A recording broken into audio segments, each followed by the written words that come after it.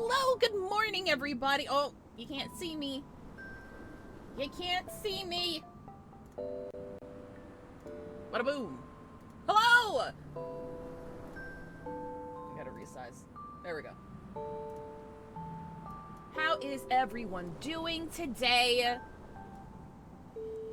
Main channel stream went late last night, and I ended up going to bed too late, and I woke up, and I'm like, oh god, I had to stream in like 5 minutes. But I started late so that I could, like, eat. I had my eggs, not a very good fortune. They peeled very poorly. But, I'm here, I'm fed, I'm ready for Assassin's Creed shenanigans. I'm ready.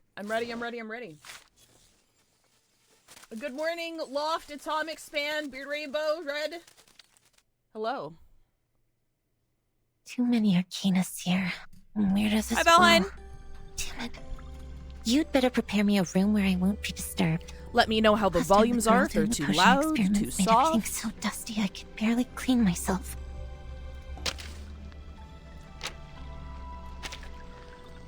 So I haven't touched anything, which is I wish I was able to get to this earlier, but I had other stuff I had to stream because of spoilers and dates and all of that good shit.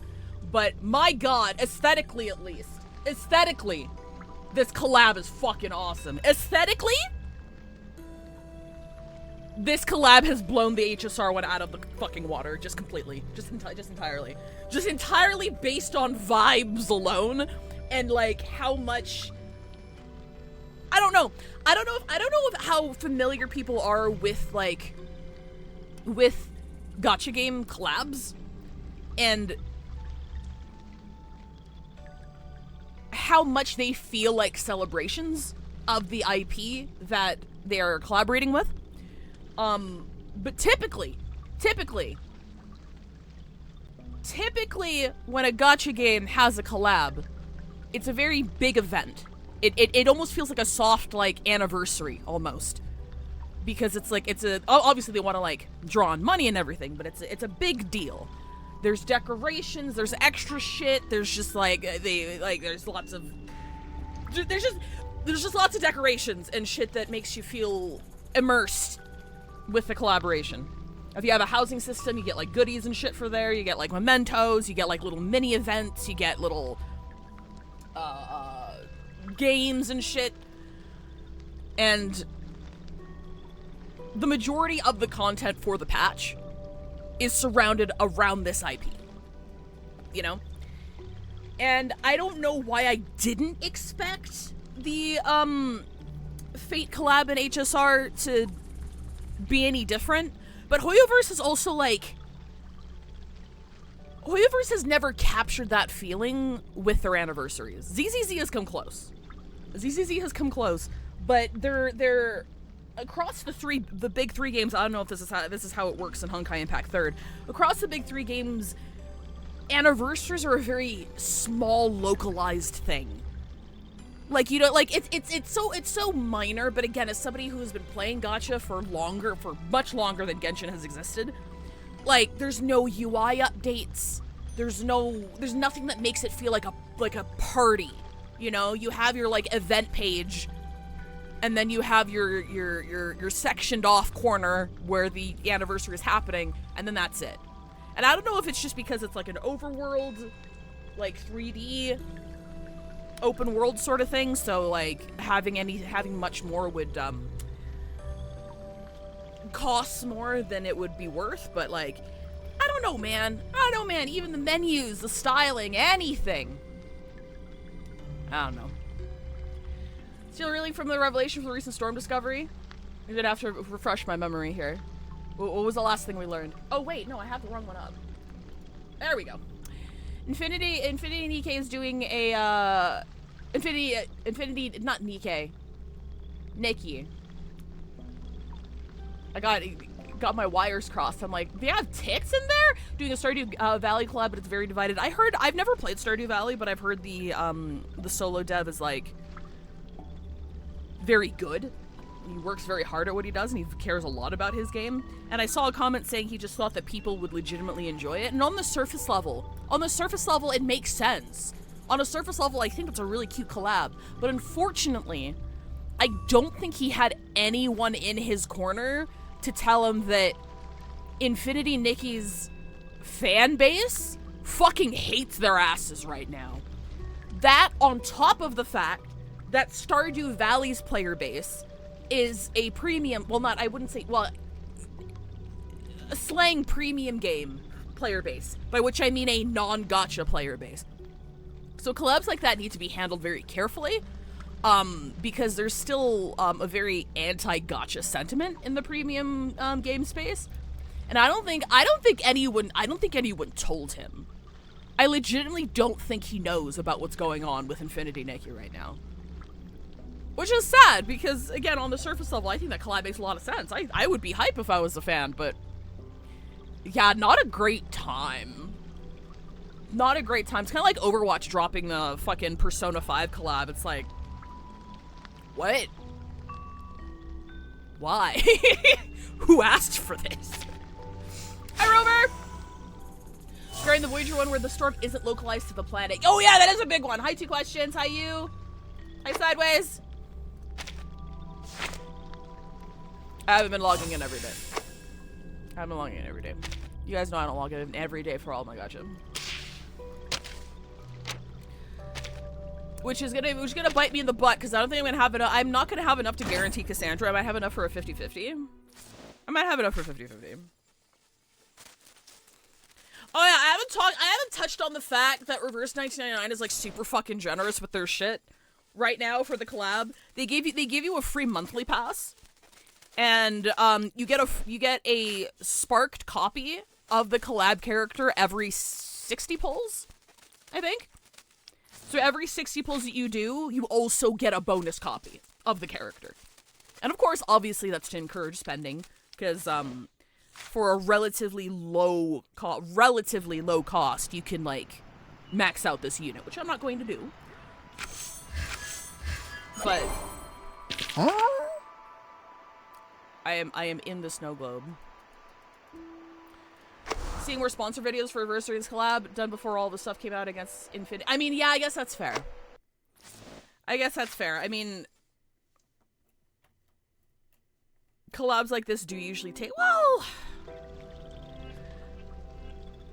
collabs like this do usually take some time, but also the shit that went down in Infinity Nikki was like relatively recent.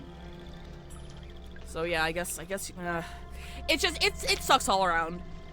I'm grateful I never started the game, because I actually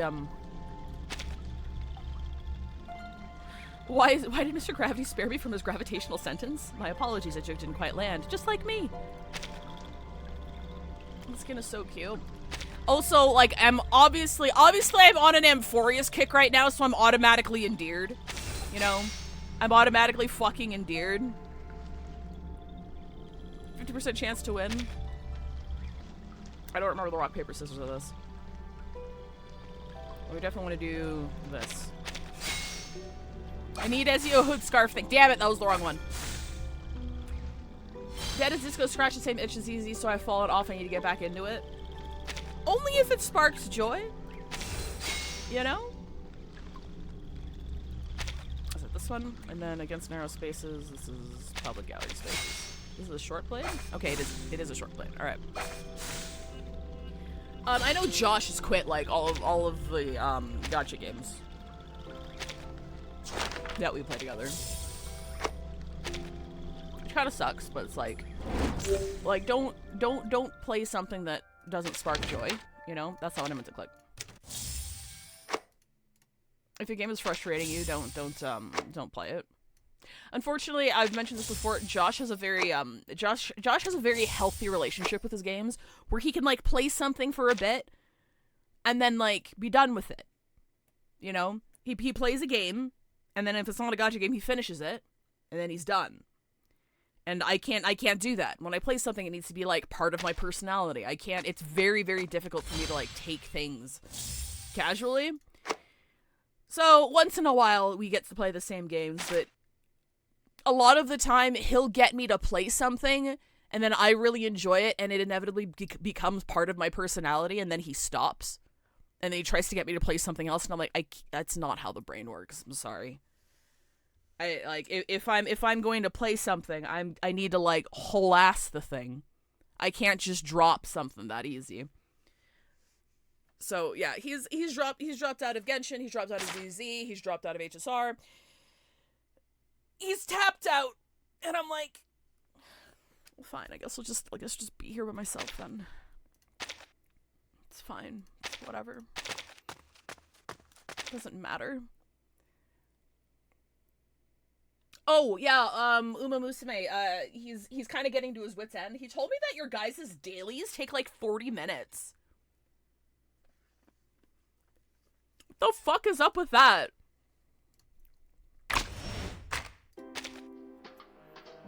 Bread is on the table. What is it with JP Gacha making you do everything manually? But yeah, I did get him. Don't think I haven't noticed you looking to pay me a He visit looks up so in the wilderness. good! Usually those who seek to find me are looking for trouble. I'm glad you're one of the exceptions. He looks so good! I had a big old crush on him when I first played the game. I don't remember shit about the game, though. I know I played the first two, and I know he's in the second one. And apparently got like 4 more games or something, and I'm like, shit. And then I went back and I looked at the graphics, I'm like, damn, I had a crush on this? But like, but then this artwork dropped, but it all came flooding back. Me and my partner started up Final Fantasy 11 again after 20 years. That's how we first met. Aw, it's cute. It sounds nothing like him. I don't think they got like the well, clearly didn't to get the original voice actors.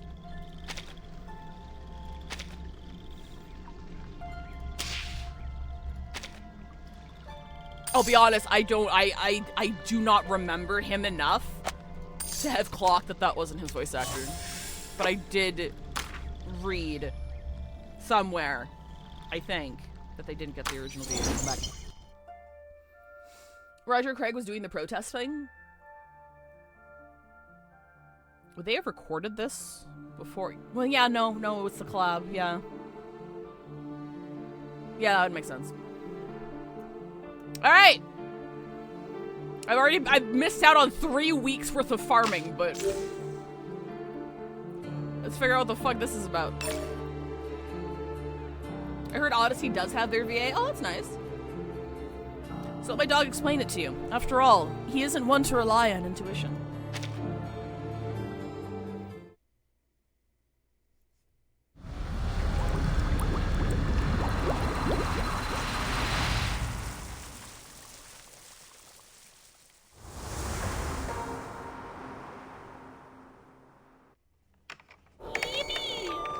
Laboratory environment initialized. Interferometer activated. ICH swimming. Particle generation mode enabled. An estimated particle consumption 3.4 times 10 to the power 6. Some other shit.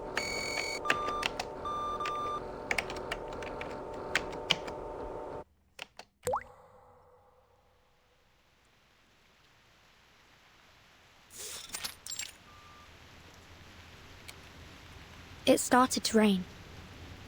Oh my. We nearly walked into the rain without any protection. The observer instruction book should have told us to bring our equilibrium umbrella. No need for excess perspiration. Oh, the rain you're seeing is completely dissimilar to the storm. If anybody in chat plays Woola, this is Brant. This is how I know his VA. He's Brant and he's like another villain. He's another character who's a villain or something. But this is how I know him. Just a byproduct generated by this device, the Huygens Fresnel Interferometer. It was built to observe the interaction between particular entities and chaotic systems. I didn't say X was a villain. So this device about our heads If I did, I misspoke. is an interferometer. That's right. We'll be utilizing it during our experiment that, to jog your memory, you volunteered for. Thanks for that, by the way. What I meant was, if I did misspeak, what I meant was he plays Brant in Wuthering Waves, and there's another character in Wuthering Waves who is a villain, and he voices him too. And Regulus is Echo. Miss Oh, yeah, I Regulus heard and Miss Regulus. Sotheby already went in ahead of you. You'll probably find them in the world you're going to. Now, prepare for an enthralling adventure. He got an Nendoroid recently. It looks really cute. The two lab rats don't match the experimenter's enthusiasm. The instruction book says this machine sends our minds to other worlds, and the destinations are particular to a time and place. Do I have that right? Wow, you actually did your homework for once. Yep, it's true. These particular sorts of places have many names. Quantum superposition, simulated worlds, space-time bubbles. Call it whatever you like. I kind of like the name Stage in the Rain. Stage in the Rain sounds lovely. This apple can't wait to visit a new world. Now, how do we begin? Are there any experimental procedures we must go through? Let me guess. Close your eyes, take a deep breath, and walk clockwise in a circle 3 times. X offers an amused laugh at Apple's natural humor. No need. Besides, how would I get you to walk in a circle? Well, this apple doesn't see a problem. With that said, if you have no strict procedure, what exactly are you intending with this experiment? Is it a novel scientific experience, or just a jolly bit of fun? This looks good. The Gooner bait in Ahoyo games is turning me off pretty hard anymore. That's fair.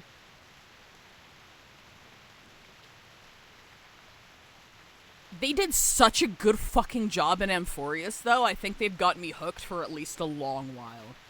But on the other hand, I'm also like, I don't know how they're going to top this arc.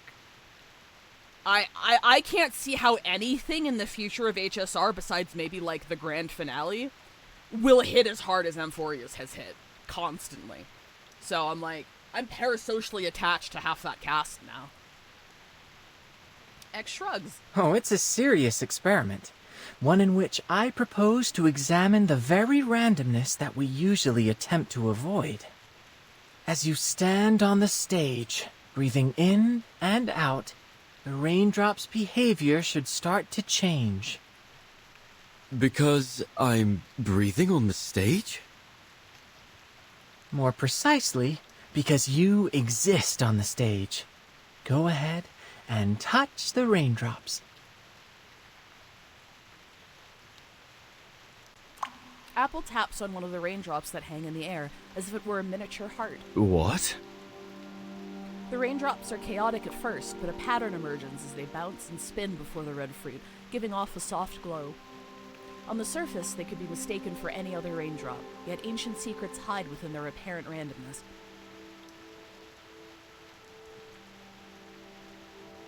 See? You're so much more than an external spectator. You were able to affect the system. Your actions, including your observations, no matter how inconsequential they may seem, can lead the system to produce unequivocally varied results. Alright, now... Numbers pop up on the screen at a blinding pace. X widens his eyes to keep track. Loading complete, subjects in position. Great. See you later. Have fun. Vitals loaded. Activating chaos particles. Oh, it's loading from 90 to 98%, 99.9%. Entering the stage in the rain.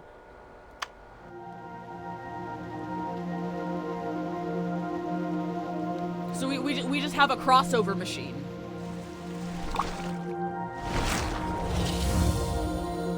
Nothing is true. Everything is permitted.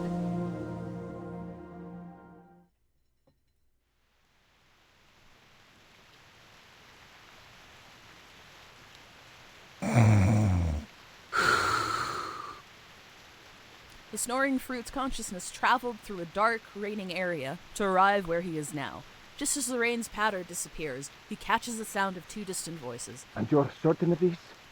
Unquestionably. Listen, what you hear now is the turbulence of the air as it passes through its airway. As the soft tissues within vibrate, they produce a familiar sound. It is snoring. This apple's fucking snoring. This condition is commonly reckoned to be caused by a disorder of black bile in the body. though I would posit anatomically speaking that it is nothing more than the relaxation of throat muscles during deep slumber. We know what snoring is. What we want to know is how an apple can snore. Apple?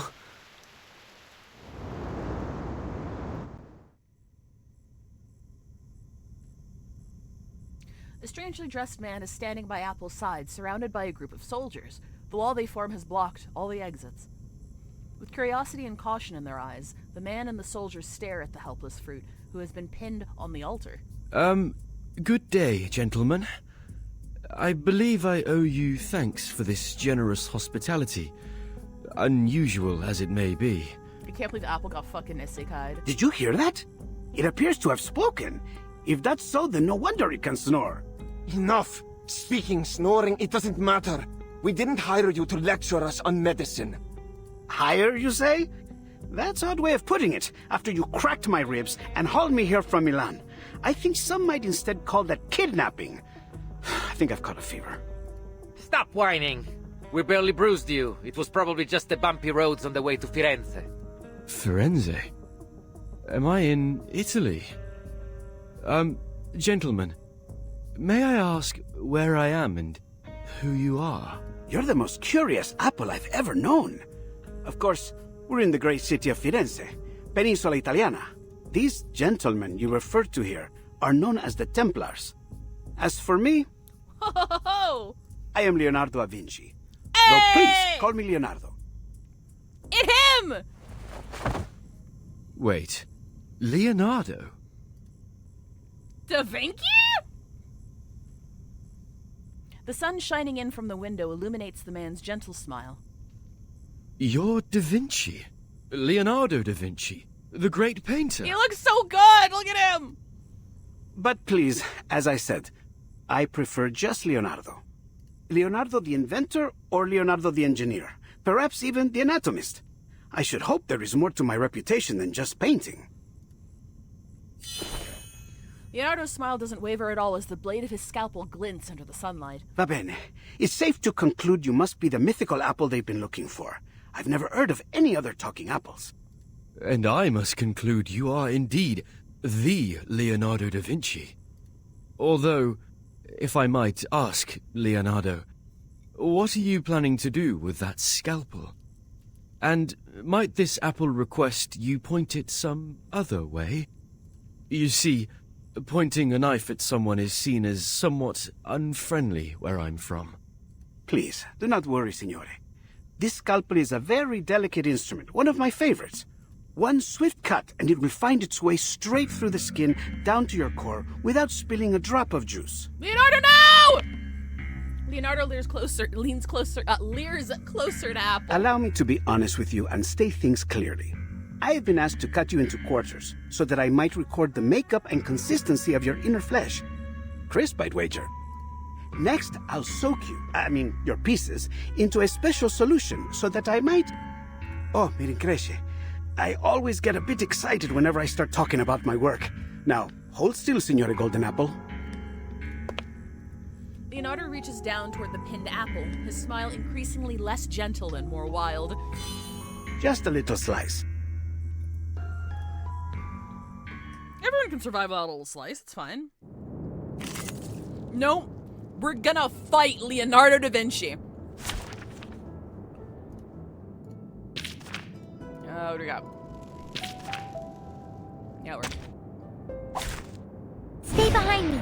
I'll keep us safe. This devil turns about like a fly! Get it!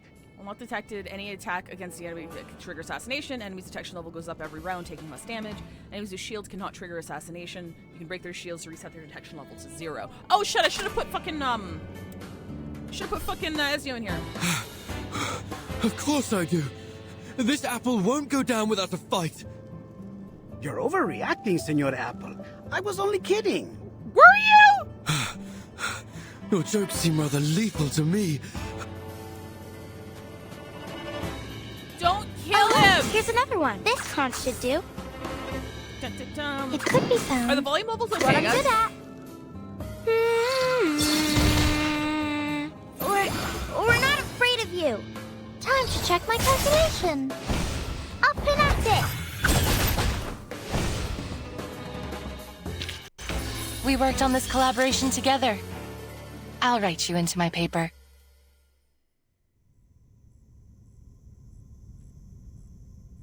Stop this madness. I'll have you know what you're about to do is a severe violation of the Geneva Convention. Markov Geneva Convention? What the devil are you talking about? I'm growing more and more curious about you.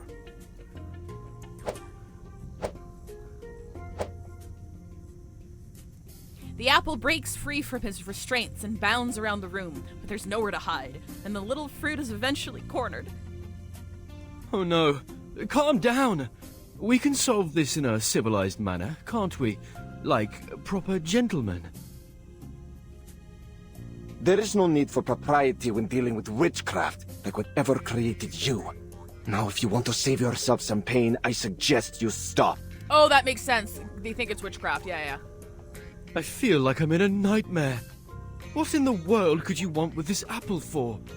Game might be like 7% too loud. Okay, let me just lower the game itself. And let me know if it's better. I can answer that.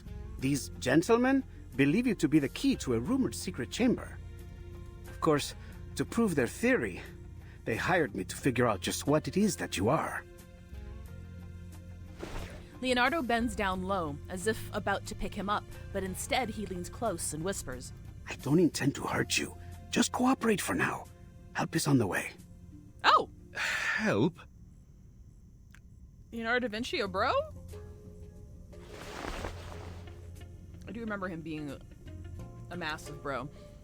Before Apple can say more, Leonardo straightens up and shakes his head. Oh, I do apologize, gentlemen. But I think there might have been a misunderstanding. You expect us to believe that? An emotionless voice comes from the corner, followed by a towering man in armor. Perhaps you've forgotten. I've forgotten everything, yes. Months ago, a golden apple was found floating in the Arno by a fisherman. Okay. Being a faithful man, he brought it to the church. And there, something strange happened.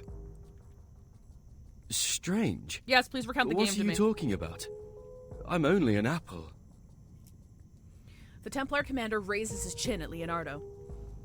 You, demonstrate for our guest. Leonardo puts on a long face.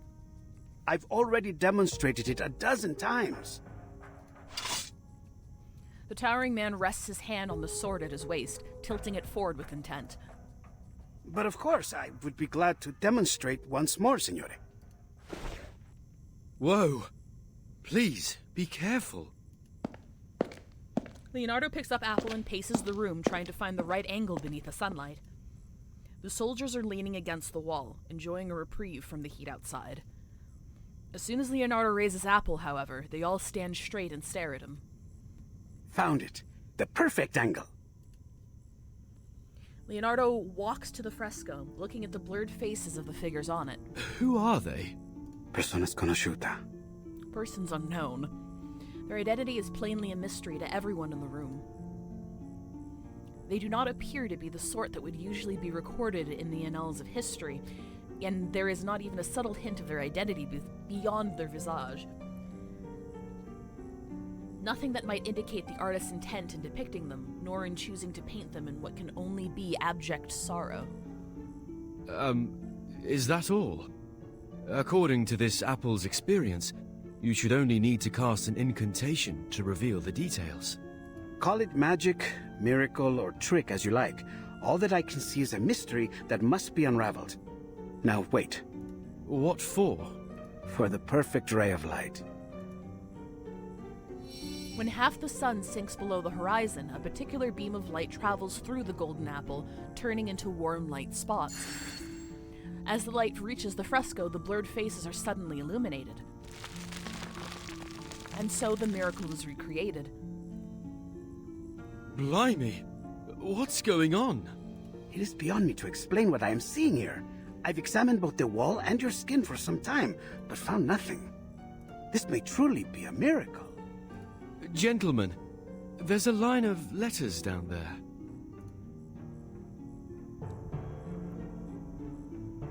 Oh, it's nothing but a Caesar cipher. I can decode this in no time. Let me see. Sub cadente fulgore, cadencia sanctuaria, coniunguntos. Under the waning glow, the waning sanctuaries unite. Fucking riddles! Speak plainly!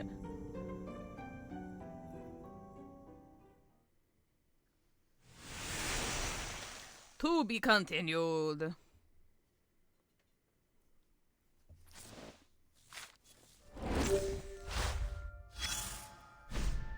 Knightly virtues. Held in great esteem by the peoples of Troy, Fiesole, and Rome.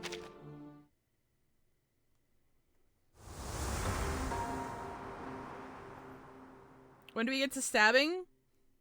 I don't know. We did stab Leonardo da Vinci in that last battle. Looks like an apple shiny and red, a magical key to what's ahead. When the sun sets low, the truth will start to show.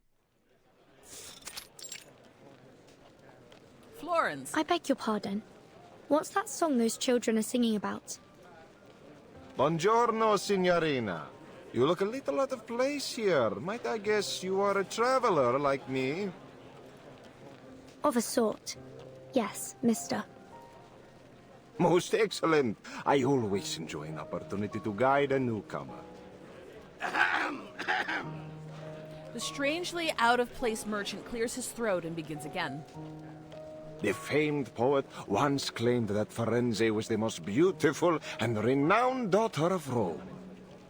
I suppose it is for that reason that many travelers come here, seeking the source of that claim, searching for the lost treasures of a fallen empire. He leans in and lowers his voice. But I hear a rumor now that people are pursuing a new target in our dear Firenze. 80% of AC2 is Ezio being a fuckboy and buying banks. Maybe that's why I don't remember most of it. Could you mean this golden apple? It seems like everyone is talking about it. Just so. It seems you know a little bit more about this rumor than you've let on. There are those that say the apple can reveal a miracle when raised before certain frescoes in the city. Since then, a dark cloud has gathered over us. For now, there are many here that seek the Complaner's treasures. The Complaners.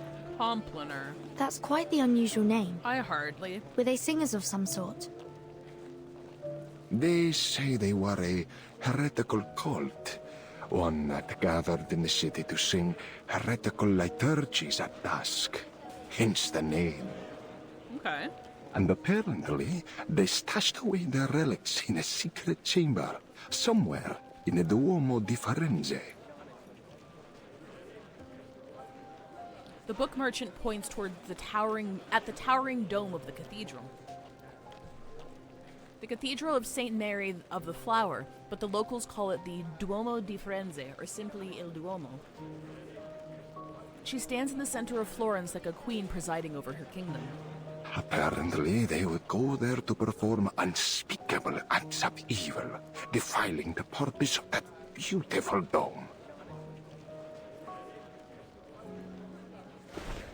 The book merchant looks around and makes a gesture of horror. But the rumors say the relics they've hidden there are worth an incalculable fortune.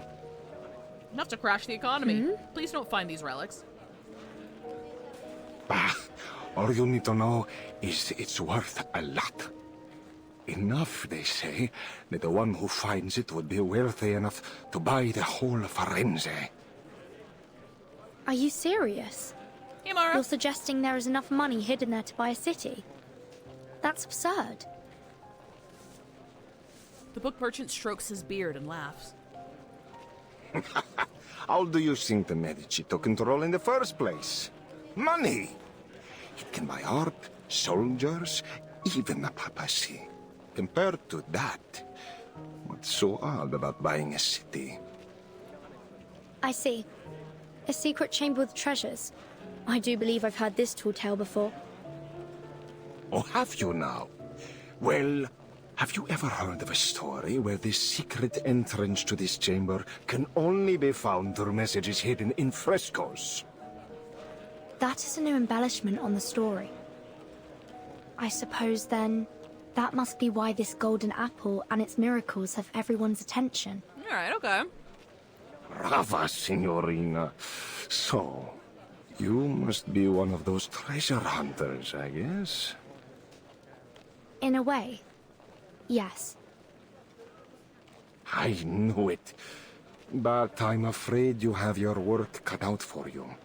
The dome is larger than you might think. This isn't something you can find searching palmo a palmo. The only way to find the chamber is to solve the mystery of the frescoes. Then it looks like I will need some help. Where the fuck is my apple? The book merchant lights up as she speaks. The next second, he thrusts a delicate manuscript into her hands. See, and this is certain to be the help you need. It includes copies of all the frescoes that reacted to the golden apple. It has a silk cover, tempera painting, and gilded edges. Buy it now, and I'll throw in a free collection of Dante's poetry. Trust me, traveler, with this, you will find the treasures you seek. Hold on. If you've already collected all this information, why aren't you looking for the treasure? Wealth enough to buy an entire city. I have to wonder why you would pass up that opportunity. I'm no treasure hunter, Signorina, nor do I think the life of a prince would suit me. I'm content making a living selling the keys to this fortune to others. The book merchant raises the manuscript and puts the other hand on his chest, looking regretful. The price is usually 10 florins, but as you are my 8th customer today, you know, in Firenze, the number 8 is said to bring good luck and eternal hope. That is why the Battistero di San Giovanni and the Duomo di Firenze have octagonal domes. Oh, okay. So, for you, 8 florins. No, make that 5. The most detailed and useful manuscript around for just 5 florins. You don't want to miss out. Sorry, but I don't have any money with me.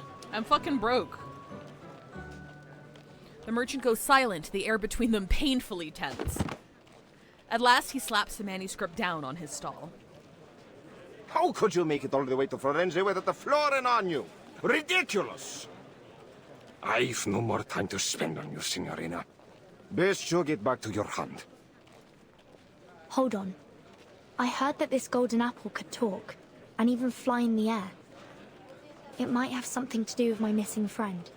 It sounds like I need this manuscript in order to find him. So, is there anything I can do for you?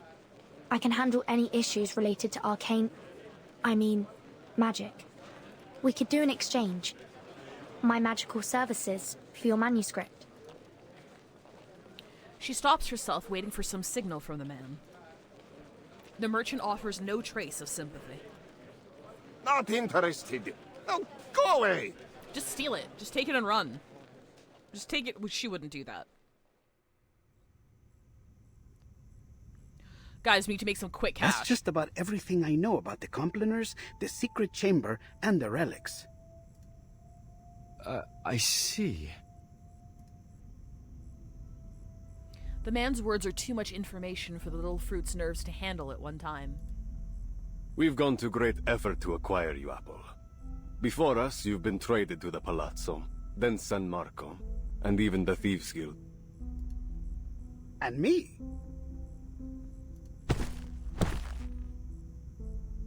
The armored man kicks Leonardo roughly, sending him sprawling from the ground into a nearby wall. Oh my god. Less talking, more slicing. From now on, you do as I say. Understand? A small trickle of blood seeps from a fresh cut on Leonardo's head, but there's nothing he can do but compose himself with a bitter smile. Si, capito. And what about me? Do you ruffians intend to beat this apple into compliance? We don't have to. You're as good as dead out there. Here, we might just keep you alive if you have some use. Not that it matters. You don't have a choice. Sir! Incoming! The soldier falls to the ground before he finishes the word, the veins on his face turning green. Oh shit! What? It's poison. Assassins! He must be on that roof! Ow! An eagle glides low just above the cathedral before letting out a loud screech.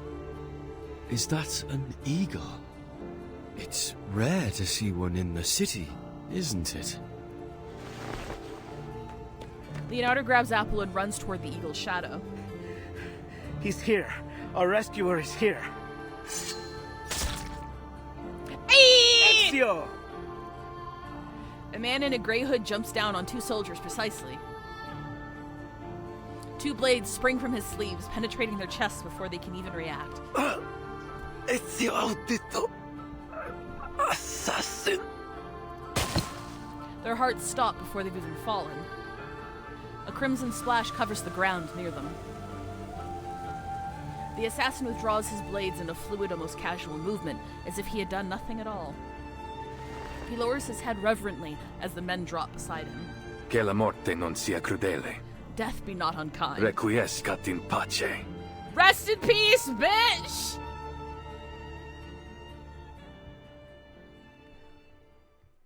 What the fuck? What's outside? Hang on.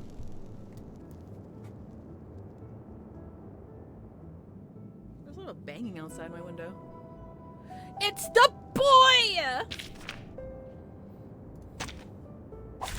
Держись, Алия. I've got your back. Так ярко и тепло.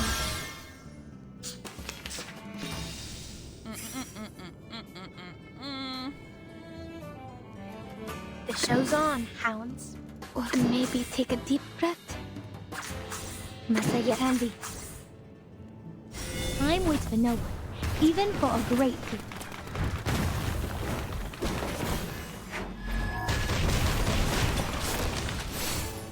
Hey, Mr. Bean, no, we just got started.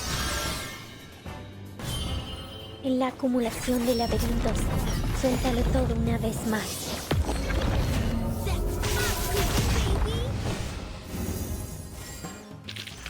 Whew, that one's Hey, smooth. T-Mac 805! Exactly. Thank you for the follow.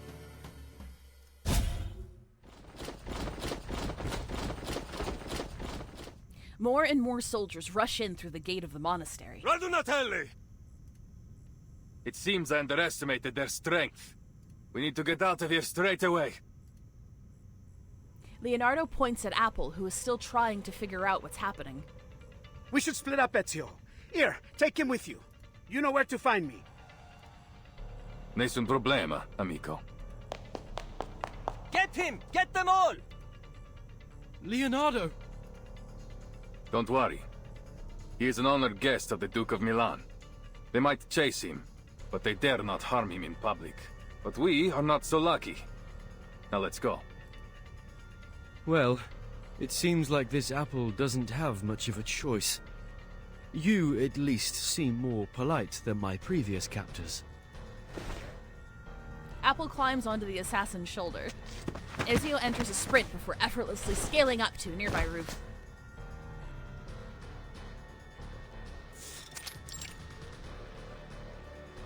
They've gone towards the palazzo. Capture them. You're welcome to try. Hold tight. Sure. Whoa! The assassin navigates the Florentine roofs with as much ease as a fish through water. Soon enough, they've lost their tail. Hey, did you see that? Up on the roof. I think I saw something gold. Gold? There's a golden apple? Get them! One pursuer, two pursuers, three. More and more citizens join the hunt. The streets of Florence have never been more chaotic. I'm going to be rich! The rich! Get out of my way! Goodness me! I've never felt so popular. This must be what the captain feels like. Pardon me. but would you mind speeding up a little? I'm beginning to feel a little like a turkey on Christmas Eve. A turkey? It doesn't matter.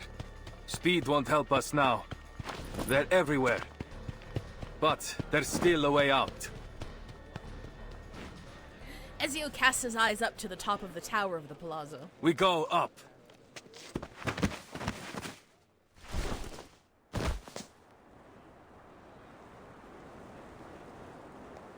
I think we're safe now. This apple certainly appreciates your climbing skills. No one can reach us up here. I'm sure the VA was first thinking, I'm an apple, how many lines will I actually have? Apple's been with us for since the start of the game. He's gotten a better mic since the start though, which makes me happy. Alert but silent, Ezio scans their surroundings. Don't be too confident of that. The Templars have learned to climb after so many years chasing us. They can show up on the roof at any time. I see. Then this apple will keep alert and ready for danger.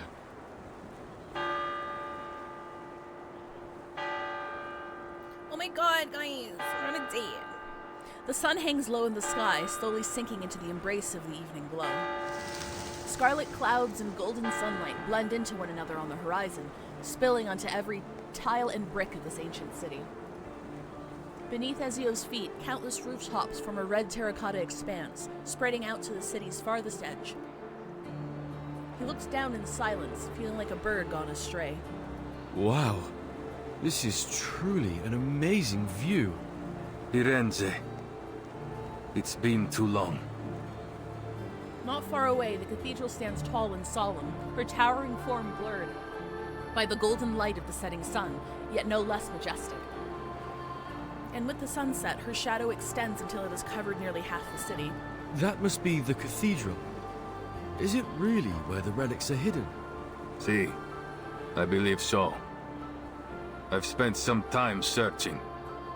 I've even explored its catacombs. But I haven't any idea where it might be. Ezio gazes out at the perfect arc of the dome. Finding this secret chamber is what truly matters.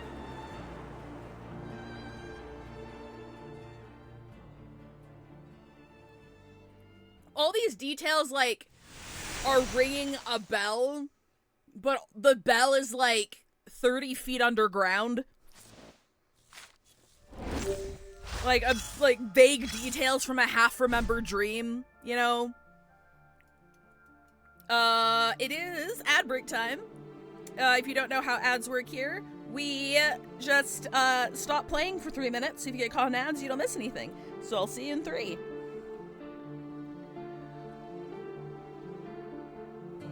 Wait, did I press the... There we go. What's this? No one ever told me that apples were golden in Florence. As you were still looking for information about the golden apple, as we cannot confirm its connection with the piece of Eden. Word is that it has something to do with the secret chamber that used to house the compliners? I think it's compliners. Whatever it is, it has drawn a lot of attention. You should be prepared for trouble. And there's one more thing you should know. We've heard the apples snore like a human several times, which is unbelievable. Some said the piece of Eden came alive over the past few years, but I highly doubt it. Finally, we couldn't find Leonardo in Milan, and I think he's in trouble. I'll keep you posted. Niccolo Machiavelli. What did you think of the ZZZ wave this morning? It's a lot of info. Hang on. I'll pop it up.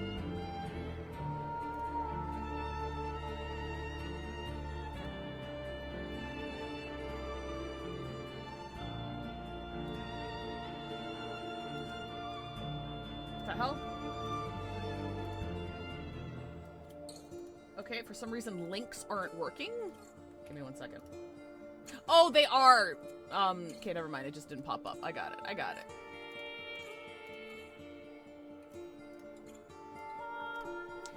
So everybody who didn't see the drip marketing / beta leaks last night. We've got Lucia.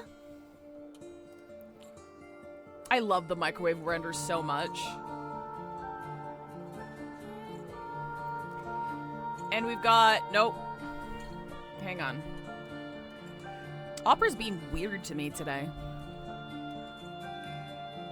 This one? No. Is this one? Yes.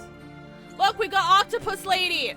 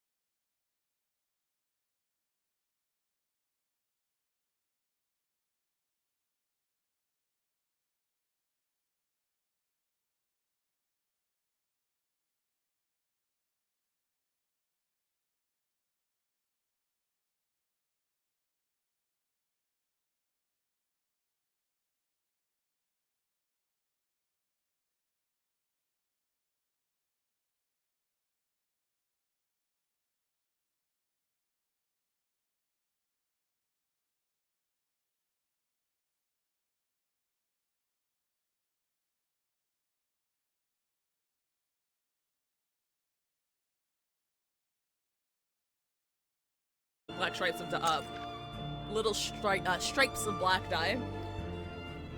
Having a friend like this can save you a lot of trouble. Hasn't been much progress these last few days, but I studied the cipher again and decided that light was the answer. It was the only thing that could cause a reaction on the frescoes. I'm going to redesign the experiment, but I need some inspiration. Could you collect more information about the frescoes for me? Their locations, contents, number, anything will do. And I have some bad news. You are not the only one who wants me to crack the puzzle. Right before I wrote this letter, I managed to escape from a group of Templars. I'll set off for Florence in days, and the letter abruptly stops here as if someone interrupted the writer.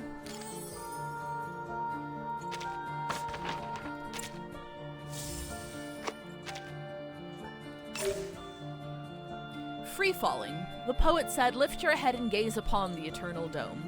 Actually, you know what? How many stages are in here? I don't actually know. I usually look up how long something is so I know where to stop. Hang on, give me a second.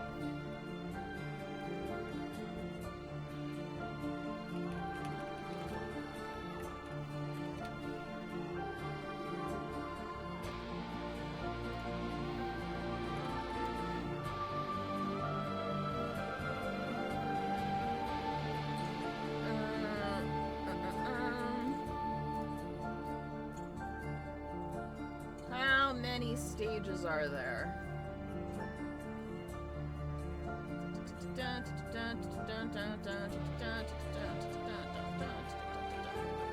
I'm highlighting. We're going back. We're schmoving. We're grooving. Try not to get spoiled here. Okay, 15, 16?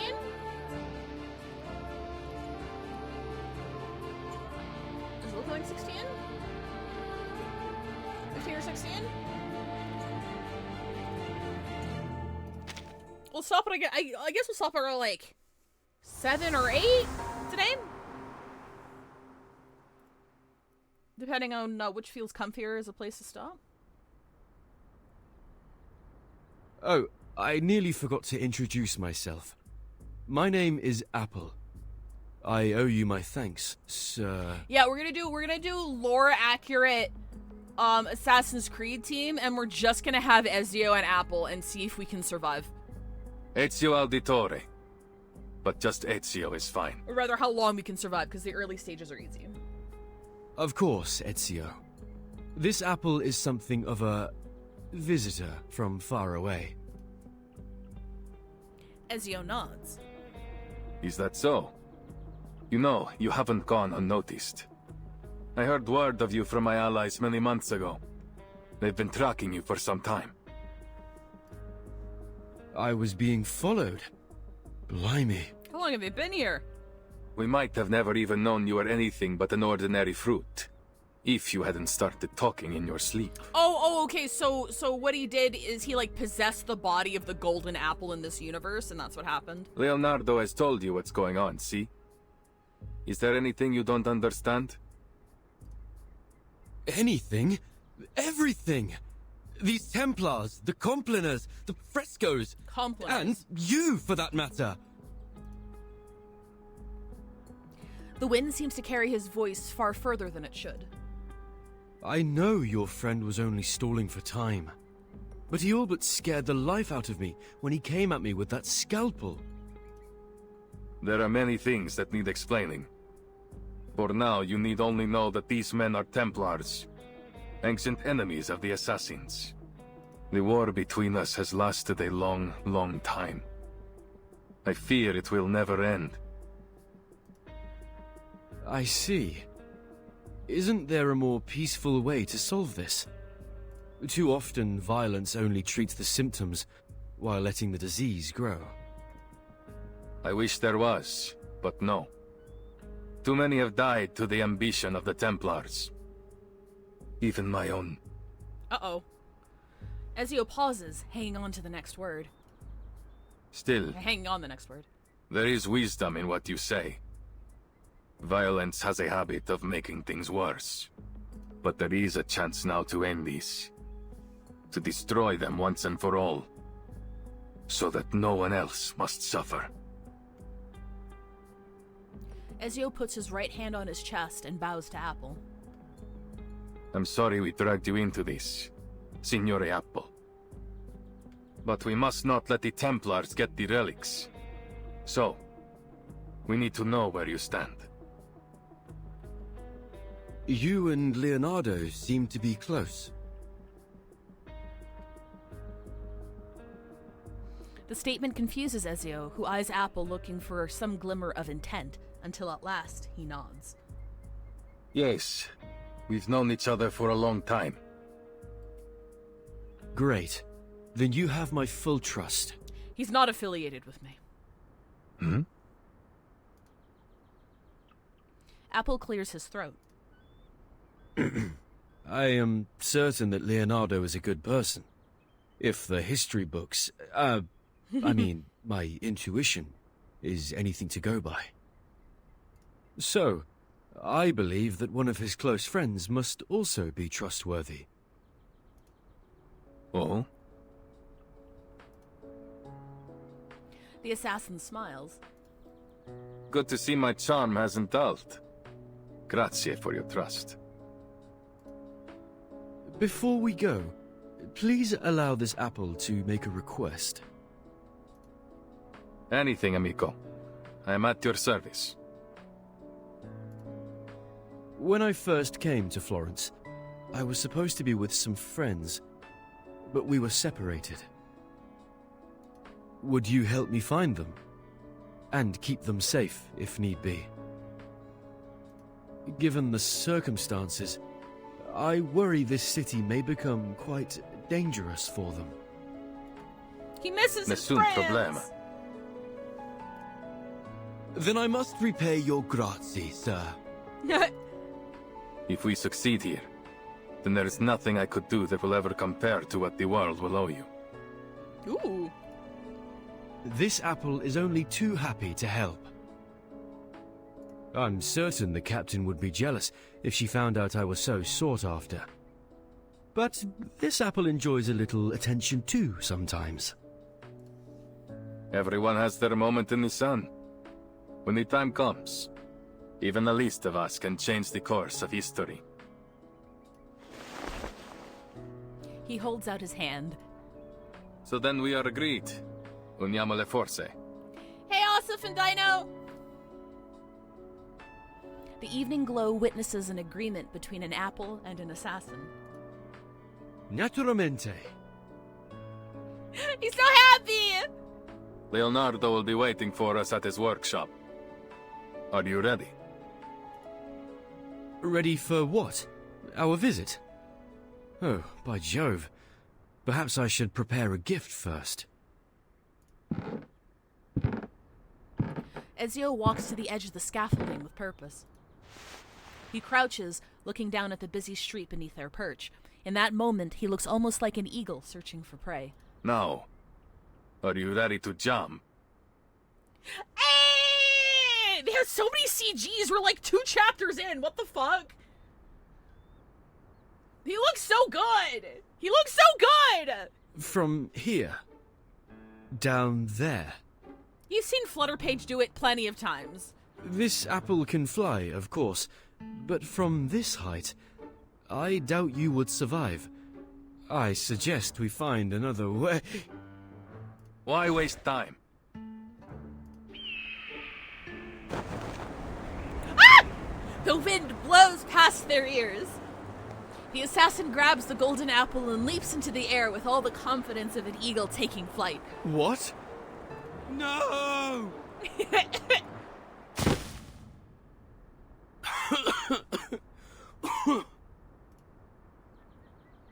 The air reeks of straw and soil. They land with precision in a cart full of hay.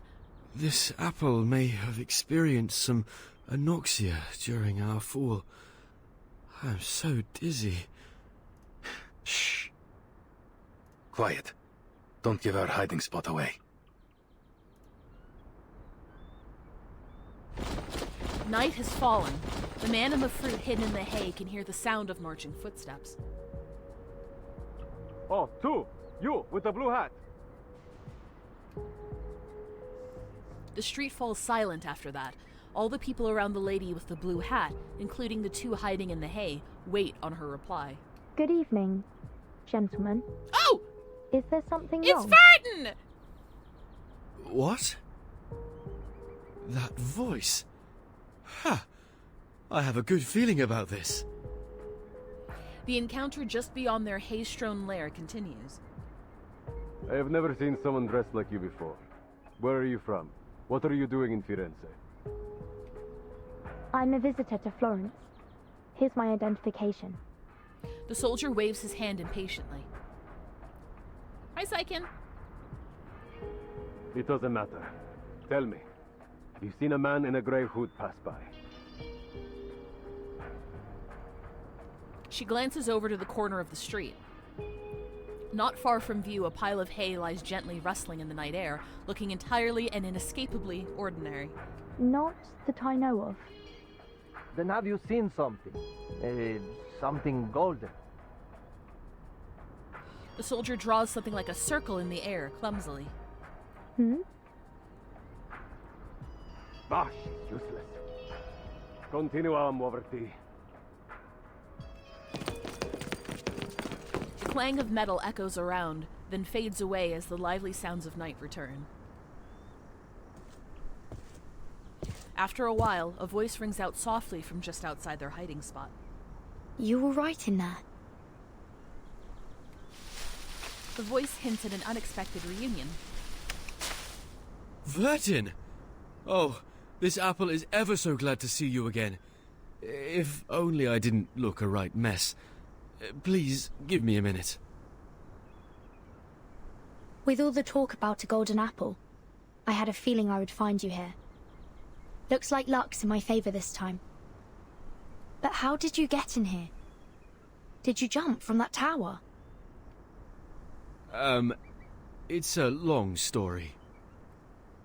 Buonasera, signora. You have my thanks for your assistance. Is she one of the friends you talked about, Apple? That's right. This is Vertin, a most trustworthy friend and companion. I appreciate the compliment, Mr. Apple. And who is this gentleman? This is Ezio Auditore, an assassin. An assassin? Really? Please, don't let the reputation of our name confuse you. We assassins kill, only when there is a just cause. But maybe I can explain later. The curfew will begin soon, and I'd like to avoid any further complications with the guards. My friend must be worried about us already.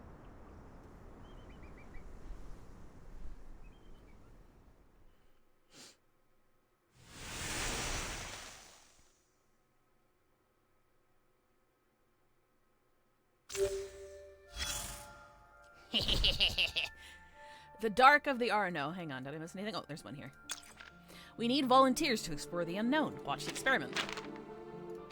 What's wrong, Mr. Oh, it's Eagle! What's wrong, Mr. X?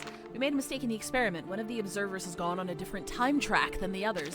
That sounds horrible. Will it cause any danger? Well, if you see the observers as marbles rolling in a run race, this one is setting off from a much further place.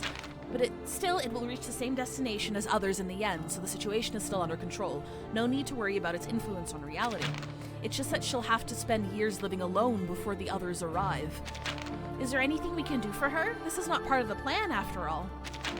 We have an emergency to deal with before that. Observer number 4's data is corrupted, but he's still connected to the stage. Going astray is like a good trip compared to this. Number 4, is that Mr. Apple?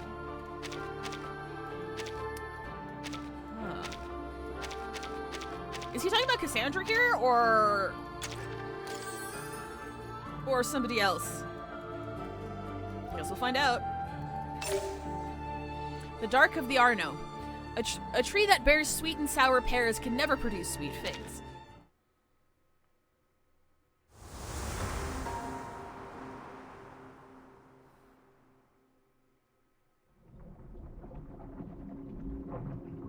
Come forth, prayers of the night. Our blood reddens the offering, our tears blacken the Arno.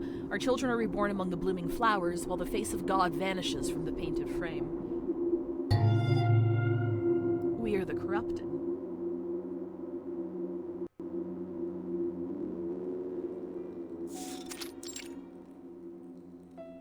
Temporary workshop. Dim candlelight flickers over errant books and draft papers, casting shadows on the wall. Leonardo is fully engrossed within the book held in front of him. They sang and danced to the heretics' music. Then they cut their wrists to shed blood, mixed it with air and soil, and painted the mixture on the wall. The air smelled strange.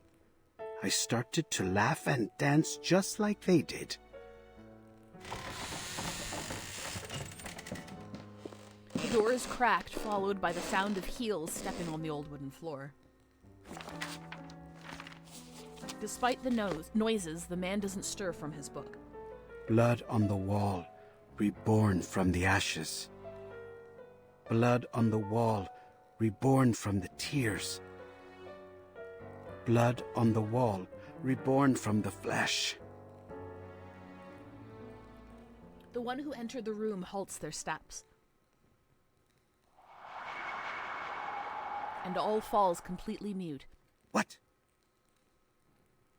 Leonardo at last takes notice of the figure in the room. As it approaches him like a ghost from the shadows. Right behind him, creeping closer and closer. Buonasera? Good evening. The ghost shrouds Leonardo in his book in its shadow and whispers to him. Blood on the wall. I am reborn. Sotheby! Leonardo jumps like a frightened rabbit, stirring up pages on the ground. That was a really nice paper animation. Sorry, that was really fluid. What's wrong, Mr. Leonardo? Oh my god, it is I was Sotheby! only using the rest of the spell. Oh, I get it. You were having fun reading those horror stories all alone. I understand. I do love a good ghost story. You might have considered knocking me, Signorina. The young lady snorts presumptuously. Mr. Leonardo. Mr. Leonardo! I called your name 3 times in a row, but no one answered. How could you be so rude as to ignore your patroness? Oh, I didn't mean to scare you, but Miss Sotheby has no time to waste. Mirin Cresce, I've been entranced in the words. It's a record of the Compliners ritual. The author claims to have been part of it and escaped alive. The ones you've mentioned before? That nasty group of gremlins that used to meet in the cathedral in secret? Group of gremlins? See, they are also the ones who have secreted away the relics that Ezio is searching for. Okay. My messenger must have told you why I invited you to come by. Your father just confiscated some manuscripts. Oh, I think you're mistaken. Mr. Domenico is not my father, though I am very grateful for his help. He's not your father? But I was certain that you were introduced as such. It's a long story. The young lady looks up wistfully as she recalls the events. I was wandering around the palazzo when some gentlemen arrived. As I recall, they were all members of the Decem Weary. One of them was Mr. Domenico.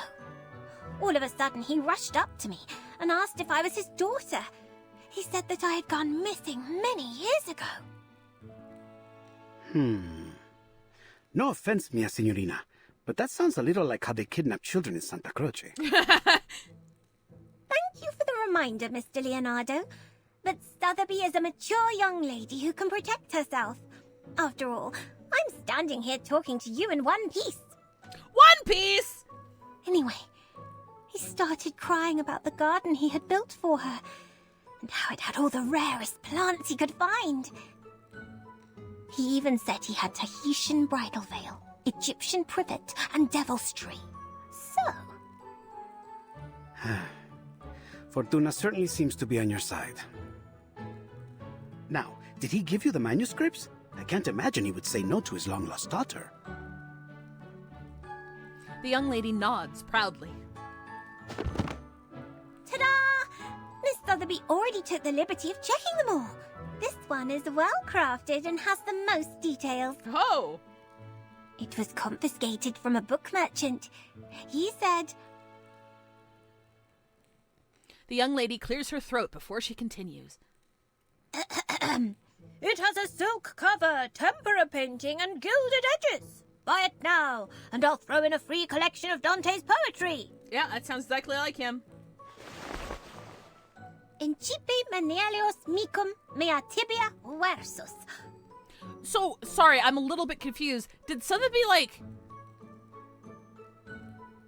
She's dressed like a local. So she didn't, like... transplant here with Verton and Apple. So is this like an AU version of her? What is she doing here? How's that? Miss Sotheby has been practicing her Latin. But she has her original act. I mean, I guess it wouldn't change the accent. X just said someone jumped in further in. Oh, is that what he meant? So it was her that he was talking about? Okay. For some reason I thought he was talking about Cassandra or something. And he said that she had to wait years before, like, the others arrived? Because she jumped in too far ahead on the timeline? So how long has Sotheby been here? Brava! Your father would be moved to tears if he heard that. Now that I've given you a hand, could you... The young lady is struck by an uncharacteristic shyness. Don't tell me you want to join. That's right! Please let me join in your adventure! Take me to the cathedral with you! The young lady seems to almost float with anticipation. Yep. Mi rincresce, mia signorina, but this is not the sort of adventure suitable for a young woman. I barely survived my own encounter with the Templars. Don't presume that they will show you mercy simply because you are a nobleman's daughter. Mia signorina, I'm sorry, but I could never forgive myself if I let you be hurt. Whatever adventure awaits us at Il Duomo, I do not believe it will be fun. There's no need to worry. Miss Sotheby can protect herself, and more than just that. She raises her head proudly, adopting a proud and noble pose. I can make potions, aid in teamwork, research critters, read Latin, give orders, and even fight any villains we may find. Just let me prove it. I was not expecting to see Sotheby. Oh shit, Oh, I can't change it. We have to use Sotheby. Wow. So many things that I haven't seen. Please forgive me, mia signorina. This invention was not made to fight you, but I guess I don't have a choice. Show yourself, War Machine. It's only a few gears away from completion. The most important gears, to be precise. I'll complete the installation in a few minutes. You'll have to stay, mia signorina. A delicate mechanical device. Sounds like it could use a little sabotage. Do I sabotage anything yet? I don't think I do. What's this? It seems to be mixed up. It should be fine, right?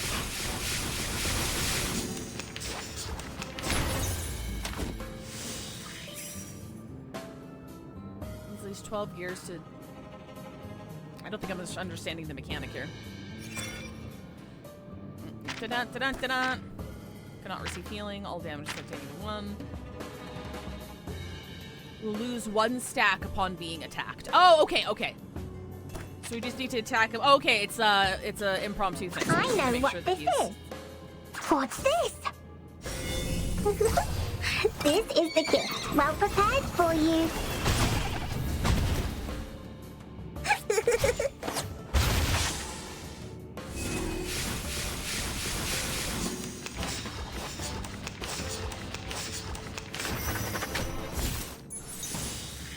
Power transfer secured, only a few more steps to go. Well, Miss Moussin always told me not to celebrate too quickly. Hey, Hashime! What's that? I know what this is. It seems to be mixed up. It should be fine, right? This is the gift. Well prepared for you.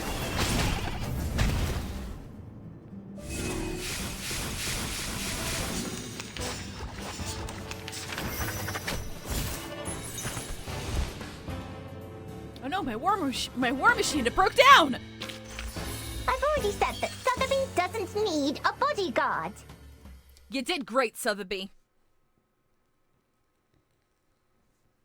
Leonardo may be a man of many talents, but fighting is not one of them, and soon he ends up cornered by the little arcanist. Hooray! My screaming roots and Popeye slime worked! Calm down, signorina. All right. Please, have mercy. You can join us. You've more than proved your ability. Hands on the head, Leonardo rushes toward the door, trying to run away from the little witch. They would burn you at the stake if they knew what you were doing. Ouch! Who could this be? It seems like I've missed a party. Ezio! Signore Apple! I knew you would get rid of those Templars. Oh, and you've even brought us a new friend. Good evening, Mr. Leonardo. I've heard a lot about you on my way here. That lady behind you.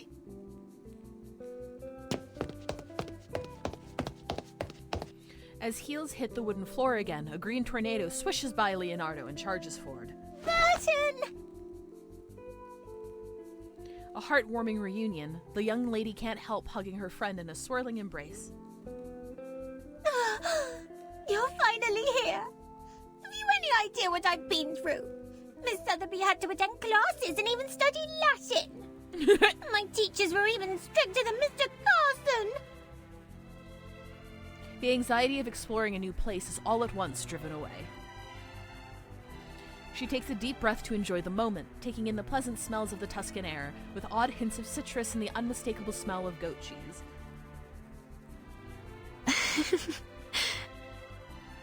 I'm so glad I finally found you, Sotheby.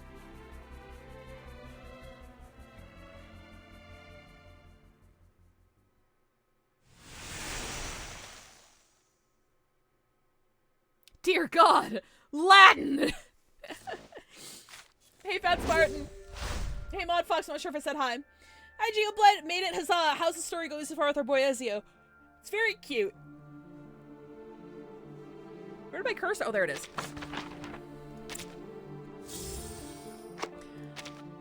I'm trying to not feel too bad about Sotheby needing to wait years for us to show up.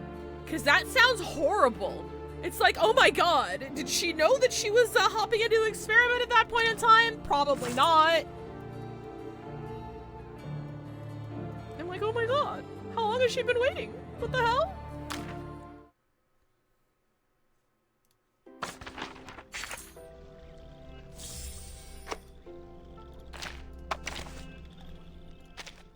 Don't think I haven't noticed you looking to pay me a visit out in the wild. Oh, fucking, okay, yeah. I'm broke. Practical geometry. Veiled in sunlight, standing on the moon, wearing a crown of 12 stars, her ascension approaches.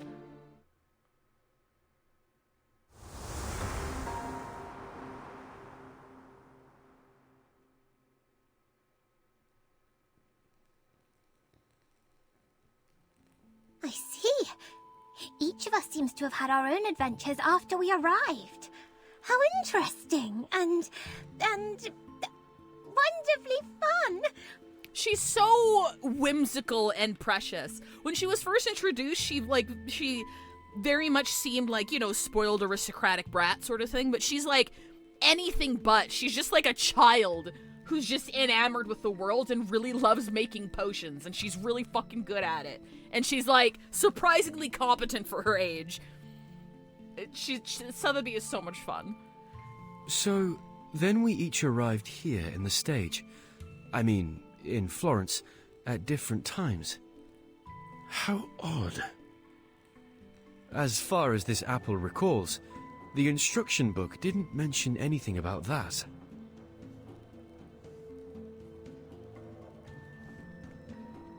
So then you and your friends came here on a sort of pilgrimage. Was it a journey of discovery, or is it simply that you wish to see the beauty of Firenze? It was only supposed to be a quick journey, but something happened along the way. Accidents, murders, and now the threat of an all-out war. Again, I'm sorry, but we're in need of your help, Signore Apple. What do you mean, we? My friends and allies. My fellow assassins. Assassins? Mr. Ezio, I need to know more about this organization of yours before making any decisions. A straightforward request. Va bene. I'll tell you whatever you need to know, if it is in my power to tell you. The assassins have a long history. We do not serve kings, nor do we kill for money. We fight for peace, and for the freedom of mankind. That's very noble of you. I imagine you face many obstructions to that goal. Am I right that these Templars are one of those obstacles? See, they've long been opposed to us. They prefer to impose their vision of order on others. They will stop at nothing until they control the whole world. If order is what they're after, this apple does sympathize with them to some extent. There is no such thing as absolute justice, but we can all do our best to pursue it. No. Nothing of what they do could be called justice. This order they believe in is only a disguise. All they truly desire is control. Their rise to power would be the end of freedom. No one would be spared. The man furrows his brows, his expression revealing an unusual hint of disdain.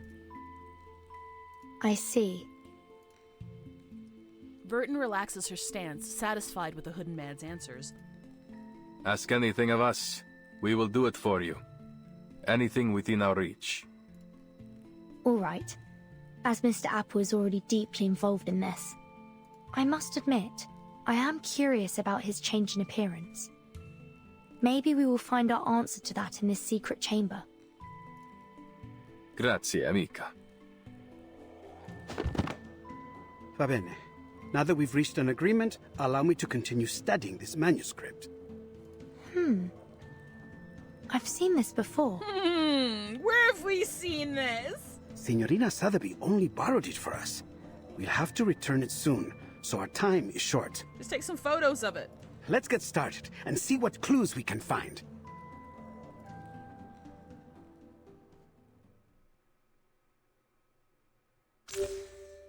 I can't make heads or tails of it. Ezio, I'm afraid I'll be needing those keen, all-seeing eyes of yours. Leave it to me. Use Eagle Vision to find the hidden information of the fresco. Oh, cool! Where is the hidden information of the fresco? Hang on. Where are we looking? Is that something? No, I don't think that's anything. Where are we looking? Ooh! There's a little dancing guy. I haven't seen this symbol. Haven't I seen this symbol somewhere before? It's exactly like those on the frescoes. This is getting interesting. Quick, let's see what's on the next page. Hooray, I can't wait anymore. One moment. Eagle Vision to find the hidden information on the fresco. Oh, little dancing guy! Aha, there you are. The strokes and colors look familiar. Now, whose style could this possibly be?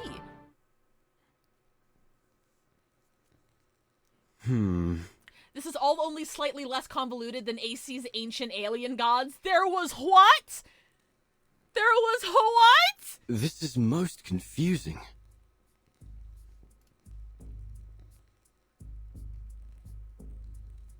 Almost every fresco has one of these humanoid symbols, each adopting a different pose.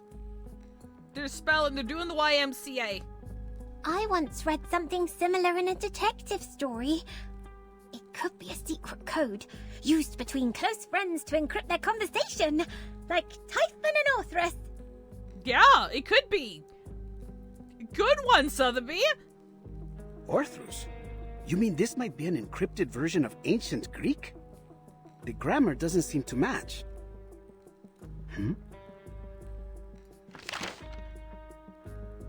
Leonardo suddenly turns the pages, slamming his finger on his new discovery. Mr. Leonardo, we haven't finished. Do you mind?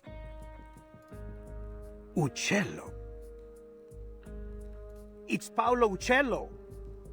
The copies cannot recreate every detail of the originals, but still the style makes itself evident. The perspective is perfect, and the geometric figures are so precise that it almost starts to get dull. Okay. There's no doubt. This is Paolo Uccello's work.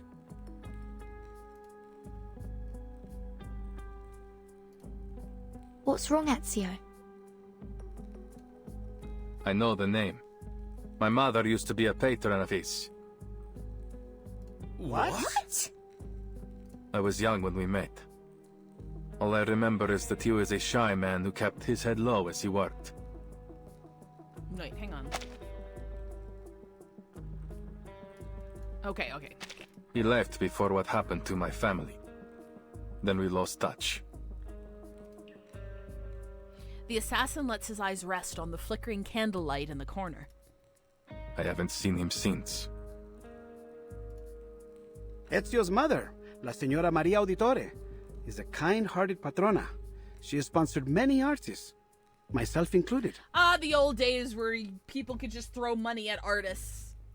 To give them a living. Actually, yeah, this is just commissions. This is just how they did commissions before VGen existed. Hang on, hold up. These are just. I never expected Uccello to be involved, though I've heard he was a strange man. He became obsessed with his studies on perspective.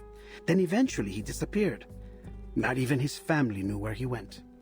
Hang on. I'm gonna screenshot chat real quick. I'm gonna pop this in quotes real quick in the Discord channel. There you go. It was declared that he died some time ago. 1475, I believe. But some claim that he is still alive, still painting, scratching out a living somewhere far from civilization. Ye old VGen! Take a look at the lines in the other frescoes. This bird, its lines are rougher than Uccello's. These were drawn by someone else, an imitator. Oh, the line work's not matching up, chat! You're right. This is a counterfeit. Ezio's mother is the one who introduced him to Leonardo. Oh, okay. Cool. This apple hadn't expected an assassin to be so cultured, Ezio. Leonardo pats Ezio on the shoulder, smiling. Don't be fooled by his rough exterior, signore. The Auditores were once one of the great families of Firenze. Not so powerful as the Medicis, but still.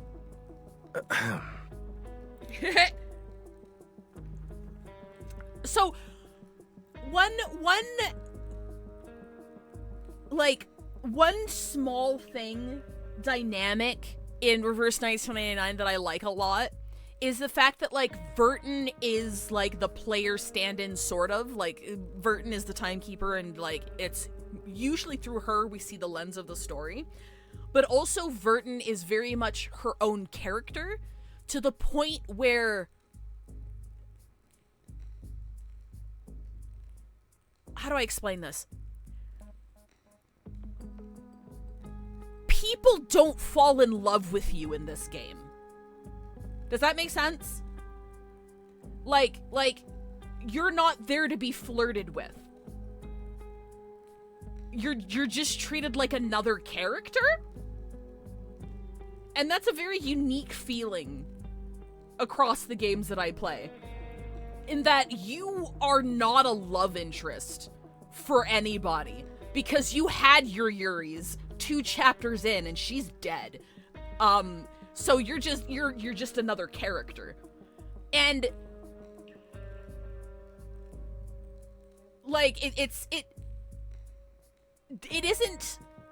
wasn't noticeable to me before how, I don't want to say egregious, but how narratives and characterization are constructed around being attractive to the main character until I played more Reverse 1999. I'm not saying there's no fan service. Like, there is fan service. It's a lot more subtle and a lot more pointed, but it's like, yeah, I mean, it's the player character isn't someone who is romanced or flirted with by other characters in the game. And it's I don't know how to explain it. It's noticeable in a good way, in that, like, you're just another character of the cast, and the story is much more important. It's not just that there's no Vivian.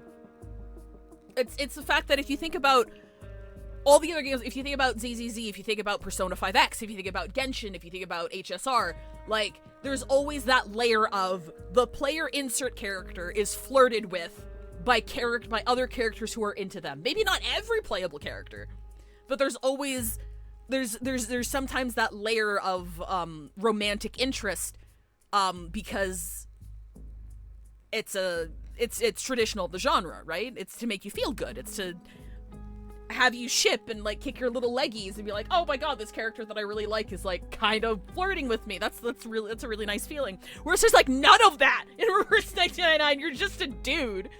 You're just a dude trying to do your investigation, because you had your toxic doomed Yuris 8 chapters ago, and you're still mourning her. So it's like, but yeah, I don't know. I enjoy that a lot. The most important romance is the one between Ezio and Leonardo. The QTE to not leave Leonardo's high five hanging is vital. I vaguely remember something like that. God, I don't remember. I've only played the first 2. I know Ezio only shows up in 2. And like, it was so long ago, I don't remember anything about it other than me finding him hot. It was so long ago. Maybe I should replay it. I don't know if I should replay it, because then I'd have to play like the rest of the games he was in, apparently, that I never knew about. But yeah, sorry, I should say that Sonetto is trying, and that's still like very because the only characters that are interested in Verton are Tragic Yuris and Sonetto, who's our like right-hand man. No one else really flirts with Verton, because she's also a character who doesn't flirt. And I love her for that. She's very straightforward, she's very level-headed, she's intelligent. She's there to get a job done, but she's also kind and compassionate. She has a very stoic affect, I should say. I just like Verton is probably one of, if not my favorite, player stand-in pro tags across the games that I play. I fucking love Verton so much. Anyway, Ezio only responds with a few coughs, indicating the topic should shift. As Leonardo said, my mother has been the pater of many artists, including Uccello. I've seen his work many times on the walls of our home in Monteriggioni. And I might be speaking too early here, because he might still do it, but like, just case in point, Ezio was just like, Ezio did a lot of flirting, right? He was like a big playboy in the game that I played, right? Like, that was part of his charm points. There's none of that here. He hasn't hit on us once. And he might get shot down. I don't know. We're gonna have to see for the rest of the game. But like, it's nice. It's nice to not be hit on. You know? You know? This is... We get to see a lot more other aspects of his character through how he interacts with us being isekai'd here. But, yeah. Leonardo jumps up, looking particularly serious. Signore, signori, I believe I may have discovered the location of the hidden chamber. I am not very eloquent today. I'm sorry, I'm very tired. I'm very tired. I didn't get a lot of sleep. I'm a little out of it. But hopefully you guys understand what I mean. Goodness me! You figured that out before I could even finish the manuscript. Mi rincresce, mia signorina. Once I begin, it is hard to stop the mechanisms of my mind. True. Leonardo straightens out his hair, looking somewhat bashful. Take a look. It's a copy of the dome's blueprint. I've never seen anything so perfect in its design. This feels like it might be during a later portion of Assassin's Creed 2, or after it, where he's super matured. The official collaboration is between Reverse 1999, Assassin's Creed 2, and Assassin's Creed Odyssey, I believe. So again, I don't remember nearly enough about AC2 to say where in his development, where in the game this is placed in, but man, maybe a little autist, little bit. Year is 1476. I think that's what he said. Well, it was declared he died some time ago, 1475, I believe. But some claim he's still... So I guess it's sometime after 1475. And 1475 is considered some time ago. So whatever falls within that range. The design was inspired by the Pantheon, and Brunelleschi invented the double-layer dome on that basis. What a genius idea! The two shells serve as a buttress to each other, so that the dome could avoid from collapsing, even at this size. Precisely! But see here, the tunnel between the two shells is scarcely wide enough for a man to fit through. Oh! That is, except for this space below the ribs. Oh! Which means the secret chamber has to be there. It's hidden in the walls! Appunto. But it's no more than an inference for now. We must visit El Duomo to confirm it for ourselves. Ezio, you're familiar with this structure, aren't you? You've been beneath its catacombs. I am. I have. But the cathedral will be under careful watch by the Templars. I doubt we can slip in undetected. We need another way in. Don't worry. I have already devised a way. Seems like it's between 2 and Brotherhood, since Ezio's still in Firenze and not leading the Brotherhood. Okay, so Rover was correct in the assessment that it's like late game AC2, probably. Fun fact, someone brought this up on their Reverse 99 subreddit. There was a quote where someone was like, they had like a school field trip to Italy or something, and then they got lost. But then one of the students was like, don't worry, I know how to get there. And like weaved through a bunch of back alleys and stuff. And it wasn't because he knew, it wasn't because he's been there before. It's because he played Assassin's Creed and the map is so fucking accurate. He was able to like navigate through the streets to get where they needed to go to the landmark. I don't know how accurate that is, but funny if true. Leonardo winks and smiles, which suggests a surprise. Have you heard of my work there? The Assumption of Mary? Oh, wait. No, it's in the beginning of AC2. Like, Ezio hasn't even gone to Venice yet at this point. Okay.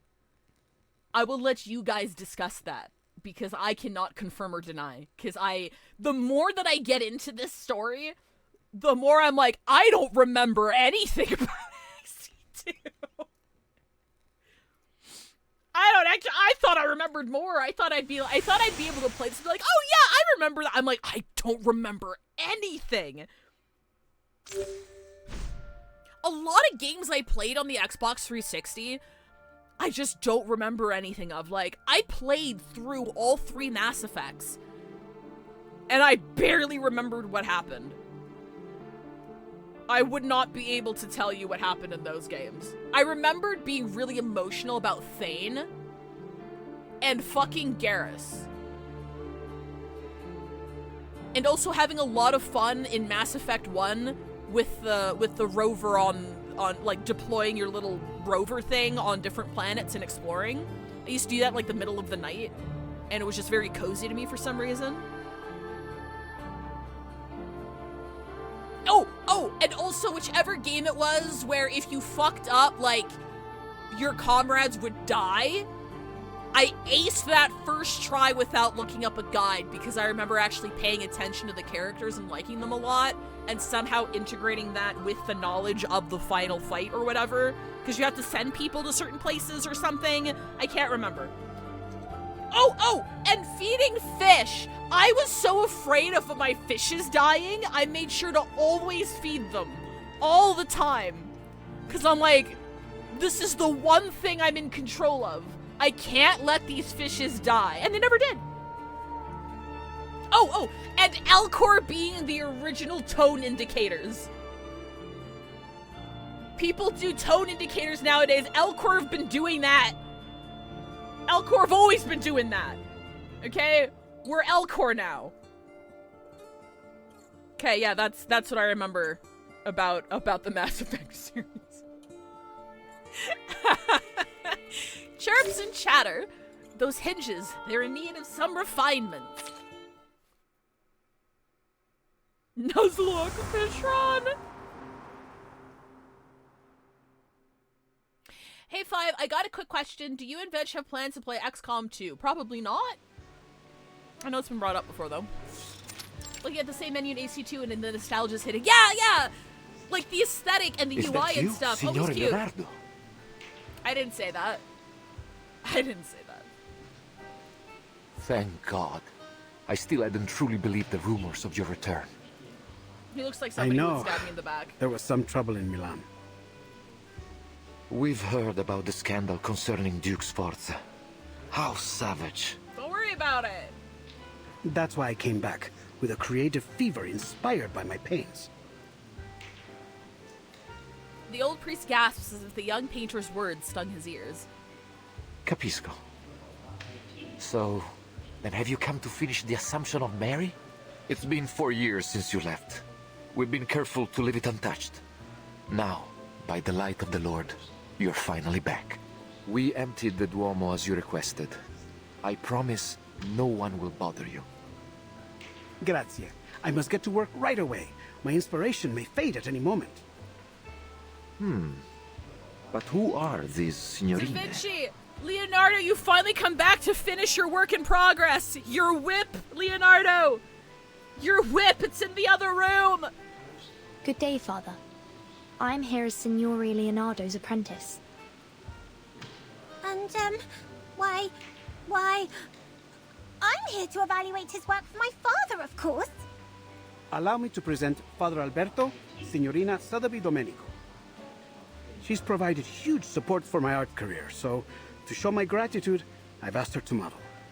For the Assumption of Mary? The old priest dabs a bead of sweat off of his forehead unconsciously. La signorina is a bit young, don't you think? And not exactly how I had pictured Mary. Who is the artist, Father?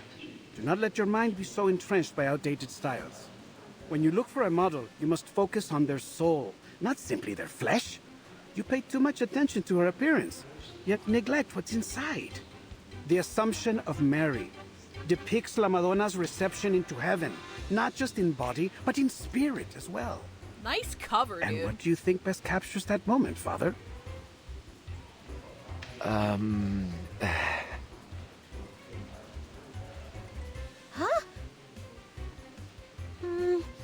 Why are you looking at me? Leonardo gestures at Sotheby, presenting her like a showman. Esatto. That innocence and vitality. She may be a little young, but her spirit is perfect. In fact, it is that innocence which makes her more qualified than anyone. She will be indispensable for my work, for my inspiration, you know? Oh well. Then I must thank you for your compliments, Signor Leonardo. You have convinced me once again, Leonardo. Although, something tells me that we should go deeper into this topic. Another time, perhaps. For now, I will trust in your piety and capability. Please let me know if you need anything else. As it happens, there is something, Father. You see, I would like to try some new perspective techniques on this work.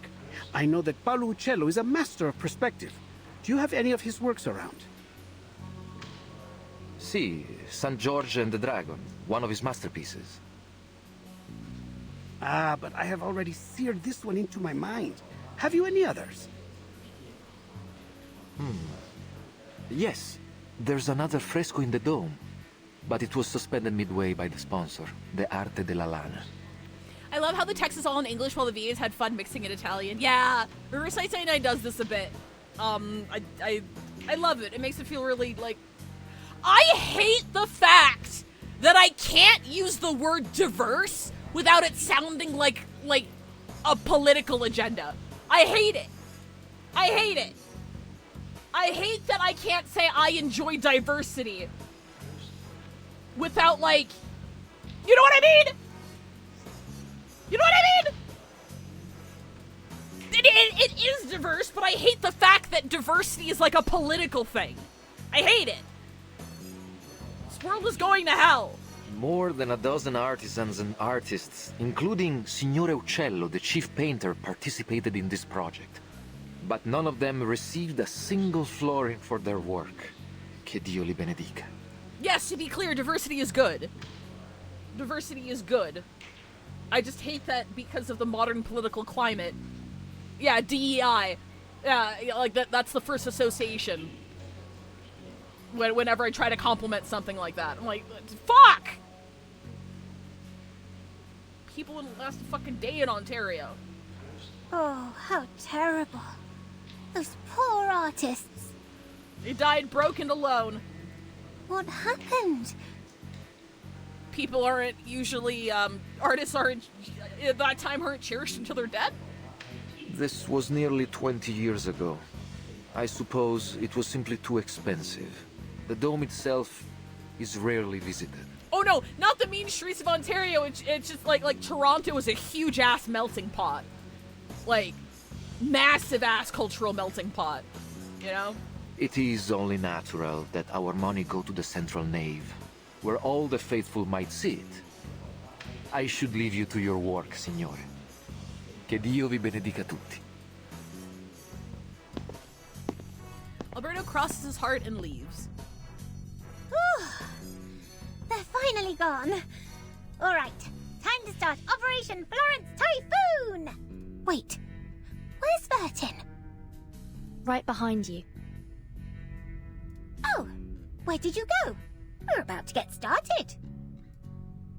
I wanted to make sure that there was no one else in the cathedral before we began. I believe we are alone now. We shouldn't be disturbed for some time. It's always good to be cautious, Signorina. I should signal Ezio and Signora Apple now. They've waited long enough.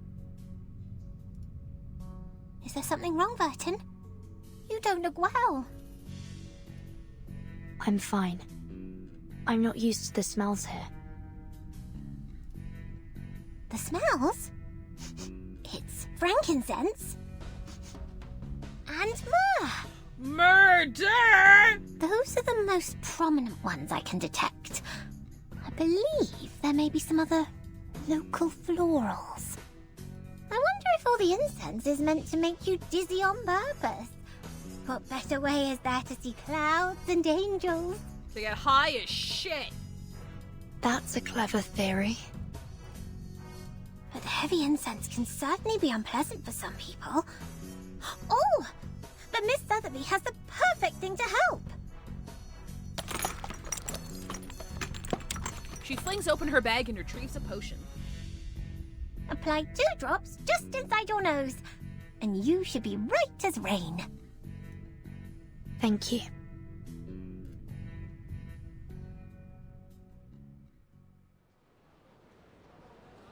Your nose is sensitive and also fucking incense, bro. Ah, the weather is truly lovely today, isn't it? The golden apple basks cozily beneath the Tuscan sun. Any sign of the signal yet? Not yet. A short time later, the assassin makes his way to the apple's side. There's a window near the reaps. We should be able to sneak in through there. Marvelous. All that's left to do is to wait for their signal. The sun is so warm and gentle right now. Like sipping a cup of fresh-made Cornish tea. Ouch! Chirp. A bird! Didn't think this apple was a fine-looking snack. Okay, it is actually another ad break time. If you don't know how we handle ad breaks here and on the main channel, we stop playing for 3 minutes so that you don't miss anything if you get caught in ads. So I'll see you in 3.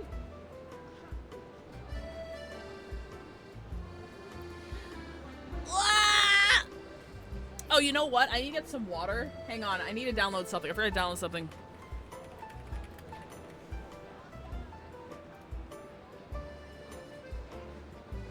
Hang on.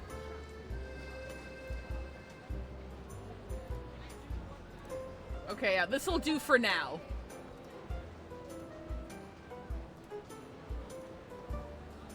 This will do for now. Hang on. Image. Add. Downloads.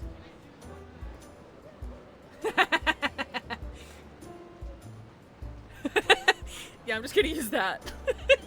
Okay, I'll be right back. Where the fuck is my... Oh, there it is. Okay, I'll be right back.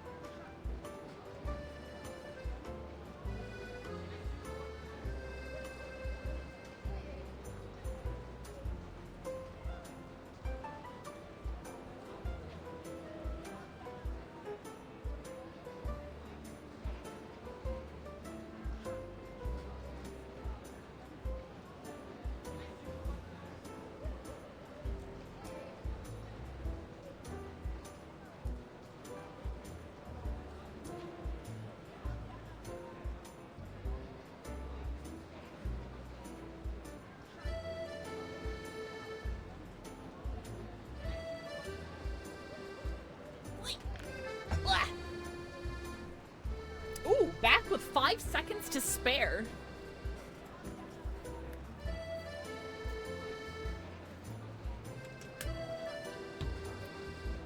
Bada boom, baby! Hello, welcome back, everybody. I'm just gonna rename this image. Sorry about what the hell it is. There we go.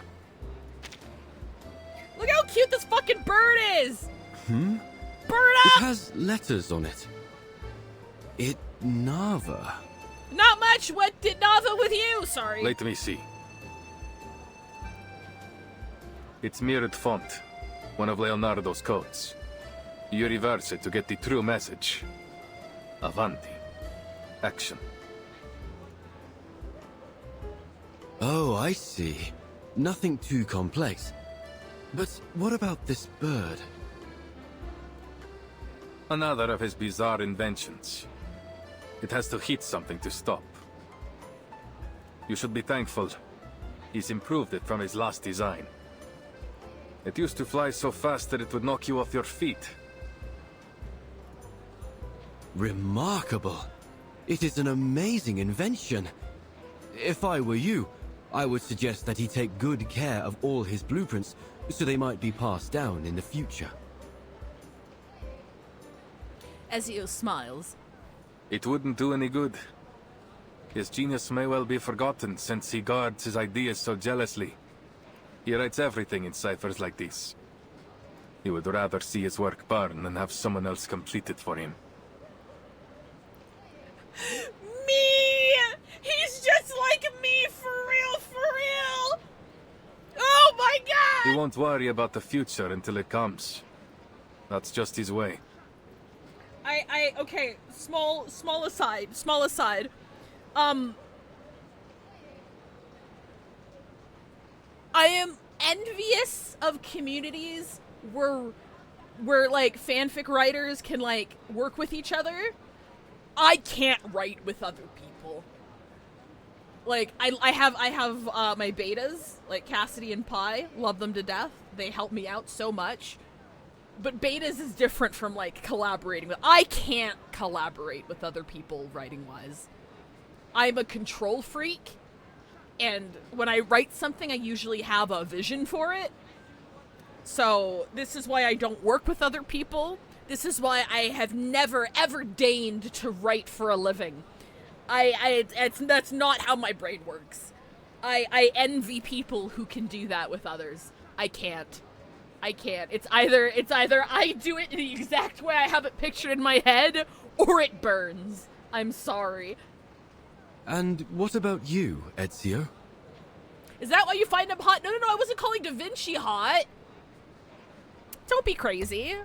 I wasn't calling Da Vinci hot. I was calling the old priest hot. Get it right. Come on. Hi, Zaf. Oh my god, Zaf! Long time no fucking see!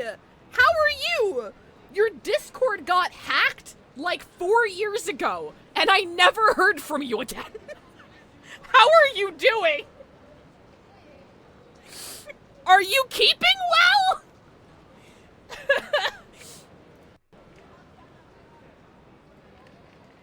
Betas are good though. Yeah, if you're a writer in any capacity, you don't need like somebody who is a super experienced beta or anything like that.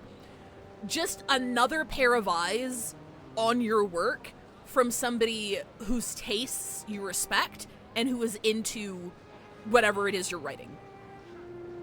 Just a second pair of eyes from somebody who will at least discuss things with you is so immensely helpful.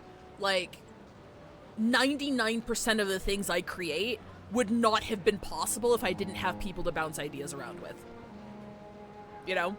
I need that measure of collaboration in order for me to get shit done. So I highly recommend just getting, I highly recommend any writer to have a beta look at their work. I am an assassin. We work in the dark to serve the light. I don't want to be remembered. I'm getting back into streaming tomorrow. I'm so excited. Been busy moving, opening commissions, and all that jazz. Hell yeah! Well, let me know when you have commissions open again. I might, commission you for, like, because remember you did that lemon grab screenshot for me where I was lemon grab? Hang on, actually, I'm just gonna fucking pull it up because I think it's still on our page. I think it's still on our page so people know what I'm talking about. Give me 1 second.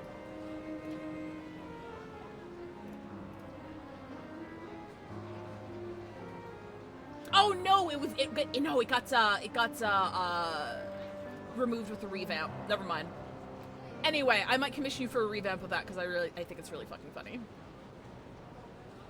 I'll go grab my VGen that reopened yesterday. Yes, please do. You have my blessing to go ahead and throw your VGen in here. But yeah, no, I'm glad things are going well for you. That's awesome. I hope the move goes smoothly. I hope you open up commissions and those go super smoothly as well. Thanks for thinking of me and dropping by. After that long stream last night, you still have the energy for today? Energy is a word. I don't really have the energy for today, but 95% of streaming is showing up and trying your fucking ass off to entertain, regardless of however the fuck you're feeling. Like, not to compromise your health, of course, if you're sick or whatever, obviously not. But if it's something that you can push through, you gotta show up. Showing up is like so much of the battle. I still need to get verified so my options are limited. What do you need for verification? You just need like followers?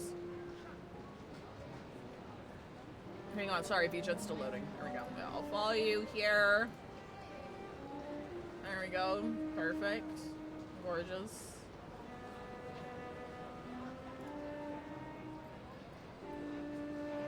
I'll pop that in my I'll pop that in the server's artist for hire channel after stream's over. Or if you're still in the Discord, we have an artists for hire channel that you can post your VGen stuff in there as well. That sounds lonely. Do you mind if I ask something? You've avoided speaking about your family. It sounds like something terrible happened. Are they why you became an assassin? Oh, the light is fading. Yes, the BLT server. Hi, Willie. It is a long story. Angst. My father and brothers were killed by the Templars. Oh, that's right! The assassin covers his face beneath his hood and replies in a soft voice. I was only 17. So much has changed since then. I've changed.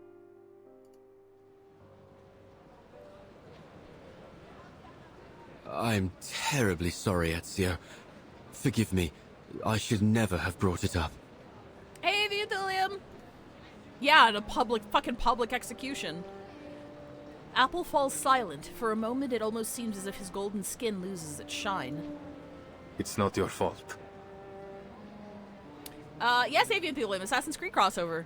It was announced, I want to say, like 6 or so months ago. And it's finally here, and I'm playing it, and he's beautiful. Look at him. Look how good he looks in this style. His eyes trace the flight of an eagle in the distance. Then he turns, and his face seems as gloomy as midnight. It was 3 in the morning. I placed their bodies on a boat, performed their last rites, and then lit their pyre. I watched as it drifted away down the Arno. The pride of the Auditores. Yet I couldn't even bury them properly. All I could do was keep my enemies' names in mind. Fieri de Pazzi, Francesco de Pazzi, Uberto Alberti. I took their lives. Every last one of them. The wind blows away a painful sigh. I don't think I've told anyone that for a long time. I can't imagine the pain. Not to mention how hard it must have been to overcome it. He shakes his head with a bitter smile. I didn't. You don't overcome that sort of pain. No. I took it in, and made it part of myself. I feel it again, raw and new. Every time I draw my blade. It's always there, guiding me from each target to the next. But you said that assassins only kill for a just cause. Isn't that just killing for revenge? Ezio looks out from his hood with a cold stare. Revenge can be a just cause if it rights injustice. I have to believe that. Man, I'm writing something around this theme right now. Footsteps disturb a nearby tile. Someone's here. Ezio grabs Apple and moves like a shadow behind a nearby chimney. Not long after, two Templars round the edge of the roof. Cazzo! The whole Duomo has been blocked for some honored guest. Even Signore Rodrigo can't get us in. I didn't know it sunk this low. What are we even on the lookout for? Some kind of apple? Is it related to the relics? What now? The other Templar reaches for his neck. A poison arrow. He falls to the ground before finishing the words. What? Assassin! Assassin over here!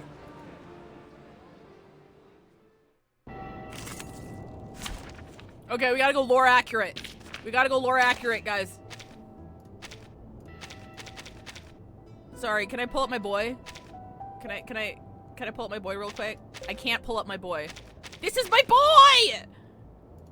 I don't need new poison units. I have rabies. I love him. He's my darling. Okay, hang on. Lore accurate. Fuck. Oh shit, when was the last time I even touched Apple? Oh boy. Well, I mean, he's max level.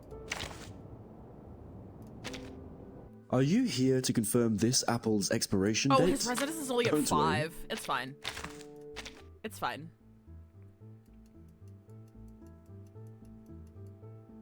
Someone wanna clip that? Look! Rabies. Look at him!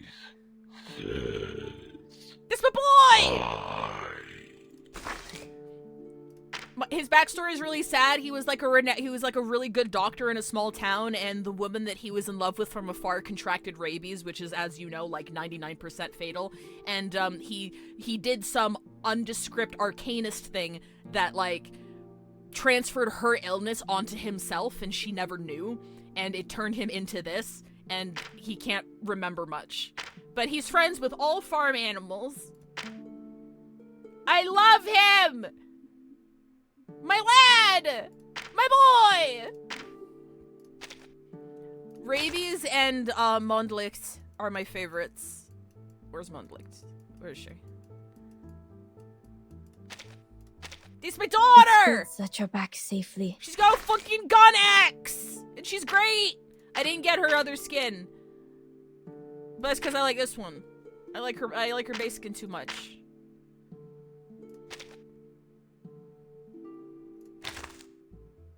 P1 Ezio, huh? Yeah, so, I got him, I won the, I can't remember if I won the 50-50, but basically, this event, I was mentioning earlier how, nicely the polls were set up.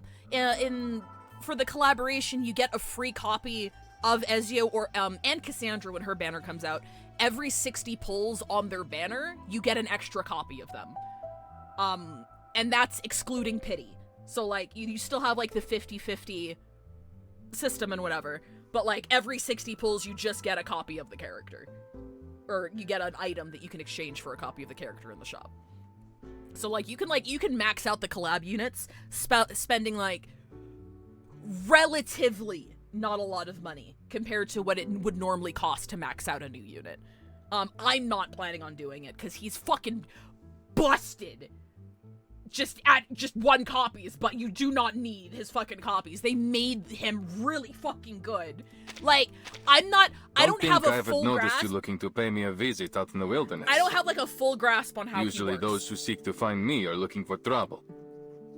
I'm glad you're one of the exceptions. Like, I don't have buongiorno, a signorina. full grasp on how he works, but he's the first character to have, in the game, to have a system where he has, like, this weapon loadout, and based on the combination of weapons, he fits on, like, almost every team archetype in the game.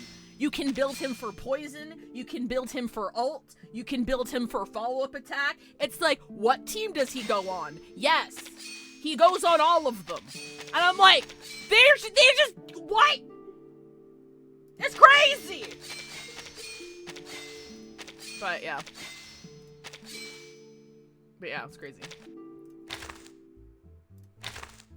Assassin's supposed to be versatile. Very true! Hang on, I'm gonna bring a healer. I'm gonna bring a healer just in case. I'm gonna bring a, who are we bringing? We're gonna bring, actually no, we're not gonna bring a healer, we're gonna bring... Excuse me. I'm sorry. A bit crowded here. I'm gonna bring... You do be assassinated, Cree. Hey, Keenan. What do you want? What do I want? We got debuffs? Are we doing some debuffs, maybe? Debuffs? Maybe debuffs. We're taking it in a reality defend all the time. Yeah, sure. Ha! An experienced adult is coming to your aid. This isn't lore accurate. This isn't lore accurate. I said I'd be lore accurate. Okay.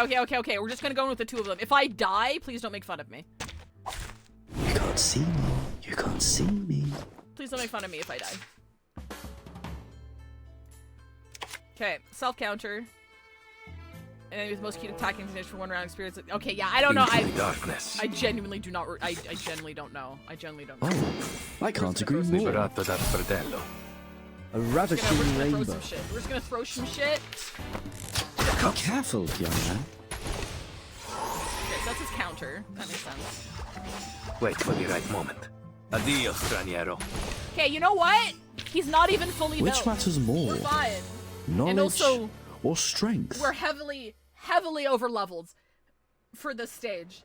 So don't even worry about it. Don't worry about it. That should be the last one. But the Templars will be on high alert. We need to hurry. Si, signore. Give me the apple skin. It's dusty in here. Are you sure this is the right way, Ezio? Apple's so strong he's carrying Ezio in battle, true? It's the only one that isn't crawling with Templars, so it has to be. I guess that's a good point. Look, there's light ahead.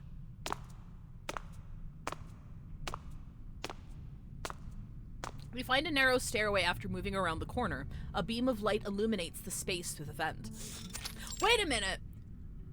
His counter Ezio's counter still works if he's shielded, right? A secret tunnel. Could you throw him in a Jay and New Babel team? Could you just like throw him in there as a second DPS in a Jay and New Babel team? Because I love that fucking team. It's so cheesy. Yeah? Hell yeah! Let's fucking go! Let's go, amico. That's what I just said. Are you repeating everything I say? It's clear no one has been here for a long time, yet a sense of danger chokes the air. The brick patterning. It's like nothing I've ever seen before. The dome's bricks are arranged diagonally, layered all the way into the shadow at the top. He does make Jay feel insecure though, because his damage is way over his. Jay is very fragile, ego-wise, so I'm not too worried about that. He is still fun though. He's hilarious. We call it the spina di pesce, herringbone. Another of Brunelleschi's innovations. I join and the first thing I hear is Jay Babel team. It's so PM. It is PM. I was asking because I'm not entirely. I haven't learned how Ezio's kit works yet, but I know he can be built for counter. And I was wondering if you could just pop him in as another DPS in a Jay Babel team because of his counters, because his counters are really fucking strong. They're single target, but they're strong. So I'm like, damn, are we cooking? Are we cooking? Throw a debuffer in there? I know next to nothing about architecture, but Leonardo would say it helps to carry the weight of the dome. These brick patterns are beautiful. That makes perfect sense. The diagonal arrangement must prevent them from shifting under the immense weight. A positively genius design.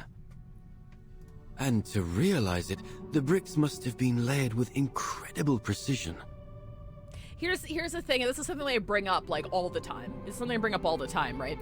Reverse 1999, I was worried that it wouldn't take off, and I'm so glad that it's doing as well as it is right now, because I was following its development, because it was out on CN for about a year before it came to Global, and I was waiting for it to hit Global, because I was so excited for it to hit Global. But it came out right when generative AI shit was, like, getting really popular. And because of its, like, as you can see here, because of its, like, 3D / hyper-realistic style, it's very easy if you don't, like, look closely to be like, oh, this is just an AI-generated whatever. Like, it's just AI-generated slop. Like, just set out, like, to make money and, like, reach end of service. When in reality, Blue Hawk is, like, a new company made up of, experienced game devs in the industry. And they'd worked on Reverse 1999 for years. For, like, 2 or 3 years before it came out in CN. And it's just... their style unfortunately overlapped with the boom in generative AI, so there was a lot of accusations, especially for some big content creators, that wrote it off as like just some AI slop game. And I'm really glad they beat the allegations by being good at art. There was something that never set well with me during Daiki's character story. In her character story, the background and the foreground are clearly AI generated, and there was some outrage over that. It's like, hello? After beating all these allegations, what the fuck happened? But then it, like, never happened again, and they never addressed it. So, speculation was that, like, they outsourced certain backgrounds or whatever to, like, maybe another studio or something. So I am squinting ever since that incident, because I don't think they fixed that either. I think it's still in there. So I am squinting a little bit at it, but aside from whatever the fuck that was, I'm very happy with the artwork of this game. I kept seeing I remember seeing my mother, so you do have a mother ads, yeah. Apple sighs unconsciously. Oh, that look, it's a little guy! That would explain why it took so long to complete. 16 years. I'm certain it must have been exciting to witness its completion after so much time. Brunelleschi, Leonardo, Uccello. Your hometown is full of amazing people, Ezio. This apple wishes he had been born here. Aww. Ezio turns looking over the wall. There is no city quite like Firenze. Like a row of steadfast soldiers, the bricks extend upward as the assassin climbs the stairs. Like silent observers over the course of history.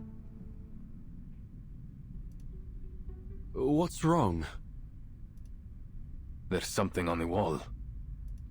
The little guy! Oh, I didn't see these other little guys. Several humanoid symbols have been hidden in a nook. These appear to be the same symbols from the manuscript. Then we're on the right path. Look, another symbol over there.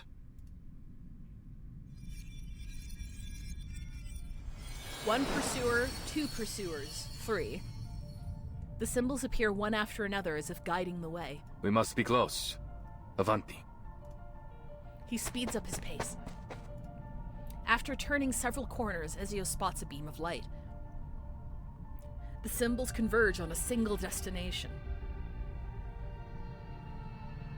What lies ahead? An answer or more questions? Ezio takes a deep breath and walks into the dazzling light.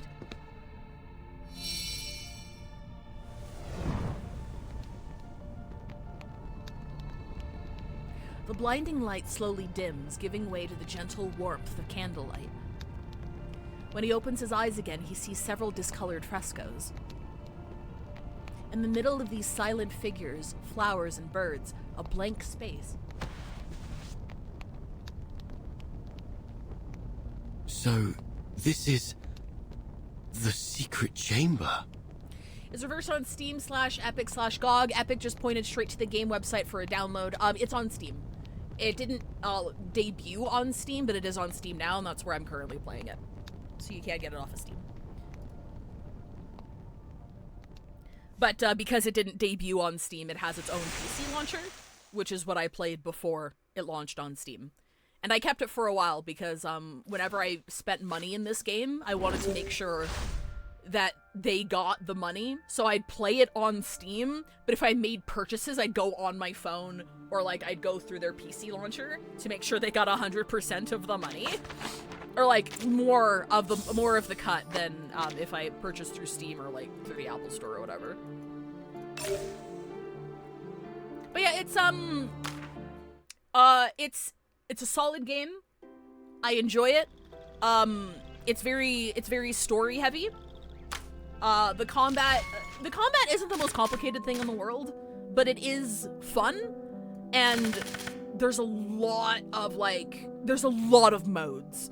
There's a lot of different endgame modes, there's a lot of combat events, there's always fucking something to do. There's so much to do, I very frequently don't full clear the patches. Just because, I play other games, and in order to balance playing so many games, sometimes I just miss things in the games that I play, and I'm okay with that. So, unfortunately, there are a lot of things that I miss in Reverse 999 because I do play other games. But you're never bored. There's so much shit to do. Banner system, if you're familiar with the Hoyoverse system, it works the same way. You have your 50-50. Pity is 10 earlier. So instead of hard pity being 90, soft pity being 75 or whatever, hard pity is 80, and soft pity is like 65-ish. The rates are also slightly higher, so you should be pulling more characters in general. In addition, the majority of characters that are released, bar from limited characters and the collab characters, are added to the standard pool 3 patches after they release. So that means you're going to be pulling a lot of random ass 6 stars that are good for teams. There is no RNG relic system. There's no gearing system at all. There is no weapon banner. You can get the best in slot weapon for pretty much any 6-star in the game. It took me so long to prepare my costume when I went as Joan from The Passion of Joan of Arc. By collecting currency you obtain via gameplay, and buying it from the shop. You can't buy this currency. It is time-gated. It was always optimized for PC. That is correct, yes. But they were like a new company, and this is their debut game, so it wasn't released on Steam until later. I'd imagine probably because they wanted as much revenue as they could get before launching on Steam, because Steam takes, I think, 30% of everything. So I imagine, because they also launched on mobile at the same time. But yeah, all weapons can be, the majority of best in slot 5-star weapons can be 6-star, 5-star. Oh my god, how many fucking, what is the highest rarity? Am I stupid? I'm too gotcha pilled, chat. 6-star, sorry. Can be purchased through the shop. It's through time-gated currency via regular play. And the way that the game works is the way that it's balanced now is it's very team-based. So you can have favorite characters, but sometimes they are attached to specific teams, so in order to play them optimally, you want usually at least 1 or 2 other premium units to build out that full team, but they're not necessary. The majority of characters aren't completely unplayable outside of their core team, but if you're challenging harder content, you do want to do more team-based stuff. To balance out the fact that there is no weapon banner, and there is no RNG gearing system, so no relic farming, no disk drive farming, no artifacts, nothing like that. To balance that out, building characters takes a very long time. So if you have no stamina refreshes or anything, building a character from, level 0, insight 0, resonance 1, to the recommended insight 3, level 30, resonance 10, I think takes about 20 days. 20 days of full stamina farming. But you do get a lot of stamina refreshes. There are a lot of events with event shops that contain character building materials. You will be building characters forever. That is how they compensate for no weapon banner, no relic RNG. You're always building characters. I've played since day one. My account is very much built. But this is not a game where you want to build every character you have, because that will be a waste of your resources, and you will feel it later on, where it's like, shit, I probably should have saved that for, you know, somebody better, sort of thing. But in contrast, it's never a waste of resources. You can go ahead and build whoever you want. It's just going to make building characters in the future take longer, because you could have used those resources. So you're never actually missing out on anything, but it will just take you longer to build up your account. Oh, I got some shit here. One lives while the other dies. Every event shop should get you enough for the event character to go to Ascension 3 level 1. Oh, thank you, Keenan. I didn't know it was balanced that way, but that sounds about right. Yeah, the event shops and just doing the events and the different modes will give you plenty of character building materials as well. But as Keenan mentioned, the you need these 2 materials. Listen up. You've got a different look now, so it's time for a different attitude. These 2 materials. You can't go around scaring please, people anymore. I'm trying Understand? to give a slight overview. No more being naughty. Stop. Oh, Perkins, oh my God! Stop talking! I was just laying some. Who stops talking? You stop talking. Well, the chair is in the middle of the room. Okay, you don't talk very much. Please, take a seat. But yeah, these 2 currencies here are used as currencies to level up, and these are the things you're going to be running out of more than materials itself. The grind for these is pretty grindy, but although the character build loop is grindy, it also doesn't take a lot of time, because you have your stamina, you use your stamina, you do your event stuff, you farm the event or whatever for 5 minutes, and you're done. It doesn't require you to sit there, and it's not as tedious as other games. You said it yourself. Which is what I enjoy, but yeah. Team base, is there a handhold option like ZZZ? That is a slight criticism that I do have of the game, where if you want to learn how to play teams and who goes on what team, the game gives you a good general idea, but if you wanted more, I always need to go look up guides. I always need to pull up some fucking YouTube video to show me the optimal rotations and stuff, just because I've never been good at parsing character kits, just in general. When we discussed leaks here, when ZZZ beta leaks drop, and the kit is there, I'm like, I'm not reading that. I'm not gonna try to parse that. I'm gonna wait for somebody smarter than me to read that and tell me how to play them, because it's just not happening. That's how I feel about team building in Reverse 1999 to a minor extent, because it does, they do have little trials and stuff that show you how characters work together, but it definitely doesn't hold your hand in understanding kits. So that could be a bit more comprehensive, I think. It could be more easier explained in game, but that's also a criticism that applies to every game that I play, where it's you probably want another source of information to learn how to do your rotations and shit. No problem, Seth. Thanks for dropping by. It's very story heavy, but it's not very reading heavy like Arknights is. It's balanced. Oh yeah, no. I wouldn't compare any game's narrative to Arknights. Arknights is a visual novel with some tower defense shit strapped to it. That's what it is. And if you go into Arknights with that expectation, it's a lot less daunting, because you're like, okay, I know I'm gonna be spending the majority of the time fucking reading.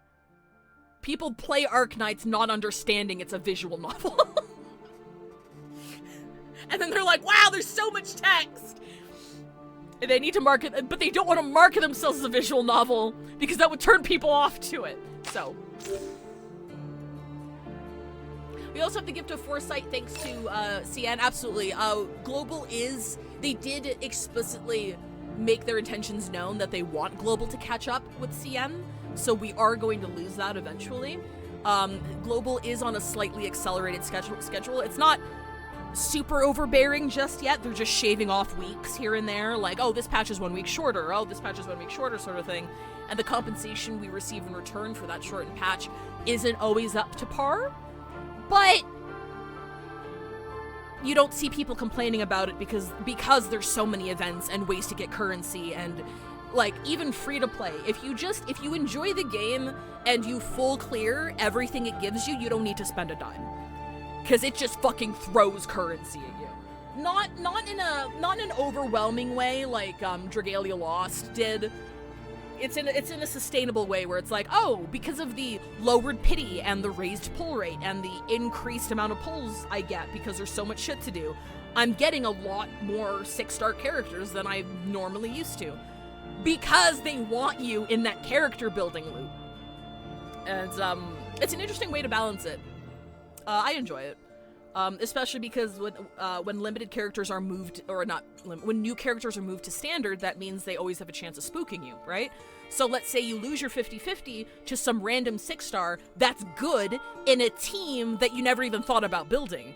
And you're like, well, I mean, I have this 6-star that's really good in this team, and I have these other characters that go in that team, so I might as well build them. And then you're building characters again. You're always building characters. Always. Characters have gotten buffs through equipable items called Euphoria as well.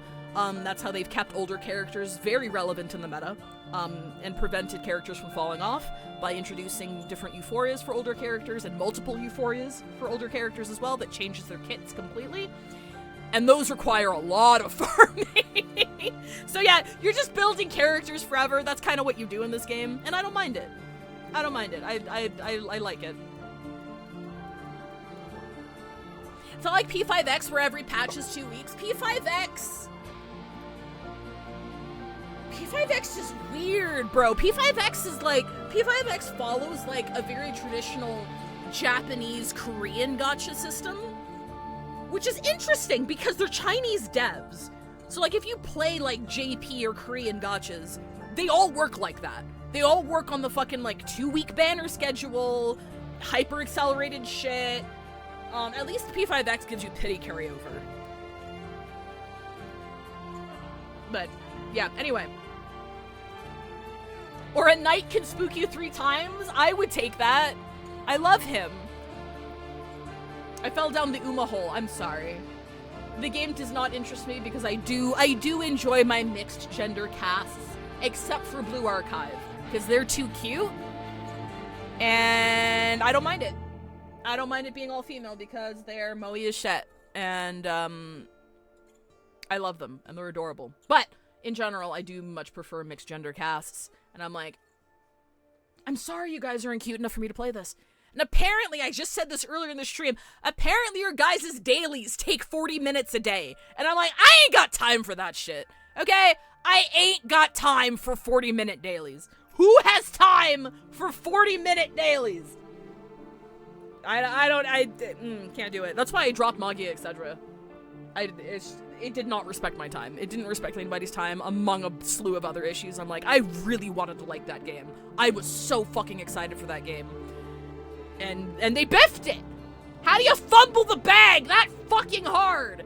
I'm still a little bit bitter. I might come back when the Tart Magica arc comes out, because I really love her and I really want to experience her story again. But yeah, I'm not playing that game anymore. Makes me sad.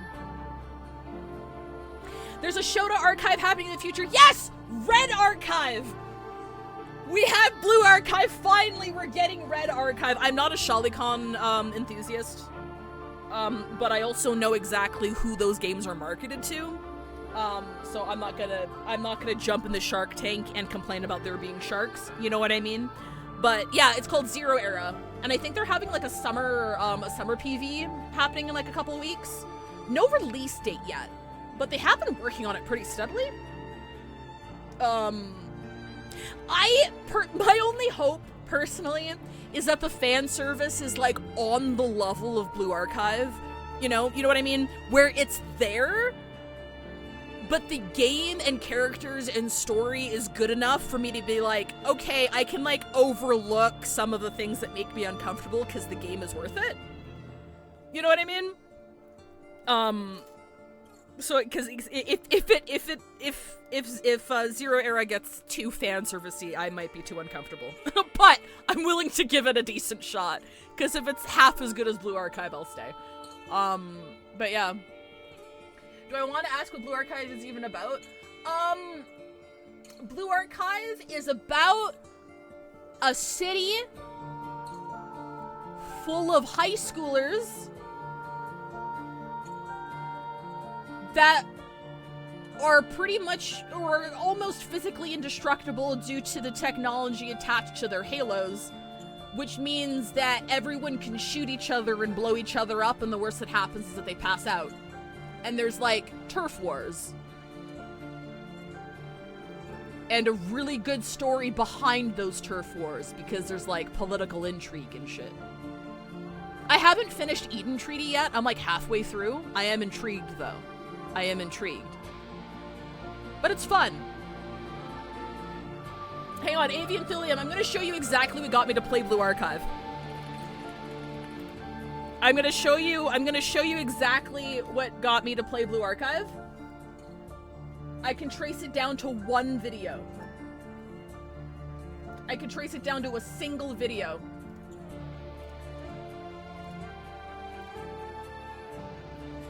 Sorry, we're taking a detour here. Single video. Are you ready for this? So when you pick them up, they all have unique animations when you pick them up. And I'm like, oh my god, this is the cutest shit I've ever seen in my fucking life. Wait, I didn't turn it on. Sorry. Here we go. I'm like, this is the cutest shit I've ever seen in my fucking life. I need to check whatever this game is about. I play Blue Archive very casually, though. I have, like, every fucking meta unit, and I never play the fucking game. But anytime I just need a pick-me-up, I just go in and look at my girls, and I'm like, kawaii des. I don't stream Blue Archive, though, because no offense, again, Shark Tank analogy, I don't want the audience that would come with streaming Blue Archive. Do you know what I mean? Do you know what I mean? But I do very much enjoy it in my own time. They're very cute. I love them. But yeah, it was just this video. I'm like, what do you mean they all have individual pickup animations? They're cute as shit. Look at them. Anyway. No shame. No shame. I'm not here to yuck on people's yums. Just, you know, I'm not the audience, not my jam. And Blue Archive is just like, it has enough substance where there's a lot more to enjoy besides the fan service. And I have a good time. But yeah, thanks for listening to my yapping. Halo's, oh god, not more Penacony. I kind of wish they went a little bit harder with, like, the Halo technology in Penacony, but it was barely explained and doesn't have any, like, significant lore or plot relevance. Whereas in Blue Archive, if you shatter someone's Halo, they die. It's not easy to shatter someone's Halo, but you can do it, and people have died. So I'm like, anyway. We're back to Reverse 1989. Okie dokie. Oh god, is that a... No, it's not. Okay. Chapter 7, Agnes Day. A qualified model should be cold, slick, and unmoving, like a block of ice.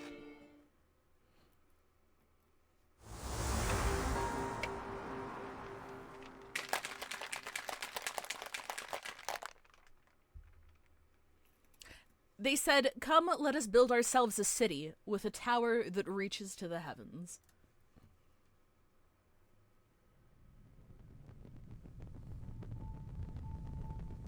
These murals have nearly faded away. My job is done, apparently. The off-the-rail questions have been playing their mission. Sorry, chat. Don't apologize. Anybody who is here right now knows I can consistently go off the fucking rails. I yap a lot on this channel. Nonetheless, it appears we can rule out a biblical scene, nor does it appear to connect with any significant Greco-Roman mythology. It's loss. That's what the murals are. Perhaps there's some metaphor hidden in the narrative of these paintings.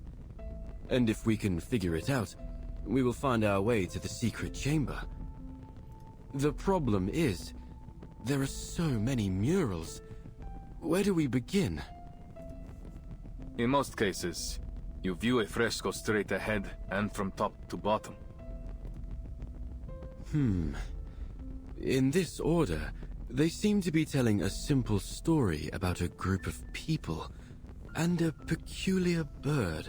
I do want to say that I do like that we've had several instances of enjoying Regulus as a character away from Apple, and I do like that that we have something with Apple away from Regulus to really further establish that they're two completely different people. Why is It's it nice. that once you Decaf! take a break, rather than We're taking a decaf, rest, but bringing the hype by rating you, you wonderful person. You what?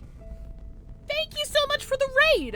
Let me get you a little shout out here. Shout out decaf, Nvidia. Were you? Oh yeah, you were also doing Reverse 99. Were you doing the I keep wanting to say Animal Crossing because of AC, the Assassin's Creed event. Did you enjoy it? Did you have a good time? Did you have a good stream? But hello, welcome everybody. Thank you so much for the raid. Welcome raiders. My name is Fivetail. On weekends, I play gacha, so you don't have to. Right now, we are also in the middle of the Assassin's Creed event. I'm having a good time. I'm loving the aesthetics. I'm getting all nostalgic over the UI. Even though I don't remember shit about Assassin's Creed 2. So, we're trying to figure out why these frescoes look like loss. Simple and straightforward. Except for this part. Ezio gazes at the blank area at the center of the fresco. I finished the AC event in 3 days. Today was when I finally beat 360 to 400 meters of the Abyssal Zone of Reverie. Congratulations! That's awesome! I am so fucking lazy. I think I'm still on like 160. I think I'm like 160, 170 right now. Congratulations though, that's huge. Good job. As if by silent agreement. What was your I want to know, what was your, what did you find were your most valuable characters / teams for, like, late Abyssal Zone? What did you like using the most, or who did you find the most useful? As if by silent agreement, the faded pigments around it all keep their distance. Also, all the questions seem to center there. Yeah, absolutely. Unfortunately, it being permanent is the exact reason why I don't do it. I have the ADHD, speaking of which I need my meds. I have the ADHD. If I don't have external pressure to finish something, I'm never touching it. I'm like, oh, because my brain is like, oh, there's no time limit on this. I can just do it later. Proceeds to never do it. So that's where I'm at. So I listened to the stream. I suffered through 400, 1, 2, 3, and 4, respectively. Yippee! I salute you. I salute you. What is the meaning of this?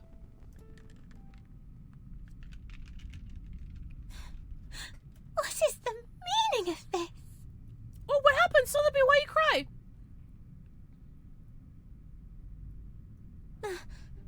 My face. Why have you made it look so horrible? Oh my god, Sotheby is just so like, I'm ugly! What did you do? MVPs, Noir, Marcus, Liang Wei, Simon Weiss, and Kiparina. Hell yeah! That's concrete, baby! Do you have Marcus with her, Euphoria? I'm not sure what it does yet. I'm still fucking working on Voyagers. Almost all the characters I used were necessary and added their talents to the team. Awesome. At least Eternity with Blood Tithe Euphoria got to shine. Let's go. I was lucky enough to grab a copy of her. I haven't, the copy of her when they gave her out for free for Anniversary, I think. But I have not built her because I'm like, I have too many other characters to build and I don't play this game daily. So she's been sitting on a shelf collecting dust. And now I'm not going to have any fucking pulls because I pulled Ezio. I'm going to be trying to pull Cassandra. I'm not going to have any pulls for Nautica. Which I have come to terms with. I'm like, I don't need another team right now. I know Blood Tide's really fucking strong and Nautica's crazy. But I'm like, I don't need another team right now. I am going to blow all my pulls on Cassandra willingly because she's hot. I've never played Odyssey in my life. But, yeah. Marcus Euphoria, yep, holy cow, Vila Euphoria is so awesome. I would love to pull... Vila is one of the few characters I still do not have. And I'm considering buying her skin from this event just because it's pretty, even though I don't have her. But the last time I did that was with Eternity, and it took her like 7 months to show up. And I'm like, I've had this skin for you this whole time, because I knew you'd show up eventually, but I didn't think it would take half a year. I was allowed to use Madame Lucy again in 400 meters. So many fights that are anti-Lucy mechanics, but one fight in 400 meters wants you to bring Lucy. Oh, that's nice. I mean, like, because Lucy is part of the... Oh god, what is the new archetype called? The one with, I'm forgetting all my names today, I'm sorry. One with Fishbowl Head in it! Dynamo! Yeah, isn't Lucy coming out with, part of the Dynamo team coming out next patch? I think? That's concrete, Possibly. baby! Hello, Jessica Ravenblood! I can with the raid and listening also. Hi, hello! Hello, welcome to chat. Any plans for other future characters beyond Nautica? No. Personally, I don't have any plans. I'm a little, I don't want to say I'm casual in this game, but I'm a little bit more casual than I am in other games. So I think, I'm just gonna be buckling down and, saving and building the character and finish building the characters that I have and learning how their teams actually work. And then, once I get to that point, I'm probably going to, like, be able to feel where the gaps in my strength are. I do like the fucking, how do you pronounce it? Charon? Charon? Fucking, Psychopomp dude coming out in the patch that's after Nautica's. I know that he's valuable in some team. I don't want to look too far ahead, though. I still got teams I don't know how to play. Charon. Thank you. Yeah, he looks pretty interesting. But, yeah, I need to buckle down and learn how, finish building my characters and learn how their teams work. I might... Depending on how my impromptu works, because, like, Flutter Page has been working just fine for now. But I might go for Barcarola next time she reruns, whenever the fuck that is.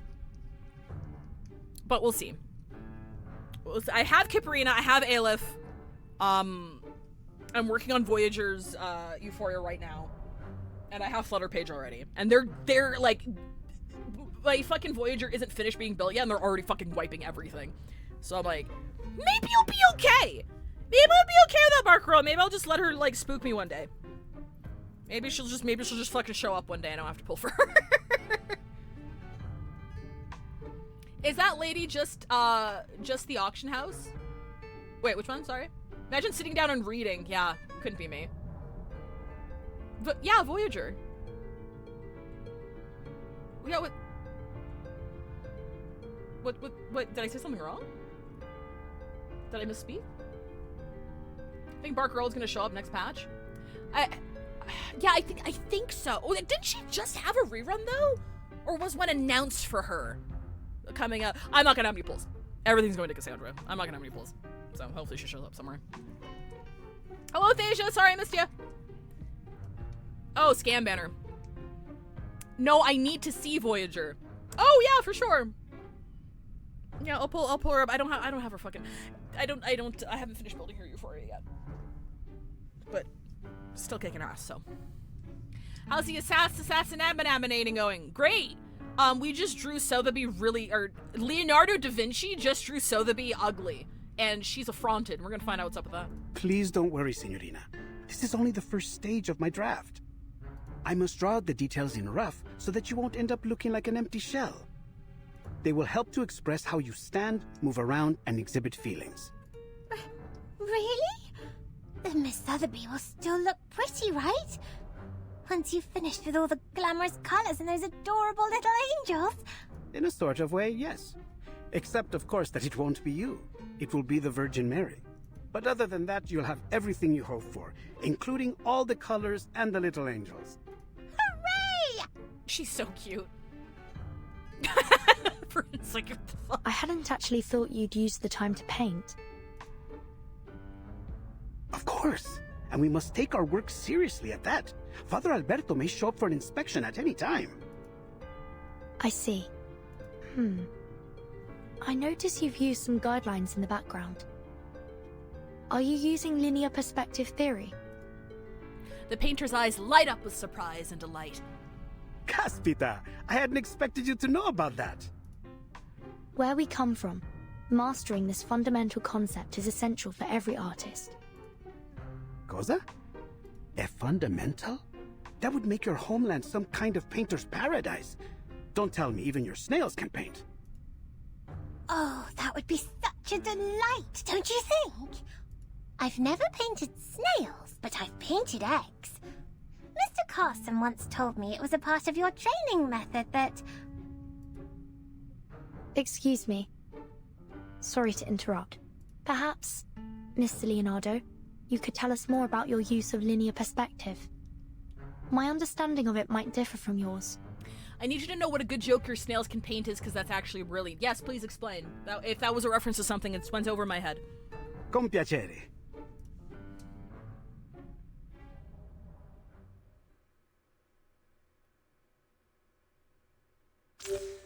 You see these lines? Objects can be made to look larger or smaller depending on where they are on the line. Using them, we can create a convincing sense of depth. Wow! Now try extending them and see what happens. We're learning to draw! There we go. Exactly. Those are orthogonals, or perspective lines. These lines spring from the vanished orthogonals. Hang on.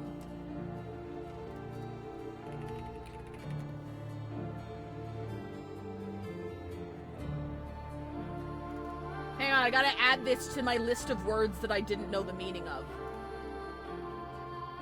I have a list of words that I've learned because I need to read them and their definition like 20 times over before it sinks in. There we go. Orthogonals. There are many other orthogonals on the painting. Try looking for the rest. It's okay. We have these red lines telling me exactly where they are. There's like one here too. Well, no, there's only two set. Okay. 2 vanishing points, huh? I wonder if a painting can have 3, 4, or an infinite number of vanishing points. Oh, okay, I'm stressing the wrong one. I've been saying orthogonals. It's orthogonals? Or orthogonals. Kind of like Othello. Orthogonals? Is that right? Some of the most beautiful and sought-after purple dye in the ancient world, reserved only for royalty, nobility, and in very particular cases clergy, was royal purple, also known as Tyrian purple. We still don't know the exact shade that was described because things fade and cloth rots, but we do know how they made it. Okay, what does that have to do with the snails? Orthogonals. Orthogonals. Orthogonals! Okay, got it. Got it. Oh, it was made from thousands of sea snails. Doesn't matter where 2 lines connect, as long as they connect, they're perpendicular or orthogonal. That's a lot of snails. Purple stank when it was made, I imagine. Could we just not recreate that anymore? Did they, like, hunt them to actually... It's break time. I'm gonna yap while we're on break. If you don't know how breaks work here, we run ads to disable pre-rolls. I just stop playing for 3 minutes, so if you do get caught in ads, you don't miss anything important. I'll see you in 3. I might have to wait till people come back from ads to continue this discussion. Unless Kingfisher can still hear me. Kingfisher, if you can hear me, blink twice.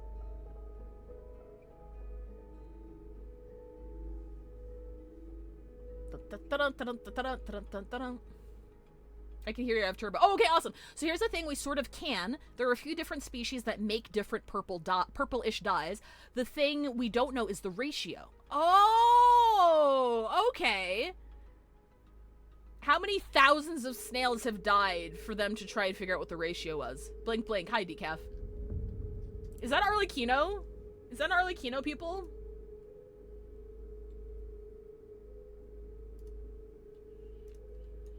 person who has only ever played Genshin Impact sees across people. Is that Arlecchino? Okay, awesome. I'm glad I didn't mistake that, because I just realized that would have been very embarrassing if it was, and I'm like, wow, I only have experience with Genshin, I'm sorry. So we have a few different absolutely beautiful dyes made from just using one of the various different species. Let me see if I can find a reference image for you. I'll drop in Discord. That's awesome. I learned something today. I love learning.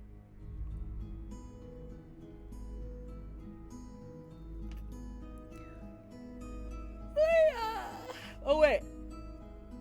There we go.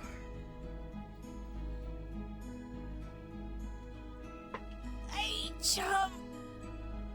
Ooh. Apparently it stinks so much that the Talmud made it a right for a woman to divorce any man who became a dyer?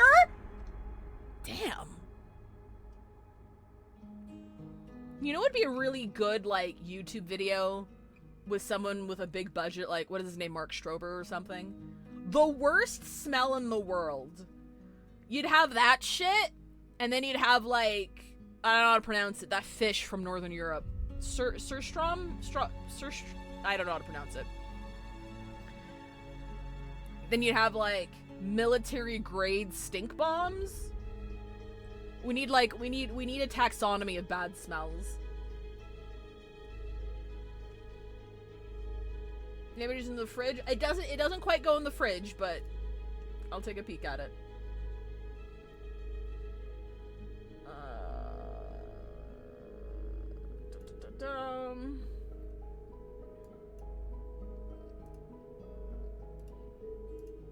Okay, I'll pop this up here.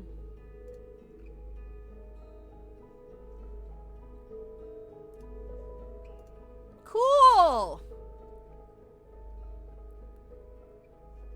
Historically, Leonardo never painted The Assumption of Mary, but then again he has a lot of unfinished artworks, including paintings from when he was an apprentice to after he became a master, so it could exist. Okay, I guess we'll have to see if he finishes it in the story, because, like, the whole thing was that he abandoned it for, like, a couple of years, right? So he's coming back to try and finish it. Canon to Virgin's point, he actually finishes The Assumption of Mary. ADHD coded, very true. That's cool. I think welcome back, everybody. I think something that I think about a lot and get weirdly sentimental over is seeing something that we have in this modern day and age and thinking about, like, the original people to have discovered this. Like, if I just sit and if you just think for, like, a little bit and wonder, like, how the fuck, who and how did they figure out that these shells produced, or, like, these creatures produced these dyes? And how the fuck did they figure out how to, like, harvest it and use it for, like, fabric and shit like that? I think about that a lot.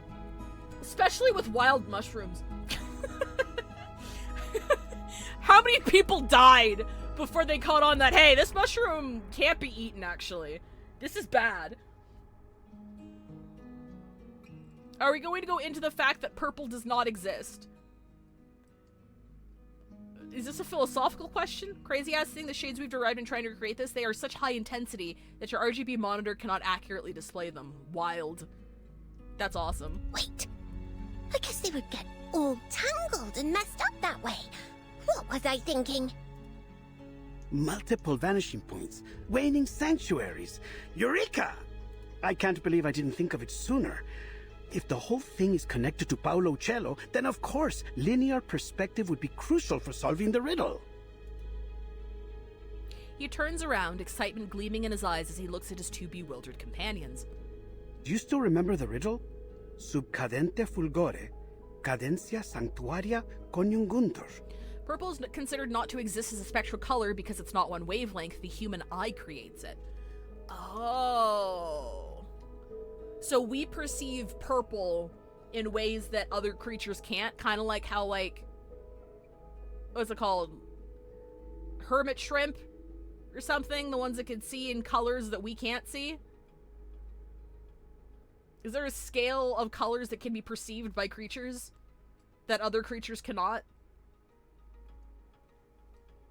Mantis shrimp. There we go. Could waning sanctuaries be his way of saying vanishing points? See? I believe so. Following this logic, then for them to unite must refer to the intersection of the lines extending from the vanishing points, and waning glow naturally must refer to the setting sun. See, this is why I could never do, like, riddles. My brain just doesn't work for riddles. My brain's good for, like, puzzles. I can, because puzzles have, like, a logic to them. But when it comes to the creative liberty of riddles, it just triggers my, that's fucking stupid and doesn't make any sense reaction. I'm no good at riddles. I'm no good at riddles. He raises his brush, pointing toward the window. In other words, we need to find the intersection of the vanishing points before the sun sets. But the riddle didn't specify which painting, did it? There's an excellent 2-hour documentary on Netflix with Attenborough talking about the color in the natural world. Life in Color with David Attenborough. Cool! It must be a fresco right outside the secret chamber. I do love documentaries. Rumors say the secret chamber switch is hidden within a mysterious fresco. A fresco often consists of multiple sections. If all of them employ linear perspective, Then there will be a lot of vanishing points to follow. The sound of the bells tolling reverberates through the building, mingling with the rising smoke from a nearby sensor. by the bells, it must be 5 already. It's we me! must hurry and inform Ezio of our discovery. I'm here! We won't be able to solve the riddle once night falls. Time is of the essence. 5, what the fuck is this riddle? Also 5, the chair is slightly out of place, which means this is all secretly a VR projection we're trapped in while the Pope was murdered by the real Senator Francis. I can't... If I could explain to you how my brain perceives things, I would. There are some things that make logical sense to me, and there are some things that don't. I think if I were to summarize it, my brain doesn't like vagueness when it comes to puzzles / riddles. And I think I'm the worst at riddles because words have so much, obviously, like, words contain so much different meaning and can be metaphors for other things.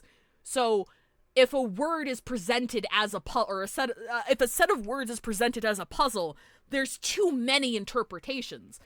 And whether or not an interpretation is good enough to be considered a good riddle, I do not have a sense of, because there are too many variables. Whereas, if an object is out of place, or, coming back to chair theory, if there are 3 observable sets of dishes at the table, you know, you can infer things from evidence and narrow the amount of possibilities there are. And that's why the evidence presenting section of Ace Attorney doesn't click with me as well. Like, because it's either I can't make that specific leap in logic they're asking me to make, or it's the opposite, where I've already made that leap and I'm like a step ahead of where I should be during the evidence presentation. And it doesn't click with me. And I'm not calling it bad. It just does not click with the way my brain works, which is why Veg handled all of it. I'm like, I can't, like, when it comes to the mystery, awesome, I'm here. When it comes to knowing which evidence to present and when during the trial, I'm not even going to bother guessing anymore, because I do not understand the logic it's trying to employ. Yeah, wait, we still have to prove that? Or like, well, why is this a piece of evidence when this could be very rationally explained by XYZ, and it could have been something else completely. It's the vagueness. It's the vagueness that I can't wrap my head around. So I try to be overly explanatory when I'm like, I'm not calling it bad. I'm not saying it's bad. I'm saying my brain doesn't work this way. And here is why. I will explain to you why my brain doesn't work this way. Because sometimes I do find things bad, and I'm very open about what I find bad. But to show your work method, you got to answer one question at a time, and the only question they ask. Yeah, that's fair. Then it's time we take action. Mr. Leonardo, please stay here and keep Father Alberto busy while Vertin and I inform Mr. Apple about... I need to go get one of those tin glasses for my red-green color blindness. Does it cause me to see those combinations or just reorganize things so they become apparent? So apparently those glasses don't work. And apparently anybody who has ever worn them on social media was farming for clout, which is crazy to me because I've seen so many fucking videos. Apparently those glasses can, like, make things more vibrant so that it's easier to distinguish based on what kind of color blindness that you have, but it doesn't, like, quote-unquote fix color blindness like it was heavily marketed to. That came as a surprise. Yeah, definitely look into it. Anne Reardon. It wasn't a TikTok product, though. At least when I saw it become popular, it was a YouTube product.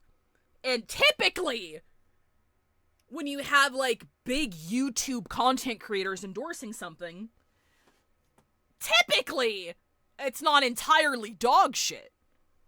Like, exaggerated maybe, but not, like, dog shit, you know? We're not gonna talk about Honey. Nobody knew about that. The YouTubers didn't know about it and then lie to your face, you know? But, yeah, here, Anne Reardon. She does a lot of debunking videos, and she did one with those glasses specifically because, like, her son is colorblind. And then she goes over different research and stuff regarding, empirical testing of the glasses and stuff. And that's where I learned it. I'm like, oh. Shit. Damn. Another weird color thing, if you go back to the Age of Homer, they don't have the word blue, which is why they use the phrase wine dark to describe the ocean. Yeah. I actually knew about that one. Anne Reardon is great with debunking things and finding other resources. Hi, Charlie. Yes, I love her too. Anytime she drops a new video, I'm always on it. They also didn't know about BetterHelp being full of people who wouldn't normally satisfy the criteria of a therapist. Yeah, I mean, like, I used BetterHelp.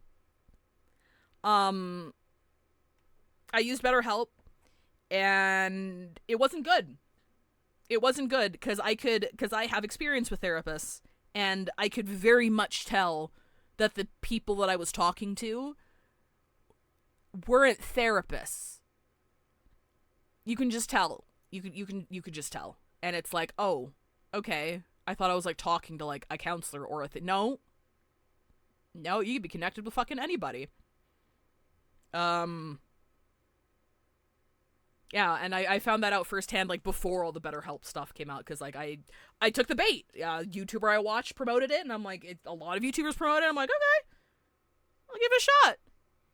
I wouldn't be surprised where, like, the YouTubers who did use BetterHelp, because there were a couple of YouTubers who, like, personally endorsed it. It's like, yeah, I've been using this.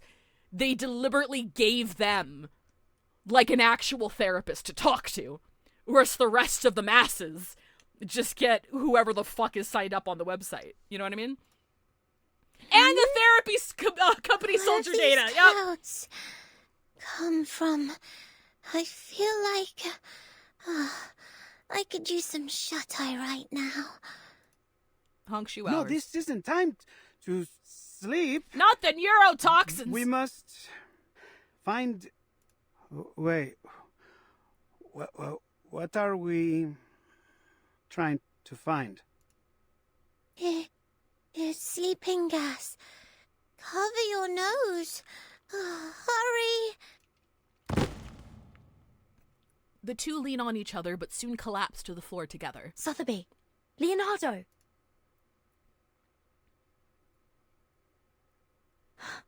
Not good.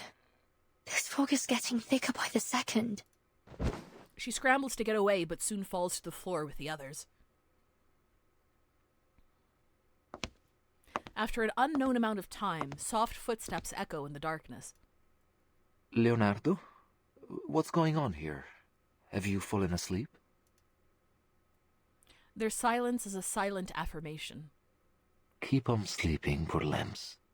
And may you have sweet dreams. No, I was right! The strangely hot priest did stab us in the back! It's that damn mustache! May the Father of Understanding guide us. Fuck! I had a nickel for every time I thought an secretly evil priest was hot, I'd have like 20 nickels. I'd have like $1. Why does it keep happening to me? You know what? I'm not blaming myself for that. Why do they make all the hot priests evil? That's the real question. This is discrimination? This is it, right? I can't remember the last time I saw a hot priest in fiction that wasn't evil. What's the deal with that?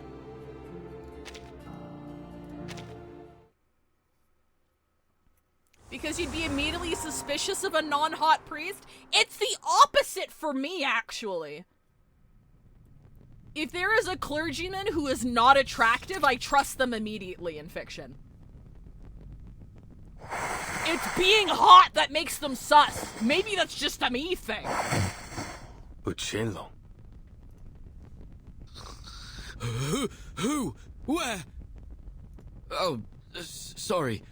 I hadn't meant to drift asleep. It's just that so much has happened over the past few days. Oh yes, the apple showed up in scene 1. He's had a lot of screen time. I'm very happy. I've missed him. The assassin's attention is fixed intently on the fresco before him. Perhaps the bird in the fresco represents Uccello himself. Okay, I'm sorry. Wait, no, we can't go back, can we? I can't exit out of here. Uccello Actually, means you know what? bird, after all. Hang on, I'm restarting. Sorry, give me a second. We're gonna force quit. We're gonna force quit real quick. When I was talking about reverse 1999, I forgot to do the most important thing. Chat. I forgot to do the most important thing. And that was show you the characters. Reverse 1999. Hello. Chilimanin? It's okay. Alright, Please we're not gonna linger. Books We're are gonna be here all fucking day. everywhere. And if you step Daughter. on them... This is Voyager. This is that's the skin that I bought for her. This is her base skin. Eldritch being. Loves music. It was rare to see other people in the northern wilderness where I used to live. Token hot guy. But We get one of them I did once see every couple someone in the patches. distance, we always nodded. Now, should I put the playhouse near those books? Insane. No, that might just put folks on edge. Likes How about making the people suffer. greenhouse? That'd By be a knowing what fun their choice. greatest fear is, and then making you hallucinate Or about next it. to those nicks who Don't think I haven't noticed you looking know to this pay me guy. a visit. Non-binary icon. They've been in the game since day one. Passed out. And a character trait of theirs is that they're like bad with computers. And Take it the wasn't notebook on the until desk and write like down what a I said. year into the game when someone pointed out, of course they're bad with computers, they're non-binary. And I'm like, I'm going to kill myself. It's always good to have you here. Vampire. No matter if you found a bargain or suffered a loss. Capitalist vampire. Welcome to Typhon's movie party. Daughter. Good with potions. Listen up. You've got a different look now, so it's time for a different attitude. Chinese you mythical can't go deity? around scaring people anymore. Kinda stupid. Understand? No more being Alcoholic. naughty. Welcome. There's no need to knock. I saw you, Suzumiya, at the door. Therapist. Tries her hardest. Not great at her job. Your visits are always Has failed at everything There's no she's need to tried to knock. do. Your visits are always unexpected. I appreciate that. Fan service Your robot knocking is that more looks of a like the formality enemies from than a Atomic functional Heart. necessity. Who is one of the best written characters in this fucking game. Ended her arc by saving the world and giving herself turbo dementia because she was the only one whose body could handle it. Big jacket. Bonjour. Comment allez-vous? One of the 2 characters that made me play this game, because apparently I just have a thing for knights. Like, first it was Tart from Madoka Magica, and then it was Argenti, and then it was a knight, and I'm like, okay, hold up. Well, no, it was a knight first, and then it was Argenti. I'm like, hang on. There's a pattern here. I've discovered something about myself. They specifically chose a voice actor who had, like, a blended accent because he lived in a couple of different specific places in Europe. So the way he speaks French, according to natural speakers, sounds really antiquated, and it's deliberate because of who he is as a character. And I thought that was really fucking cool. Please. Magical suit of armor. Bonjour. Comment allez-vous? Magical suit of armor. He's not invisible. He's just... That's just him. Please, have a seat. You'll always feel at ease in my room. Mentally unstable opera singer. They hired an actual opera singer for, like, her voice lines and stuff, and she sings when you use her. Very cool. In Toxic Doomed Yuris, with the therapist who failed her. There's no need to knock. Please, very sad. have a Very seat. good story, though. Well, the chair is in the middle of the room. Please, take a seat. Probably one of my favorite fictional characters of all time, this man. His arc is fantastic. It's amazing. I love the way he was executed. I love his philosophy. I loved the role that he played. I have never seen a character story in which the climax of the entire story is a man turning a page of a book. My heart was in my fucking throat, dude. Love this guy. Stop talking. It's time for a checkup.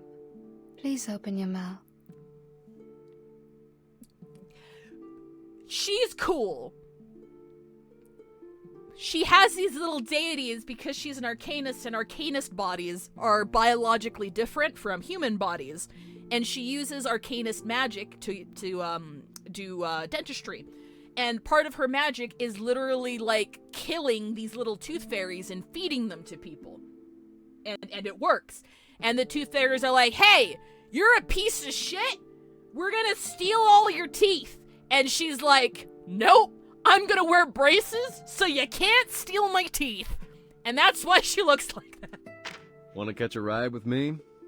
Usually no kids allowed, but I'll make an exception this one time. Toxic masculinity, but he got better because his sister died because of it. He's pretty cool. I was a little bit disappointed because he looks really cool, and then you play his story, and he doesn't really do anything? Like, he's not useless, but it's like, whenever he tries to do something, it goes wrong? And I'm like, wow, you're kind of a loser. That makes you a little bit more attractive to me. Well, well. This is I heard your footsteps when you second character. Because this design, I was like, I need to play his fucking game. Who the fuck is that? Unfortunately, he kind of sucks now. And he got a Euphoria that also sucks. So, we're just kind of waiting for another Euphoria to make him suck, like, a little less. I still use him. Because I can spam ults with him. And he's funny. And his voice actor is a doctor and Canadian. He just does voice acting for the funnies, apparently. Insane. Oh, welcome, Weiser! Ghost Hunter, based off of Hong Kong horror movies from the 60s. I don't understand any of the references, but she's fun and she's hilarious and she is one of the best animated ults in the game. Oh, whoa, whoa! Watch out, mate! This is Apple's owner. So, like, Apple and Regulus hang out a lot. She had, like, a pirate ship where she, had a pirate radio station and played music and stuff. She's got a bunch of vinyls and shit in her bag. Very cute. I love Regulus. You often show up unexpectedly. Getzian Is this a recent trend among the house guests? is beautiful. Given it some thought. He's Some gorgeous. of my people also flew to another tree unanticipatedly. Tsundere bird. I see.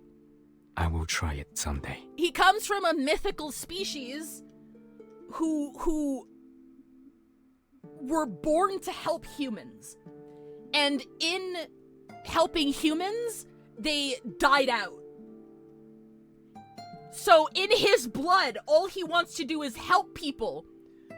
But then the first person he helped and got attached to committed, like, a weird backwards suicide because he stood up for what he believed in. And he's like, well, humans are fucking stupid. And, they don't know what they're doing. And I never liked them anyway. Fuck you guys. And he still helps people, in the arc that we meet him in because he can't help himself. But he thinks we're all fucking dumb. But he can't help himself because he loves us. He's great. I love him. There was a collaboration with the Discovery Channel, and this is a skin of his, but this is his original form. He's very pretty. Pirate radio character from the 60s? She is! She absolutely, I'm pretty sure she is from the 60s. 60s, yeah, 60s or 70s. But she is from that era, yeah. I'm so glad we meet again. When you were gone, I collected every hair of yours and put them in that drawer. Unintentional yandere deer girl. She was born in a lab because evil scientists spliced a bunch of genes and shit together and made her. And she's not yandere on purpose.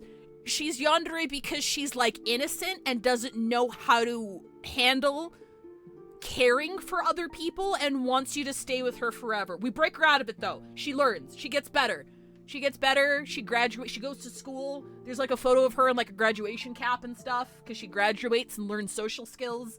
Hi, Emmy Fire. 1966. There you go.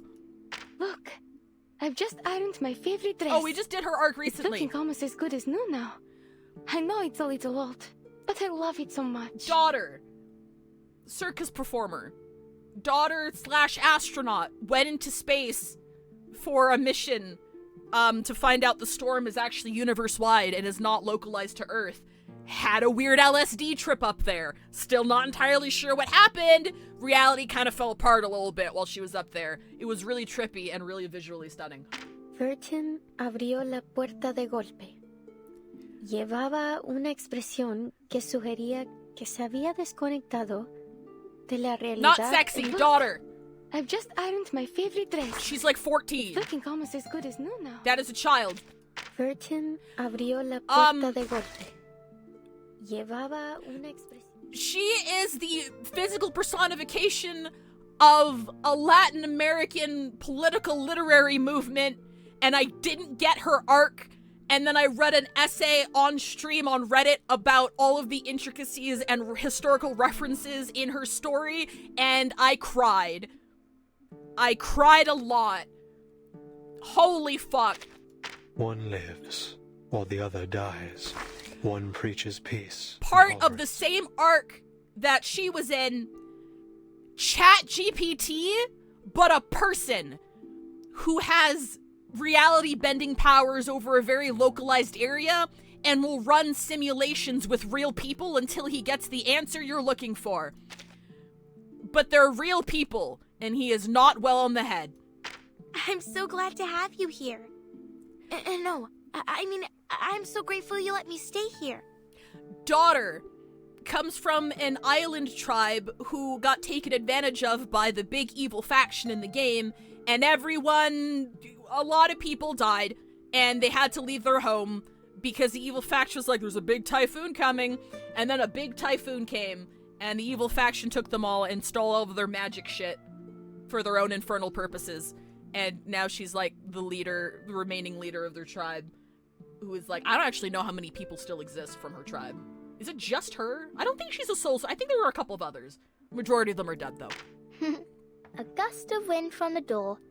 I thought it was my arcane skill, but turns out it's you. Another daughter. She flies. Her parents abuse her. You said it yourself. This is my room, and I may do with it as But it's okay, because we took her into the suitcase and her parents have fucked off, so it's fine. Succubus was under contractual obligation for the bad guys, but then underwent about 3 patches of character development, and now she's one of us. She sings very well. You're finally here. I could use a sponsor like you. So, there is a new discovery of mine. Academic, who is absolutely obsessed with her obscure field of knowledge that no one fucking cares about, is in Lesbians with a Russian. I don't have the Russian, I'm sorry. Maybe we can bring Fire Dance back to the games. It is a bit dangerous, but We can always have plenty of roads Daughter, by the field. kind of a spoiled brat. There you are. Punches Come check really out my new hard. proposal. She's okay. Australian. You're back. Of course you are. Autistic daughter. Because this place is the origin. Can only speak in math. Only understands the world through math and symbols, and yaps a lot about mathematical theory. She's cute, though. The puppy is delighted by your visit. Dog! He is about... It's a dog. It's a dog who has consciousness and is really smart and gets really philosophical about only being a dog and wishes he could join, like, philosophers and, like, talk about existentialism and shit, but can't because he's a fucking dog and his owner's just, like, this regular dude who loves him. Dog. Can I help you? Phantom thief. Sorry, your visit was not in my plan. She's cool. I liked her. She has a magic bag that talks to her and helps her plan her heists. Very cool. No matter business or bonding, you're always welcome. Capitalist that has monsters on leashes, was the worst 6-star in the game and then got a Euphoria that made her fucking broken as shit, and now she's one of the best shielders you can have, and I built her before she was cool, so I'm a hipster. Oh, have faith. Take a seat. Don't stand on ceremony. Aventurine if he was good. Don't be in and out. You're bugging me. I'm just kidding. She's very luck-based. Take a seat. Her character, rather, so she's like this performer, magician, but because she can always, like, turn luck into her favor, she can pull off, like, stupid, crazy shit and always get away with it. Don't be in and out. You're bugging me. Russian. Flies broom. But not broom. Rocket broom. She's very cool. I love her. She also goes through a really cool character arc. She's not with the bad guys, but she is with... The organization that we work for is, like, vaguely fascist. So there's departments within that organization that aren't good. And she was, like, kind of on that side. And then she sees what we went through and what we're fighting for. And she's like, oh, shit. Oh, shit. You guys are cool, actually. So we're still on the same side, but she's less antagonistic towards us, and she's very chill. I have to remind you that jump scares are really outdated. Mariki transference, because he's got the stupid fucking, he's a nerd, and he's got his stupid fucking slippers and shit. Horror movie enthusiast. Terrible character to play. He's not relevant in anything, but I love him. Literally got remember the deer girl? Their entire arc is that they get trapped into like an actual horror movie plot, and this genre savvy motherfucker's like, I've seen these movies before, let me do my thing, and he gets us out because he's good at horror movies. He's fantastic. I love him. I'm not good at dealing with visitors. It reminds me of something bad. I don't know what... She is based off of a role that... she listens in on people. Like, there's a very specific spy role that she's based off of. I'm gonna go with Mobius. I'm gonna say Stasi. I'm not fully educated on her reference here, but she's one of those. Stasi agent. Okay, there you go. Thank you. Used to be like one of the strongest debuffers in the game. She's still very solid, but she's got competition now. But like when this game first started, you needed Cornbloom. You needed her for your shit. Hello. Welcome to the Tombstone Muse. My apologies. I'm losing it a little from all that I've had to do. She can talk to tombstones and divine what the dead have want and can fulfill their wishes. She's very cool. I like her. You think that she'd by her design you think she'd be edgier, but no, she's just very kind and soft-spoken and polite. And she found Verton's gay porn and pretended it wasn't, so that we could save face. So she's a bro. I know how to treat That is not a lie. Welcome to the She has an idol and it's like, hey, I found your apologies. Vintage lesbian I'm porn. losing it a little Oh, from sorry, all I that mean I've had your to do. research on women What would you like me to do with these? I know how to treat a new friend like Son! you. Baby! Autistic! Very autistic child. Gets himself into danger constantly, but has an understanding of the world that allows him to never be hurt. You know? I love him. I love his voice actor. He's so cute. He's gentle, holds him gently like Hamburger. So, Miss Suitcase Keeper, are you the quiet type in this group too? I love him. He's so fucking cute. Makes me want to cry. Wait, hang on. I know. You brought me a gentle breeze on the field. Comes from family of capitalists, but didn't give a shit about the capitalism, and then was like, wait a minute, if I give a shit about the capitalism, I can save the forest, because I come from a lumber family. Okay, I guess I give a shit about capitalism a little bit, as long as I can, like, save the forest and shit. I love this skin, because I don't know if you can see it, her crow is holding a little fucking book. Look at this shit. That's the stupidest shit I've ever seen. He can't fucking read. What is he doing there? This is her original skin, though. It's so pretty. This is her, not original skin, her original, artwork. It's, like, she's fucking gorgeous. I adore her. Привет, Miss Virgin. I'm arranging the travel notes from the last trip. The VA for August plays a dog in a preschool education show called Mittens and Pants! That's adorable! Shoot, I actually don't know much about her. I played the arc that she was in, and I liked her. She is able to do divination through natural water, so as long as she has, like, a natural water source, she can divine certain things. But I actually don't know too much about her character. Her design is really pretty, though. Oh, nice to meet you. Oh, this is Balloon Nice to Party. meet you. This is the Nice Chinese to New Year meet skin. Super creepy. Her parents are good people, but they're both doctors who, like, neglect her, but they're good people, but she's neglected a lot, and she turns the insides of adults who abuse kids into balloons and kills them. Very based. Love her. I really like her Chinese New Year skin. Greetings.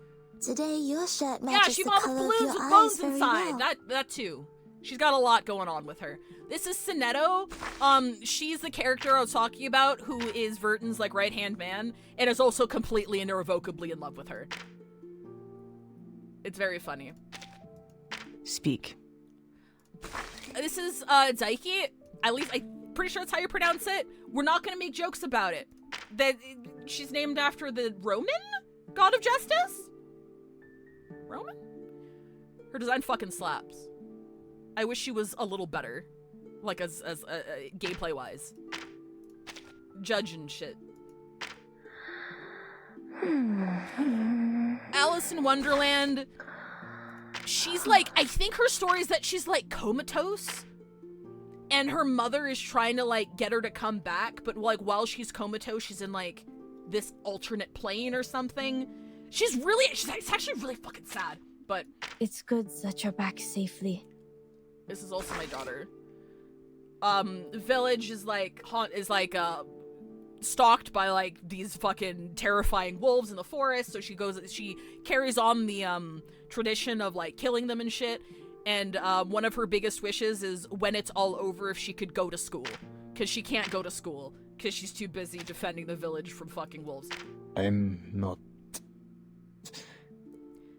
writing poems. I didn't do his story. I know he's got something to do with this bird.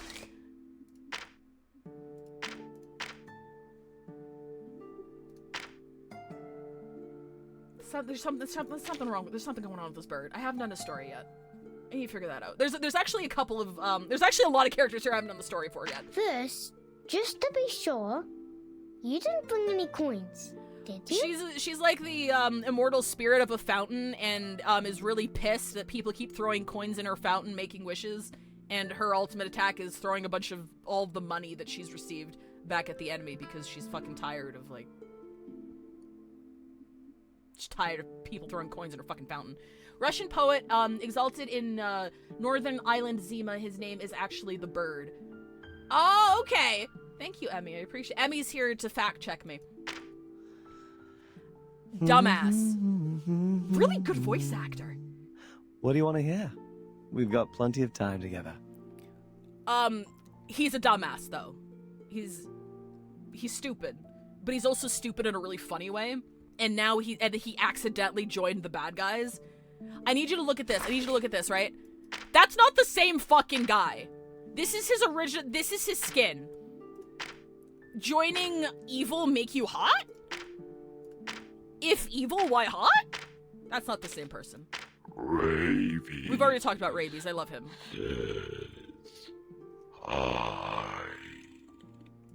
Are you here to confirm this apple's expiration date? Don't worry. Ace Apple, I have a figure of him. They made a figure of this specific skin. It looks really good. He's so fucking shiny in it. He also has a skin where he's got an afro. I don't actually know if it's ever explained where he comes from. He's just always been attached to Regulus. Like, do we know who he is and why he's like that? Like, I'm just so used to seeing him and Regulus. I'm like, do we even actually know who the fuck he is? Come in. It's fine. Just be careful not to be eaten by them. Werewolf. Dude. Kills people. Has this skin for some reason and we never talked about it again. He's hot though. Go to the triangle, it'll explain. Are you here to confirm this apple's well, I don't want to sit expiration here and date? read. Don't worry. I just wanted to show off the characters real quick. He's an awakened, why he follows. Yeah, that was more like how did they meet and why she has him, sort of thing. We're gonna get this. We're gonna get this. Come in. If possible. Mafia kill. Yes. Did I not say he was an assassin? Just be careful not to be eaten by them. Yes, he is a mafia kill. He kills people. If possible. A knock on the door will be appreciated. No. I'm not saying I don't want to read in general. I'm just talking about like right now in this instance. I'm just doing like a drive-by of all the characters. I read sometimes. This guy's really fucking sad because he's a fucking war photographer. And he died on duty. And that's why he's like this. And I wish we got more of him because I think he's fucking fascinating. And like, I don't, can I zoom in? I don't think I can zoom in here, but he's got like different, he's got different pupils that are the camera zoom in icons and stuff. It's so nice to meet you. Oh, this is a skin, I've sorry. been waiting for so long. Has murdered via Rube Goldberg machine. Rube Goldberg machines are his whole thing. And he has murdered with them before. And he does it in a clever way so no one traces it back to him. He has killed. And I think that's great. Allegedly. Yes, allegedly. Those charges were never proven. But then he got this skin. You're here. Hey, maybe you can help me with my homework? So you know the whole historical event of like the fogs of London and stuff like that. In Reverse 1999, it's an Arcanist event, and he comes from a line of fog walkers, is what they're called, who use their arcane skill to like control the fog and like do what they can to fucking keep it under control. Inherited the title from his dad. He's a union man. He does not like working overtime. He's great. I love Oliver. Hey, Reg! The moment you step onto the stage, it comes clear to me that the hero hath arrived. Another, non-binary icon. They have a line where they say they have no gender. God bless. Shakespearean era. I know, I can't remember what their role was with Charlie, because I know that they showed up in Charlie's, story, but I played that so long ago. Ah, I'm so glad you are here. How is your day? She's dying, and the only thing I know about her is that she's dying, and her attacks are like radio wave, fucking wave based, because like she uses her fucking machines to attack, and then if you promote her, she, like, gets sicker. So, like, I don't know if, like, she's getting worse or getting better or worse. Radiotherapy, thank you. Yeah, she's got more bandages, she's got, like, fucking flowers, she has more IVs, like, she looks more tired. I'm like, oh my god. Fragile bones, yes. I'm sorry. I'm sorry. Moe Gap. Child. I think she's like the granddaughter of Shakespeare. And she's like shy and nervous and anxious before she gets on stage. And as soon as she gets on stage, it clicks. And she's like the most confident person on the planet. But as soon as the show's over, she's like, did I just fucking do that? You're here.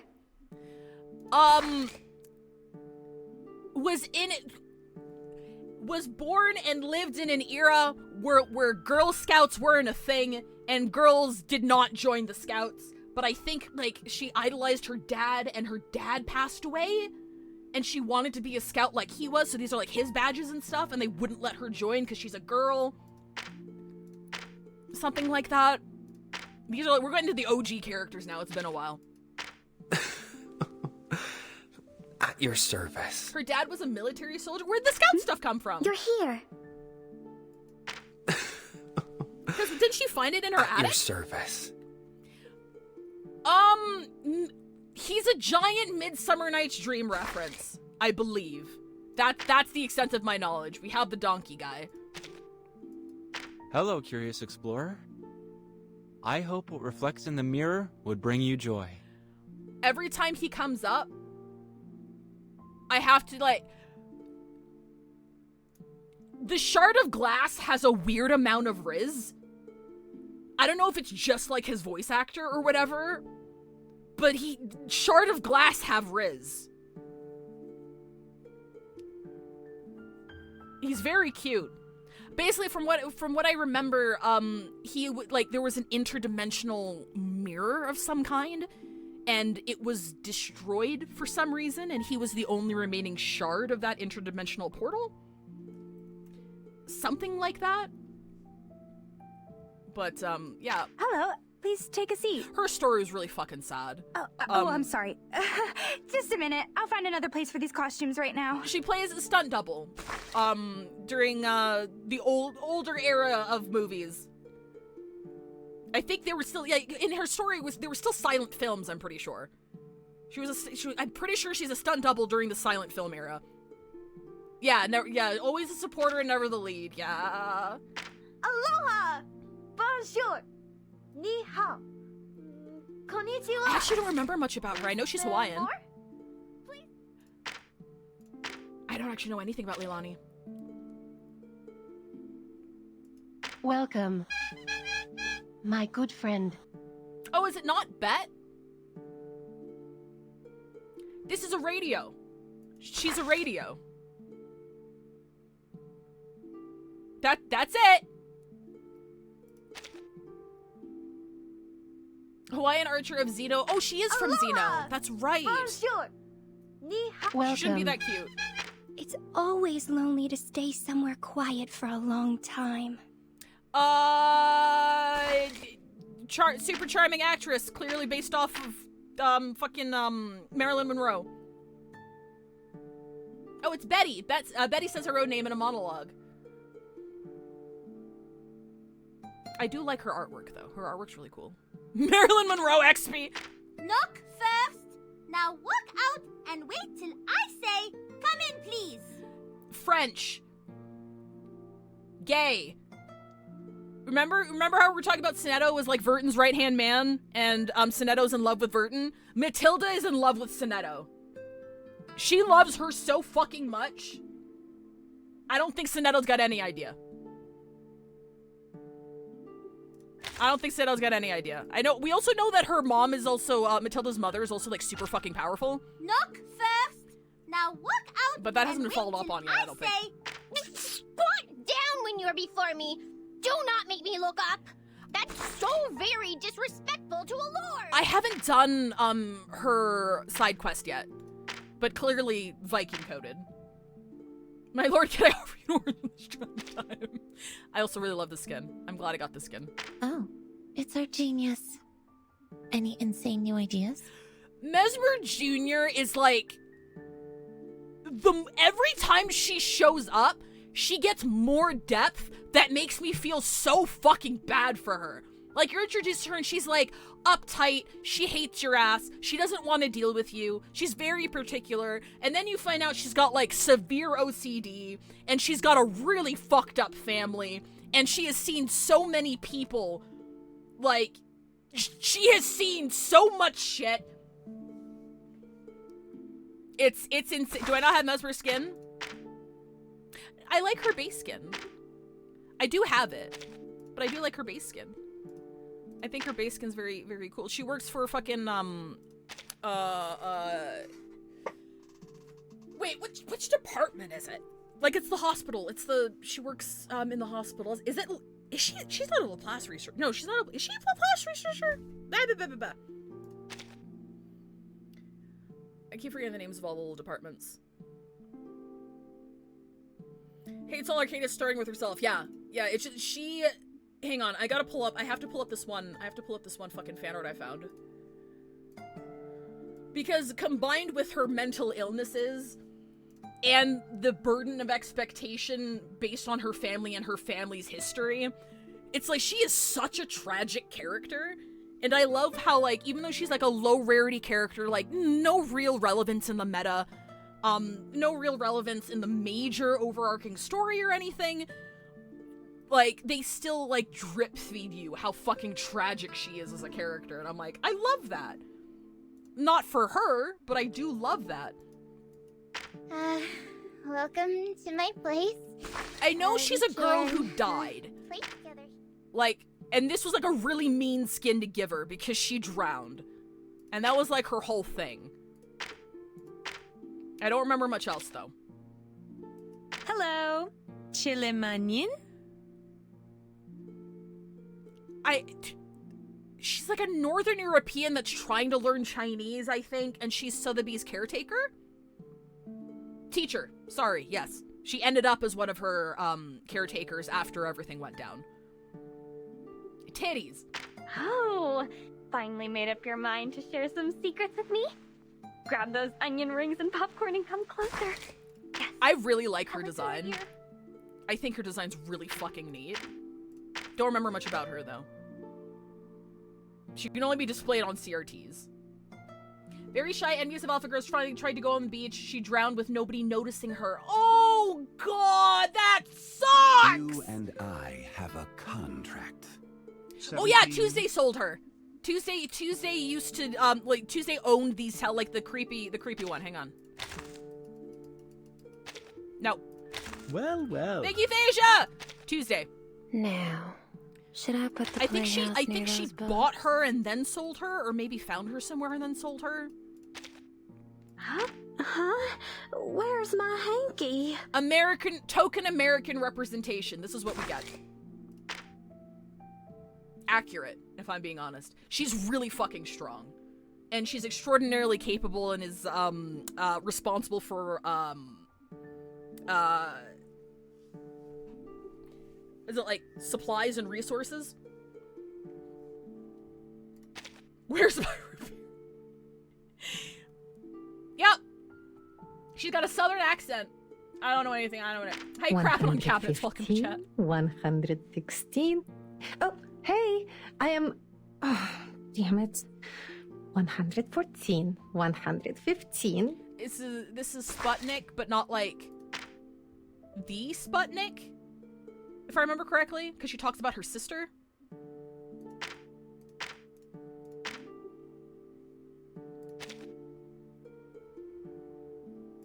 Please welcome our mysterious guest. Oops, my bad. Just an occupational habit. Reporter. Named Onion for obvious reasons. She pretended to be her sister for NDA reasons. Oh, okay. That's charming. She is the only character I know who is, like, functionally useless, battle-wise. Like, you can't, like, really use her for anything, which is sad, because I think her animations are really neat. You are granted an audience with the Darly Arabian. Meanwhile, this motherfucker, because of the way that his kit works, because he, like, can generate Moxie really quick, can, like, enable some stupid shit. Yeah, he's a toy horse, and he's majestic as fuck. Look at him. Beautiful. I miss this event. Are you here for Louisa or Louisa? Clearly, Shining reference. Twins. Kinda creepy. 4869. Named after that one, that one time traveler newspaper article dude, remember? Was anybody in chat there for that? Does anybody remember that meme? It's an old one. It's one girl, by the way, the other one is imaginary. That I didn't know. For Louisa or Louisa? I didn't know that. That's cool. 4869. Steins Gate reference. How so? Which came first? I'm pretty sure the internet hoax came first before Steins Gate, didn't it? Wasn't Steins Gate referencing that?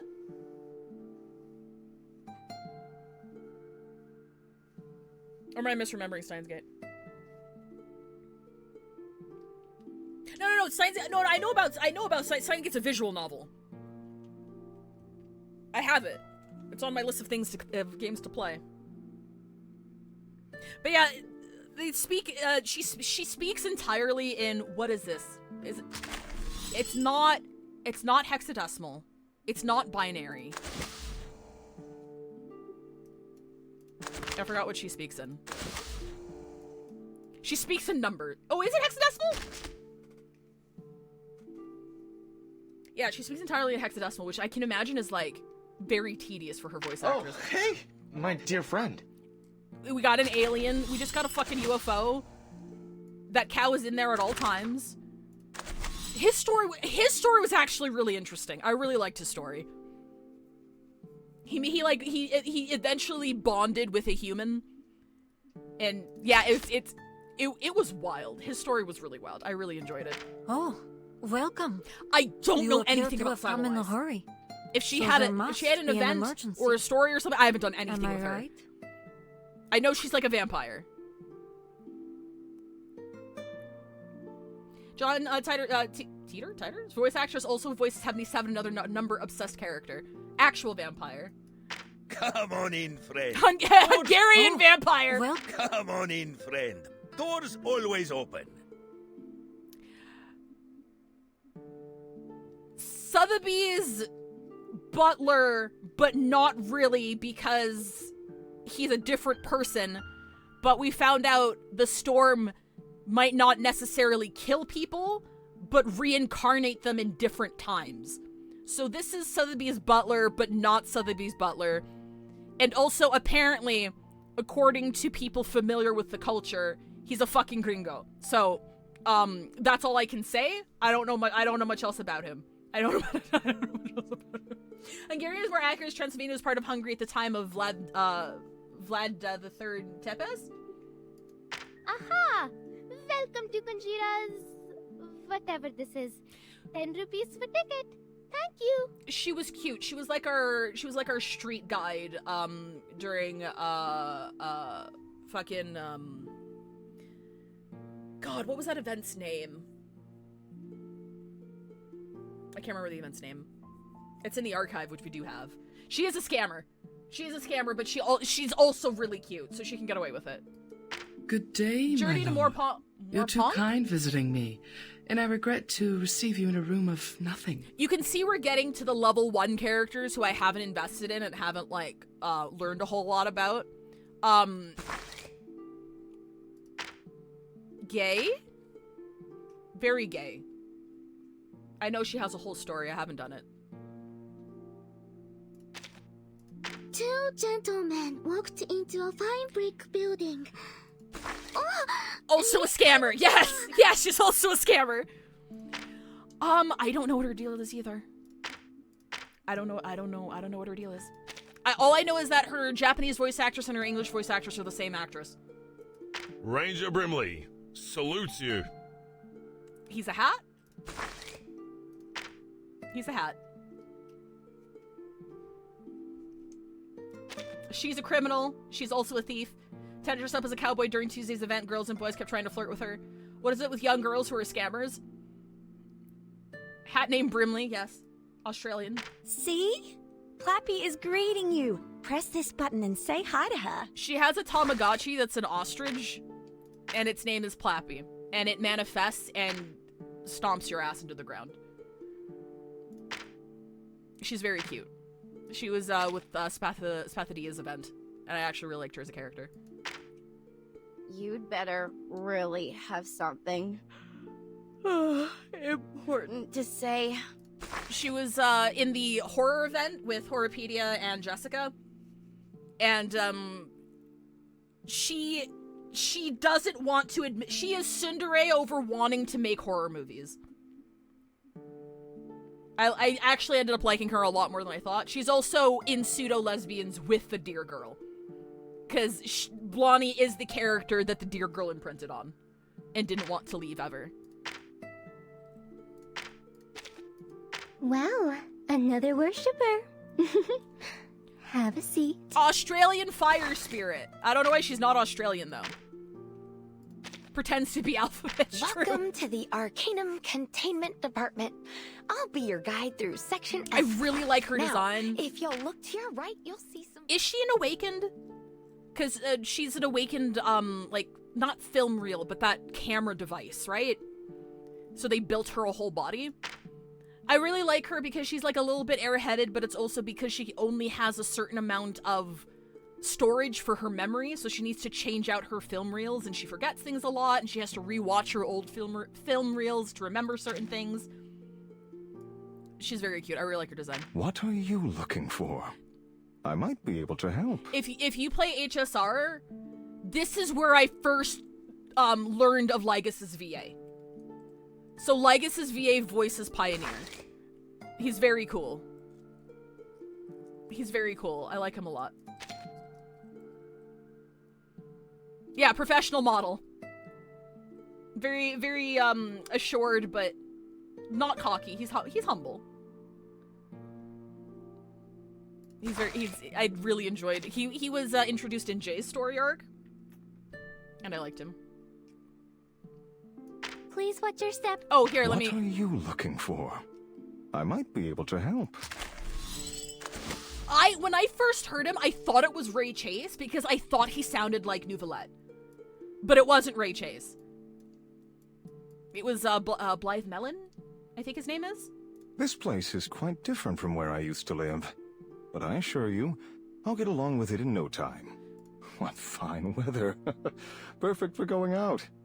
On a day like this, I'd be more than happy to sit in a coffee shop and have a long chat with a potential business partner. Even if we never reach an agreement. He looks like the personification of a Disco Elysium voice. Oh my god! That's a hilarious fucking assessment. Is he 50s based? I think Jay's event was in the 90s, wasn't it? Jay and Mercurial were like early, mid-90s? But I think Pioneer is supposed to be older because of his style. But, like, he isn't awakened, so he doesn't, like, have an age because, like, he came to life in the 1990s. But I'm not sure. But, anyway. But, yeah. Please watch your step. That's the general overview of the characters that I have, at least. There are plenty that I do not have. Good night, Decaf! Sorry for the detour. These bitches get fragrance notes? Oh, yeah! Yeah, alongside, how old they are. In the northern wilderness? What are you... Everyone gets fragrance notes. And exact dimensions. So you know exactly what everybody smells like.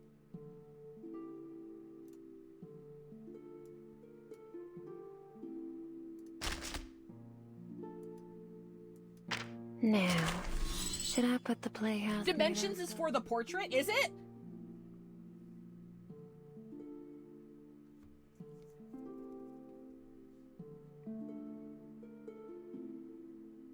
That's right, it is a painting, because they always talk about them as being on display.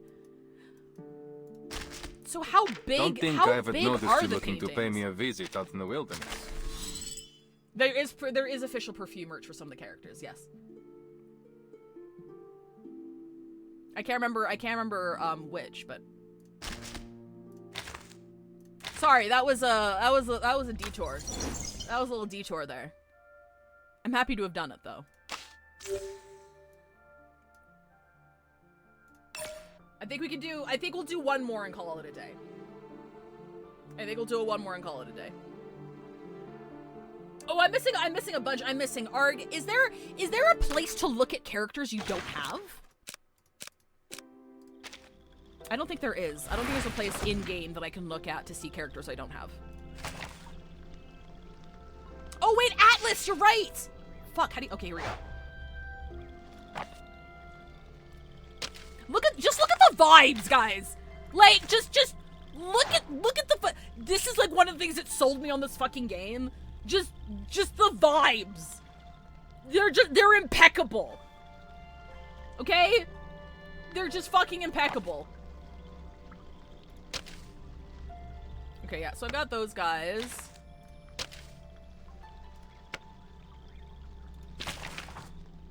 I don't have her? Maybe I never picked her up. No, you got her for free during her fucking event. Maybe I never finished it. Interesting.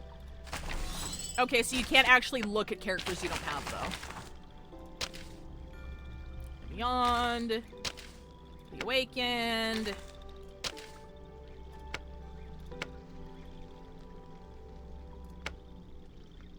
Yeah, I don't have Argus, I don't have Mercuria.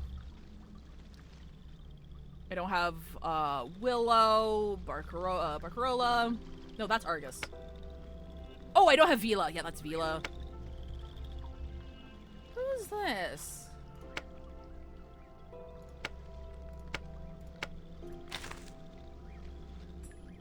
Oh, Lopera. Yeah. You're right. You're absolutely right. But, anyway, yeah, style's great. I love it. It's fantastic. If you're interested, you should play it, because it's fantastic. It's great, and I love it. I'm not like... I'm not the game's strongest soldier, because if I was, I would prioritize it, over my other games. But I do support it with everything that I've got, because I like it. I like it a lot.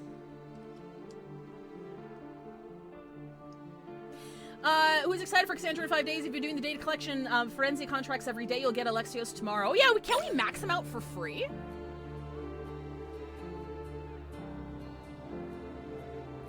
I'm pretty sure we can max them out for free. That's crazy. Alright.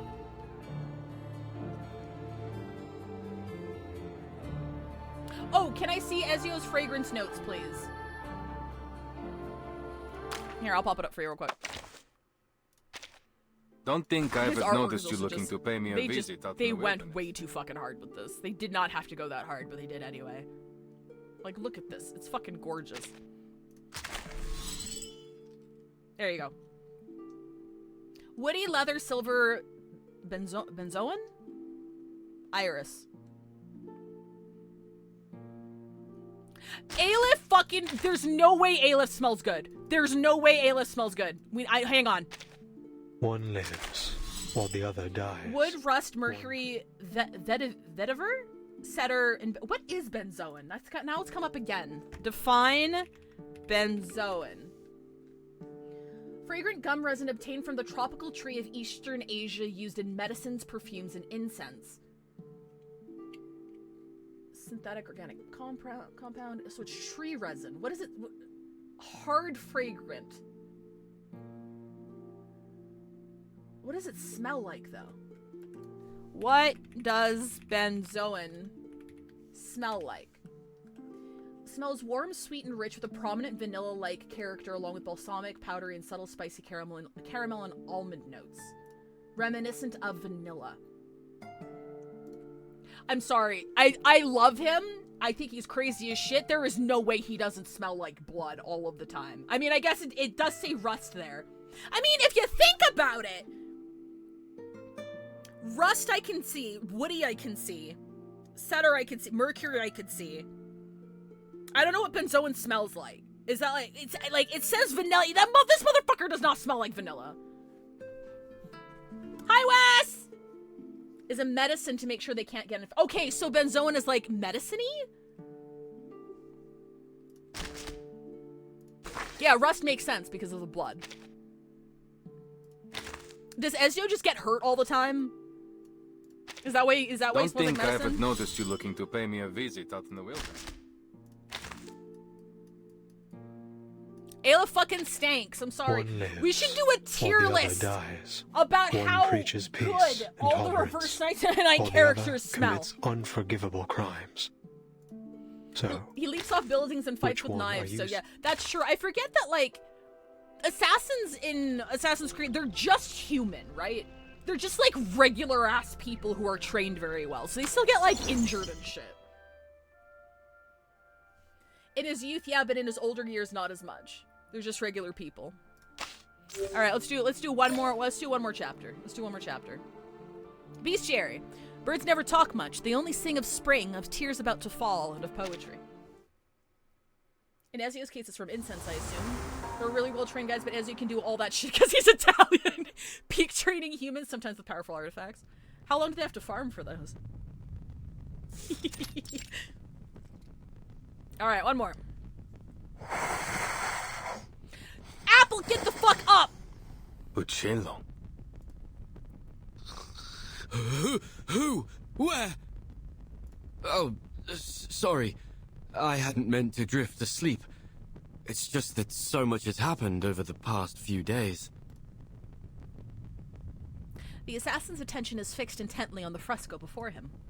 Perhaps the bird in the fresco represents Uccello himself. Uccello means bird, after all. So then, in these paintings, Uccello is a wondrous bird that has many followers. Wes, I think so. So basically, in Reverse 1999, there is a character that is just a sentient apple. And for the crossover, he woke up in the lore-relevant apple's body. So now the lore-relevant apple can, like, talk and float and snore and shit. A metaphor. It seems like we're nearly there, but something's still missing. Perhaps I can take a closer look. Love the part of Assassin's Creed where Ezio got stuck in a domain trying to get a 40+ CV goblet!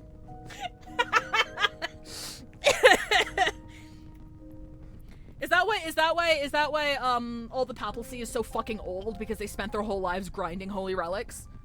They spent their whole lives min-maxing? Is becoming the Pope the Catholic equivalent of reaching #1 on the Akasha leaderboards? Is that it?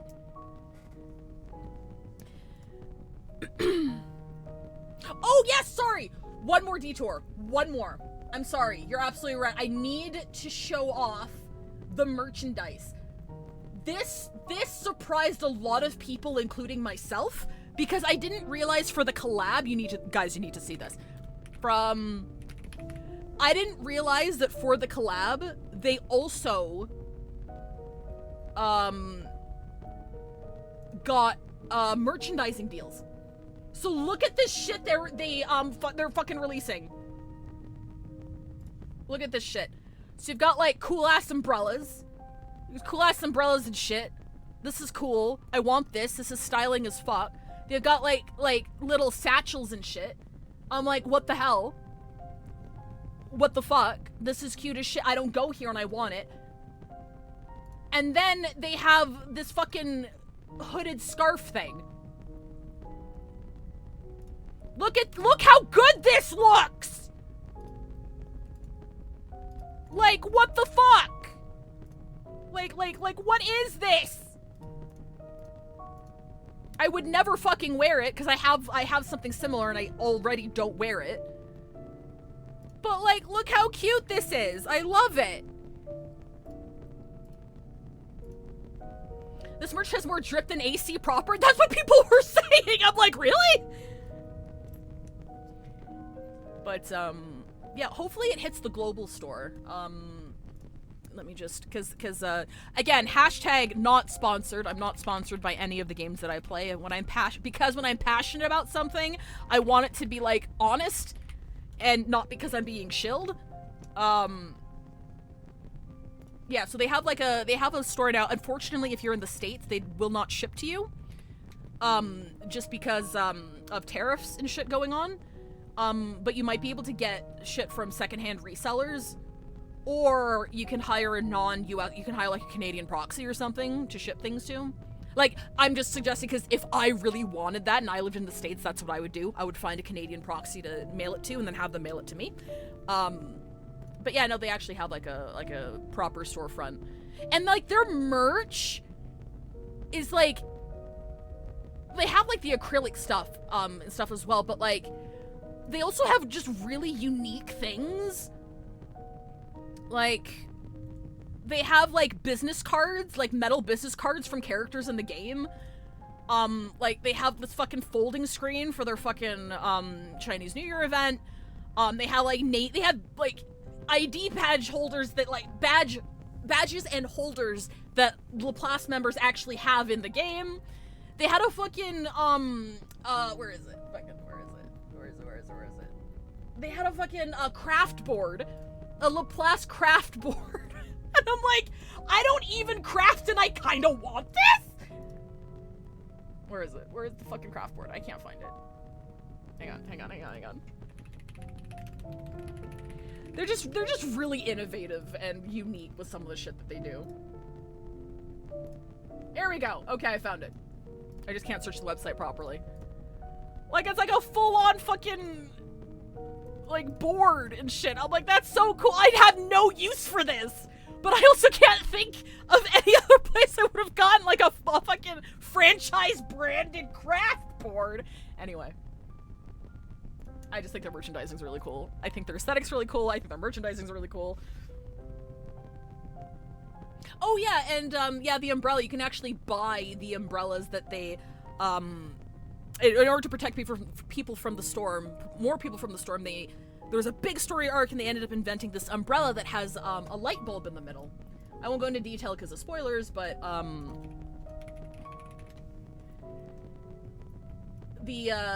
the light bulb itself, there's nothing weird here, right? Okay, yeah. The light bulb itself is crafted in this, like, shape that has a mathematically magical protection thing associated with it. And that's what they were researching. And you can, like, buy the umbrella.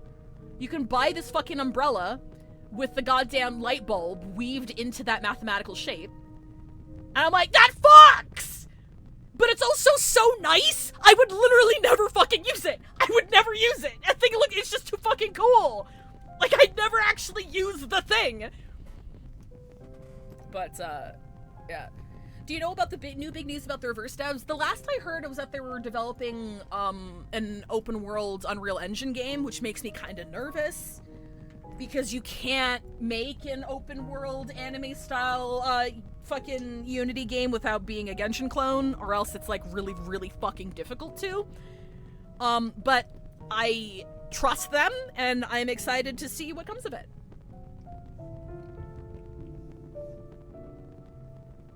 They're using realistic graphics, aka metahuman. What does that mean? By realistic graphics, do you mean like, I'm sorry, the only example I can think of, like, is Detroit Become Human. Like mocap, sort of. Yeah, all I heard was the engine and that it was open world. And I'm like, I don't know, man! Enfield's coming out, and that's the only other open world gacha I'm willing to, like, invest time in right now. Clara Obscura or something like that? Oh, okay. That's interesting.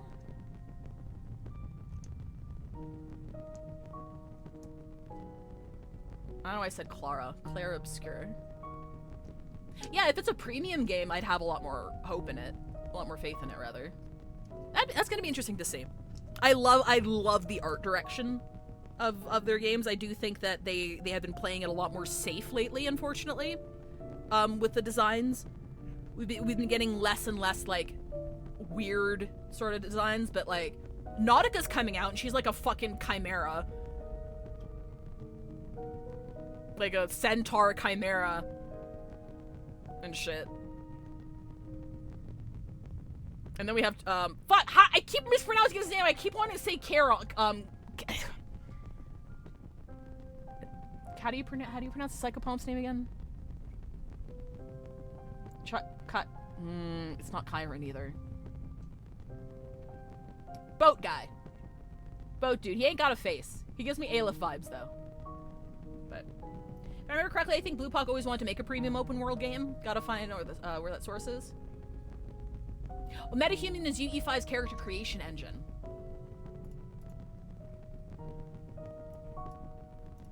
Okay, cool. And it's a character creation engine, not an AI generation thing. I'd imagine so, because I haven't heard any AI use with Unity specifically. I acknowledge some open world games have been good lately, but I'm tired of devs using it as selling point. It's been done to death. I agree. I feel the same way about open world games as I do about games that like take more than fucking 60 hours to complete. I'm like, I don't have the interest or the time to be doing this shit. Because you know what happens when I'm dropped into a world like that? It either goes the way of Fallout 3 on the Xbox, where I just spend all my time running around the map because it's fun and I like exploring things, and then I glitch out the save file by having too many teddy bears in my fucking room and I can never open it again. Or it's Final Fantasy XIV, where I spend a year fucking grinding, semi-meditating by grinding mindless content and crafting and shit, and I never do the fucking story. I never finished Heavensward. I can't be left to my own devices. I can't do that. I can't play games that do that. But I guess we'll see. Sharon is close enough? Yes, yeah, we're talking about that guy. The front desk guy at the Continental in John Wick. As if in perfect synchronization, a beam of light passes through the stained glass, illuminating Apple and the blank area before him. Fervent reds, vivid greens, a panoply of new colors blossom in the light, only to fade like the ebbing tide. You saw that too, right? Ezio nods. There were colors. Fleeting, yes. But no trace of color is ever fully erased. Let's see. Ezio wipes the blank section of the wall, then sniffs his hand. There's a faint metallic smell. Are you sure that's not you? Metallic smell? But this apple doesn't see anything on the wall that could create such a smell. Trust me. In my line of work, I've become very familiar with this scent. There's unwavering confidence in his tone. I do hope you aren't implying that those awful rumors that Mr. Leonardo told me yesterday are true. Then they cut their wrist to shed blood, mixed it with hair and soil, and painted the mixture on the wall. No. I refuse to follow this train of thought. It must be something else. Something less gory. Give me a minute. Metal oxidation, frescoes, and pigment. A series of keywords emerge and intertwine in his mind until the final piece of the puzzle falls into place. Oh, I've got it! Many artists in this era use pigments derived from minerals such as ochre, lapis lazuli, and chromium compounds. When exposed to moisture, they undergo oxidation, which may be the source of this metallic scent. I also love this apple. Apple stares at the blank space in front of him. Yes, it all makes sense now. I've cracked the code to this perplexing riddle, and the answer shines brighter than ever before. Crap it on cabinets because you're psychic. You pulled it into being. Oh, this is a new track. A deliberate pause of awaiting thunderous applause from his audience. Per favore. The assassin stifles a laugh and makes a polite bow to suggest he continue. I can only conclude that the artist used a special pigment that's only visible under specific lighting. Is it from 2.4? Shit, I don't remember this. Only visible under specific lighting. How? That sounds like sorcery. This isn't sorcery, amico. It's science. Back in this apple's timeline, I mean homeland, pigments like this are not particularly rare. But why does this phenomenon seem to be receptive to my body? Oh, Oh, shit. Did I skip? Apple's golden glow grows even brighter. Golden glow! Golden glow fucking mentioned? Like a small rising sun. So this apple is no different than a kind of optical filter. An optical filter? As you might know, sunlight consists of various wavelengths of electromagnetic radiation. Does he know that? Waves of sunlight? I don't get it. Never mind that. Let's assume this pigment is only visible under specific colors of light, say, red light or orange light. At dusk, when the sun is near the horizon, its rays travel through the atmosphere at a steeper angle, which diffuses the blue and ultraviolet light, causing the sunlight to appear more orange and red. A sunset, in other words. Building on this, if we use an optical filter to block out even more blue and ultraviolet wavelengths... You may as well get to the point, Signore Apple, because you've lost me. Speak English! Apple twirls excitedly in midair. With the right amount of red and orange light, the pigment on the wall should become visible. Yeah, we're in an era where this kind of shit is still considered witchcraft, so... But for how long? The light from before faded in an instant. Well, that's true. Highly limited in duration, and in size, too. Nothing like the breathtaking display Leonardo demonstrated in the monastery. It may require a particular angle to achieve the desired effect. However, figuring that out will take some complex mathematical calculations. Had to go look to see when light was theorized as waves. 19th century. Jesus. They both pause to examine the painting. The white space remains undisturbed, impervious to its observers. So, this is Uccello's final puzzle, huh? All this has really piqued my curiosity, Ezio. What kind of a man was this Paolo Uccello? Mi dispiace.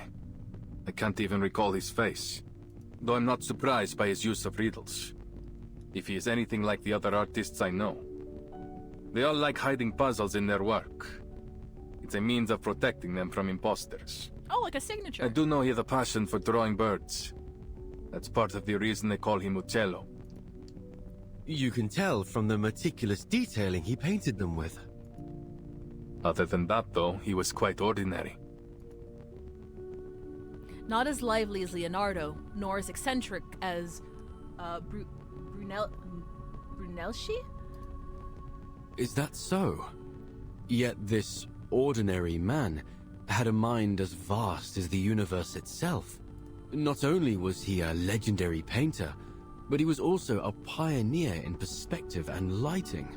The perplexing puzzles he left in his works have proved an enduring challenge for scholars to decipher. Not to mention, he seems to be one of these Compliners cultists. Ezio doesn't seem to give the accusation much weight. Reaching out his hand, he gently brushes the chipped wall. He was also a Florentine, and it's no wonder that a Florentine can work wonders.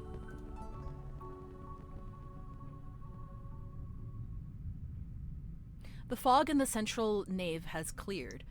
Oh, they released a survey already in CN with some interesting questions?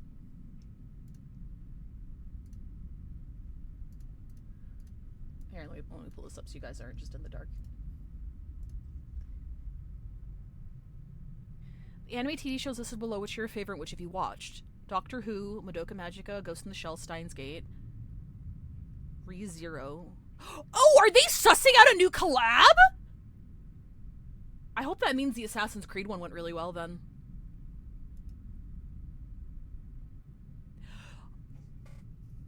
From what little I know of Doctor Who, I feel like a Doctor Who collab would actually be really fucking good.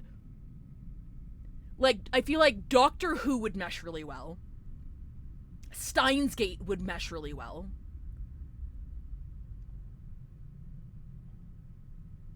I'm just trying to think of, like, what little I know of, like, the lore and themes and shit. Check the third question. Sorry. Which anime TV shows from list below have you watched like the most? Fate, Chrysalis, Lonely Rock, Violet Evergarden, Demon Slayer, Harry Potter, Fantastic Beasts, other... In Doctor Who, who's your... Whoa!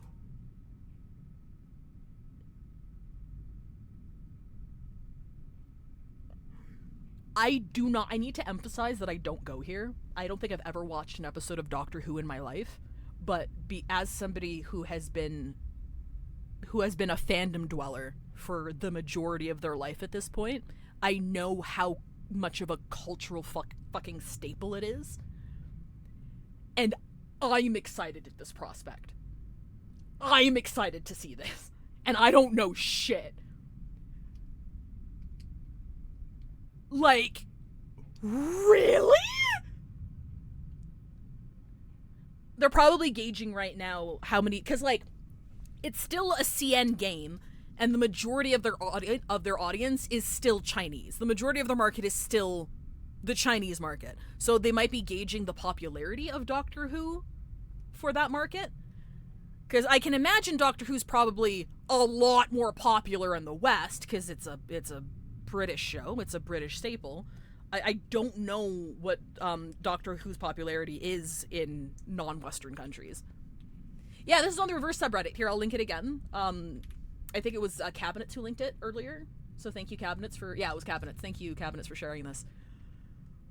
Oh my god. It's really fucking sad that J.K. Rowling... It's really sad because I think a Harry Potter collab would go hard. But I can't associate with anything that gives that woman a dime. You just can't.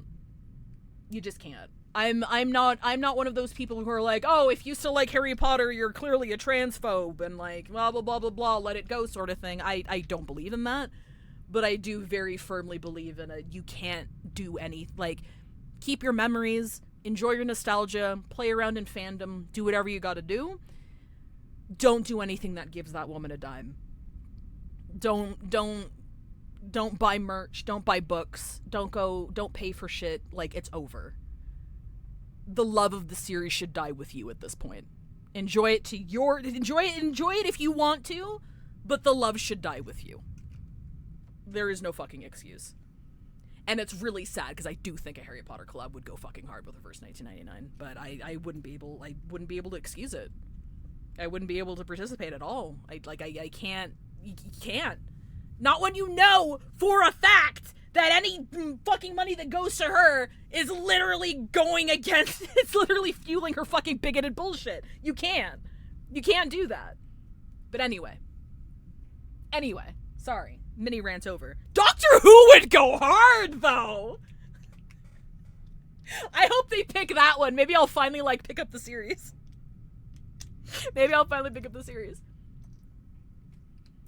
Madoka was in one of the screenshots, Charlie. Yeah, Madoka's in there. I think that would be interesting. I feel like Madoka could mesh well, especially with the upcoming movie coming out, and the fact that Madoka in and of itself has lots of branch universes, so it wouldn't be very hard to pull off. If they did do that, whatever story would happen would probably be another canon Madoka story that was written for the Reverse 1999 universe. I think that'd be really interesting to see. It'd be interesting to see how that would collide. I'm thinking about this. Oh my god, they're already getting ready for another collaboration. Holy shit. Someone picked Violet Evergarden. I don't know anything about Violet Evergarden other than the fact that it was if you look up the phrase wasted potential in a dictionary, apparently you'd see a screenshot of the last couple episodes there. I'm so sorry. That fucking sucks. I don't support that horrible woman, but I'd be lying if I said I didn't love that series. Grew up in so did I. The series, I don't talk about it for obvious reasons, but that series meant a lot to me. And I wrote fanfic for it. I actually still intend on finishing the fanfic because it's a story. I had fun with it. I do like playing around in the universe a lot. But Yeah, it's a lot of nostalgic value. But you can't. I think you can cherish that nostalgic value without it necessarily reflecting on your morals. Because I do see a lot of arguments where it's like, hey, if you mention Harry Potter at all, if you ever even admit to even liking the series, you're a transphobe. You're not an ally. Trans people don't feel safe around you. I'm like, so, you know, the multiple trans people I follow who have to, like, keep their enjoyment of the fandom a secret because they're going to be declared an LGBTQ traitor, that they just don't exist, sort of thing. I think it's a nuanced topic, and my line in the sand is spending any money on anything regarding the series, because that money is fueling bigoted legislation. Period. Like, you don't have to burn your books and merchandise. You don't have to never watch the movies again. Like, if you have it already, like, what you do for your enjoyment is your business. The fandom that you engage with is your business. And I heard the argument that, like, well, engaging in fandom keeps it in the cultural zeitgeist, blah, blah, blah, blah, it should die. And I'm like, again, I think that's a very broad brush to paint something with, especially something as culturally relevant and as impactful as Harry Potter was as a franchise. I just, I don't know. But, anyway. Daleks would give any antagonist a run for their money. As a Chinese company, they'd have every right not to care about Global's views about a Harry Potter collab since China are the breadwinners, but they wouldn't since they do care to avoid backlash. Yeah, exactly. Like, especially considering that there are LGBTQ themes in the game, which is already quite progressive, considering that even though it is applied irregularly, depicting homosexuality of any kind in media is against Chinese law. And again, it is applied kind of selectively, so like there are lots of games and franchises and media and stuff that get around it by doing certain things, and you know, the government will look away if you make enough money with your franchise, which is how Hoyoverse can do shit that they can do. But there's still a line there, you know? And I think, I hope they have the sense to not jeopardize that goodwill that they've so carefully built up by allowing that woman to make money on a crossover. I think it's very dangerous territory. And I hope it doesn't happen. Because that would just be, I think there would be a lot of backlash. And I've been a champion of this game since day one, and I'm just kind of like, it would be indefensible. I wouldn't, like, anyway. Literally pick any other franchise! As hard as it would go, just pick any other franchise and we'll be happy, please. Just stay the fuck away from that woman. Just stay the fuck away from her. Let her die in irrelevance and hatred. Like, just leave it. Just leave it! Anyway. So is localization a bit freer to modify the story on the global server? I wouldn't say that, Avian Thulium, because localization... There's a little bit more room, and they could take a couple more liberties, but nothing that would, like, fundamentally change anything. Like, global isn't getting, like, a kiss that CN doesn't get. You know what I mean? I think that, like, the one example I can think of, because I'm fucking 5A pilled right now, is, there's this one scene where Finon in HSR is thinking about his comrades, and, like, having this imaginary conversation in his head with all of his dead comrades. And, he tells Maide, Maide's like, we'll meet again in the future or whatever, and he's like, yeah, it's a date. The original translation is more along the lines of, like, I'll see you again in the future or something, but they localized it to have a bit more of a impact, which caused a bit of drama. It's little shit like that. They wouldn't adjust the story, though. Like, the major beats and the major things that they show would all be the same. So it's also like, yeah, it's a very nuanced thing. Play the game.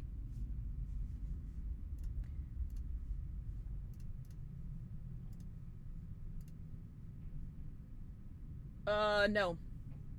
Fuck off. If you don't want to hear me yap, go watch another streamer. This is my channel.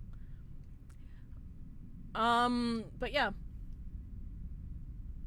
I'd hope BBC allows Boopak to do an animated intro of the Collab characters if we ever get one to be animated in crew menu. I really think Ubisoft didn't allow for the same for their characters. Oh, interesting. Okay. So they asked about Harry Potter. Blueback do have the mindset to probably face backlash or they're ignorant of what's happening. Yeah, I'm just hoping it doesn't happen. That's all I can say.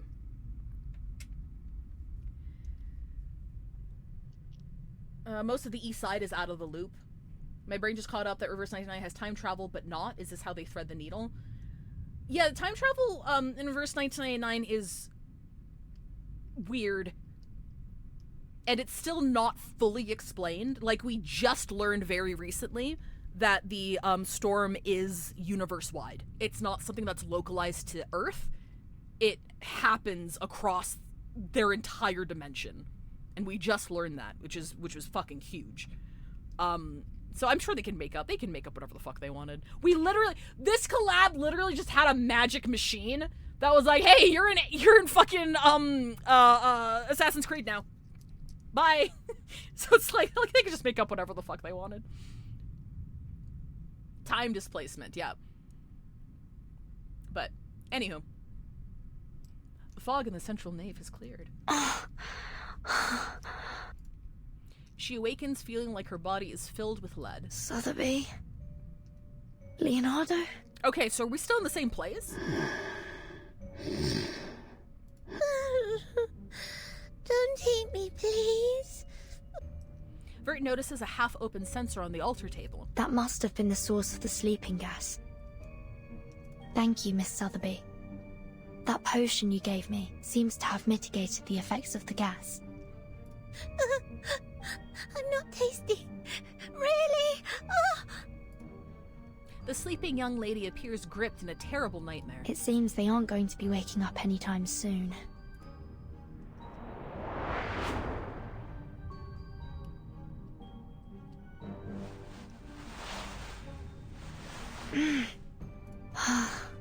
There you go.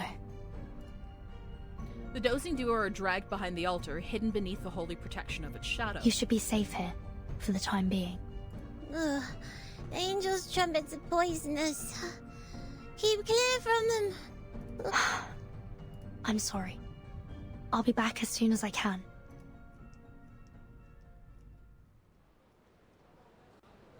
Bene. Our reinforcements are in position. I understand that the Padre already took care of the rats in the central nave. You, go fetch them and lock them up. Si, Comandante! The rest of you will follow me to eliminate our troublesome assassin. Seize the golden apple and claim those relics. Now pull yourselves together. We can't let this assassin get the drop on us. So if I catch any of you slacking off, you're going to wish I'd kicked you off the ledge here. Capito? Si, Comandante! May the Father of Understanding guide... Huh?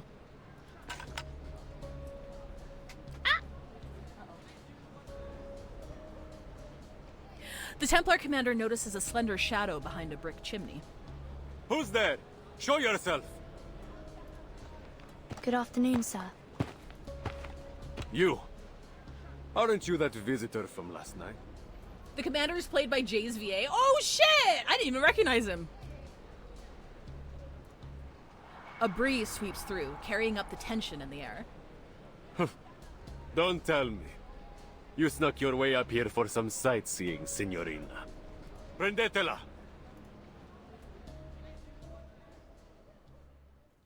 I'm a tourist. Of course I'm here for some sightseeing.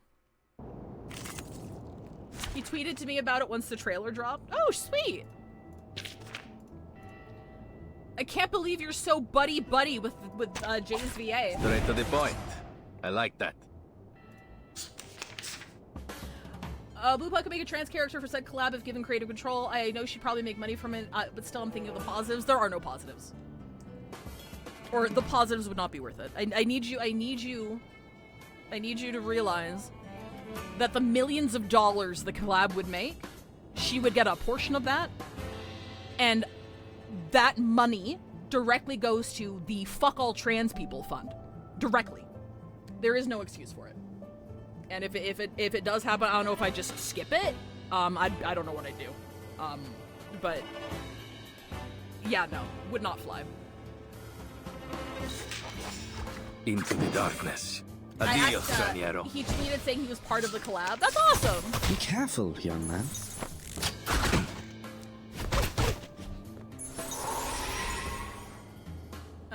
Oh wait, I did set up his counter. I'm stupid.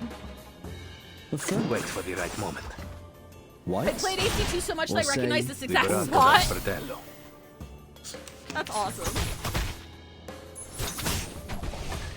Yep. Dude! Che la morte ti dia la pace che cercavi. Requiescat in pace. He's so funny. I love this for him. Flank her from the other side. She must be with the assassins. Don't let her get away. Obviously, these tiles weren't made for running. Her foundation training didn't include any programs on rooftop evasion. I need to find Ezio and Mr. Apple, but... The enormous dome looms ahead, the dark ventilation grates resembling the dim, watchful eyes of giant beasts. Far from a welcoming sight. How should I get inside? It appears you're lost, Signorina. Thieves, courtesans, and foreigners. I've always wondered why the assassins only attract the likes of you as allies. It's not hard to side with the assassins, when the only other option is you. Damn, girl! Huh. You're just a band of faithless lowlifes, nothing more. She inches backward, but finds there's no more roof left to meet her step. Do you cherish your life, Signorina? Or will you leap down like one of those suicidal assassins? Laughter erupts from the advancing thugs. Uh-oh!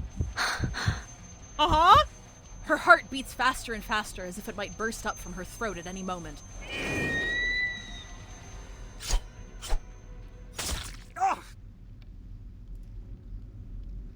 A throwing knife pierces through the commander's eye. My eye! Dead on. Flashes of flying blades flicker in the chaos.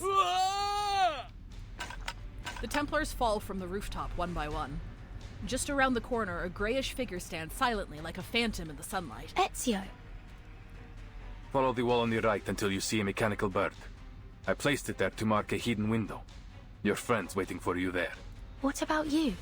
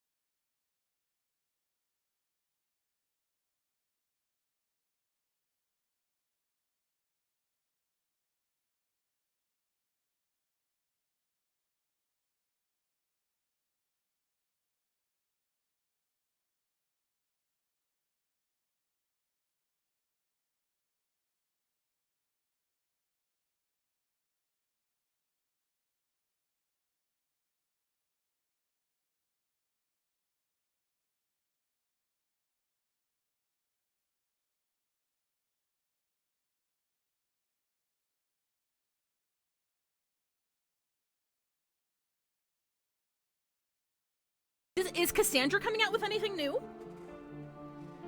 Does she come out with her character story or something? Oh, minigame, okay. Well, if there's only 12, I might as well just finish it. I have yapped a lot today. Okay, so is the Odyssey story another main event like this is? Like, is it going to be another 12 chapter? Oh, shit! Okay. Okay, yeah, okay, in that case, it's part 2. Okay, got it. Thank you. Okay, in that case, we'll finish this, and then tomorrow... Well, wait, when does... That's why they're split like that. Okay, when does Cassandra stuff come out? Next week. Shit, I didn't know that. Okay, well, okay, in that case, we'll finish this today. And then... Oh, wait, shit, next week was supposed to be HSR. I mean, I have heard the HSR patch isn't that long. I might be able to get it done in one day. Because, like, if Cassandra's half is as short as this one, we should be able to do it on Sunday. And then we can do the HSR patch on Saturday. I think that'll work. I don't know what we're doing tomorrow then, but... Fun fact, the dome of the Santa Maria Cathedral is a mystery to modern architects. Supposedly it shouldn't be possible, and somehow it stands. No one will ever know since the architect responsible destroyed the design and never told anyone else. Damn. Alright. 5 days, okay. Alright, okay, so that's what we're gonna do. We're gonna finish this today, so we're gonna go to 12 and finish it off. Tomorrow, I don't know, we'll do some ZZZ or something. Next Saturday, we'll do HSR. And then on Sunday, we'll do the last part of the collab. Because again, if Odyssey is as short as this one was, like part of the, I yapped a lot. I absolutely yapped a lot today, more than usual. But part of the reason was because I was planning on going until 3 o'clock, and we were just kind of like burning through these. And I was like, okay, we're gonna get there really fast. So I'm gonna yap a little bit and pad for time. And even with my yapping, we're gonna get to 12, like, still within the hour. So I think if Odyssey is paced the same way and has the same amount of stages, we should be able to do it in the 5 hours before bingo. Next Sunday. So that should be okay. Imagine they announced a Doctor Who collab during 2nd anniversary. I mean, if they were to announce a new collab, that's when it would be. Alright, let's finish this off then.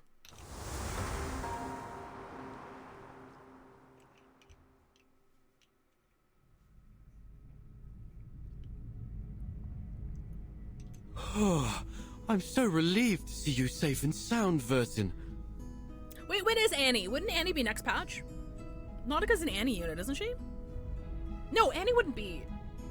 What the fuck is the anniversary for 1999? We heard the sounds of fighting from below, and Ezio decided to check if any of you were in trouble. Sorry for worrying you.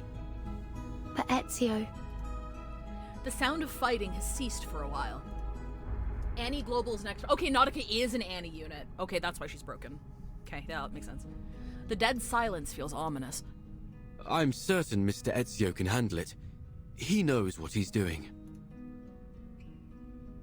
The Templars came prepared today. I'll go handle them. You stay here. Are you certain? What if it's a trap? I have a bad feeling about this. Maybe we should go to get... You don't need to worry.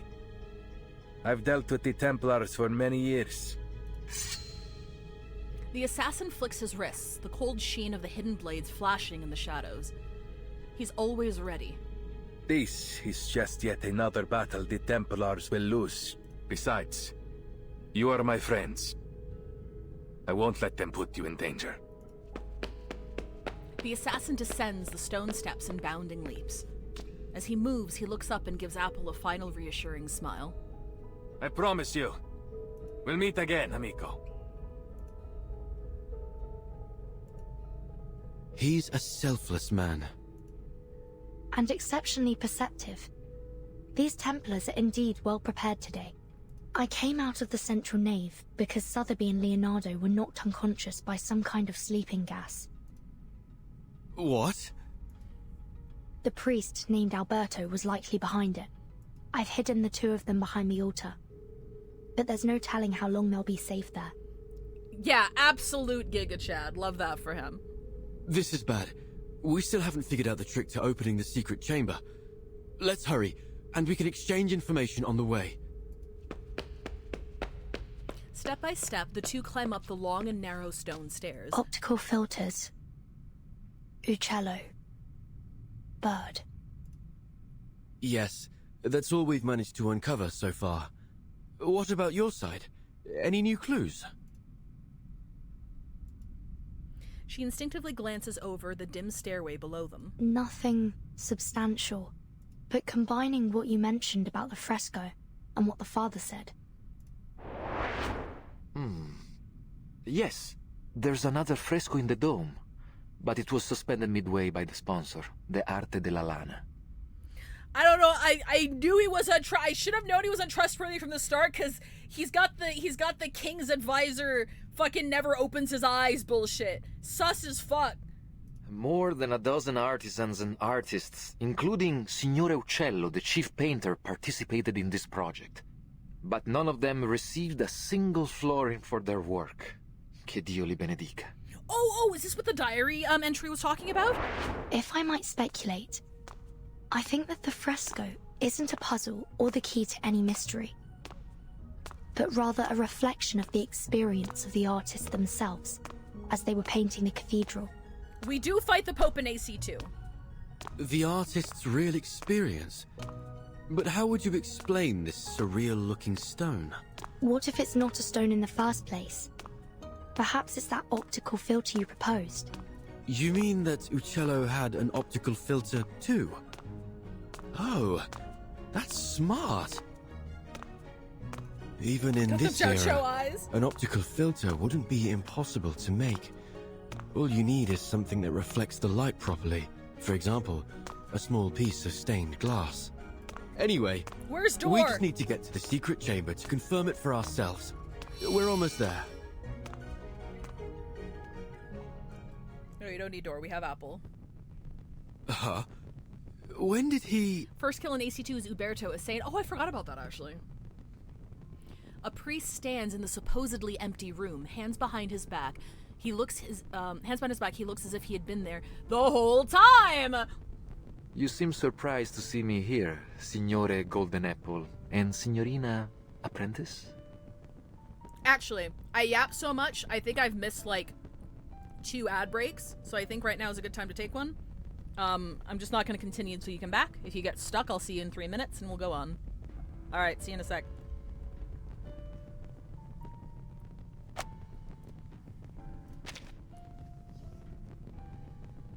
I need to make this I need to make this "we'll be right back" screen more visually interesting. Maybe when I pull it up, it can have like a black and white filter or something over the rest of the stream. Play a Family Guy transition riff when I turn the layer on.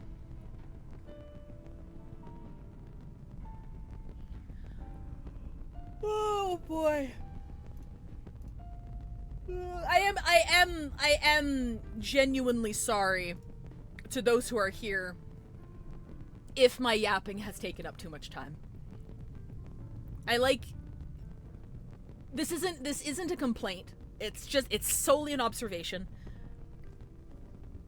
I only stream here twice a week. And I stream variety. And variety in and of itself is notoriously difficult to collect an audience for, which is fine. Like, I'm not here to collect an audience. But a result of that is chat activity differs depending on the game that I play. So when I play games or events that have a lot of chat activity, I like engaging, which does allow me to go on lots of fucking tangents and yap a lot. Whereas if I stream events or something with a lot less chat engagement, I can be a lot more focused on the game and you know, just go through it. So, as someone who ironically as someone who doesn't like watching streamers who don't just fucking play the game, I can understand it being annoying. And I do apologize if we took too many detours today. By which I mean tangents that impacted your experience with the stream. It will happen again. I'm not saying it won't happen again, but I see the criticism. I acknowledge the criticism, and it will happen again. But I am still a little sorry for it.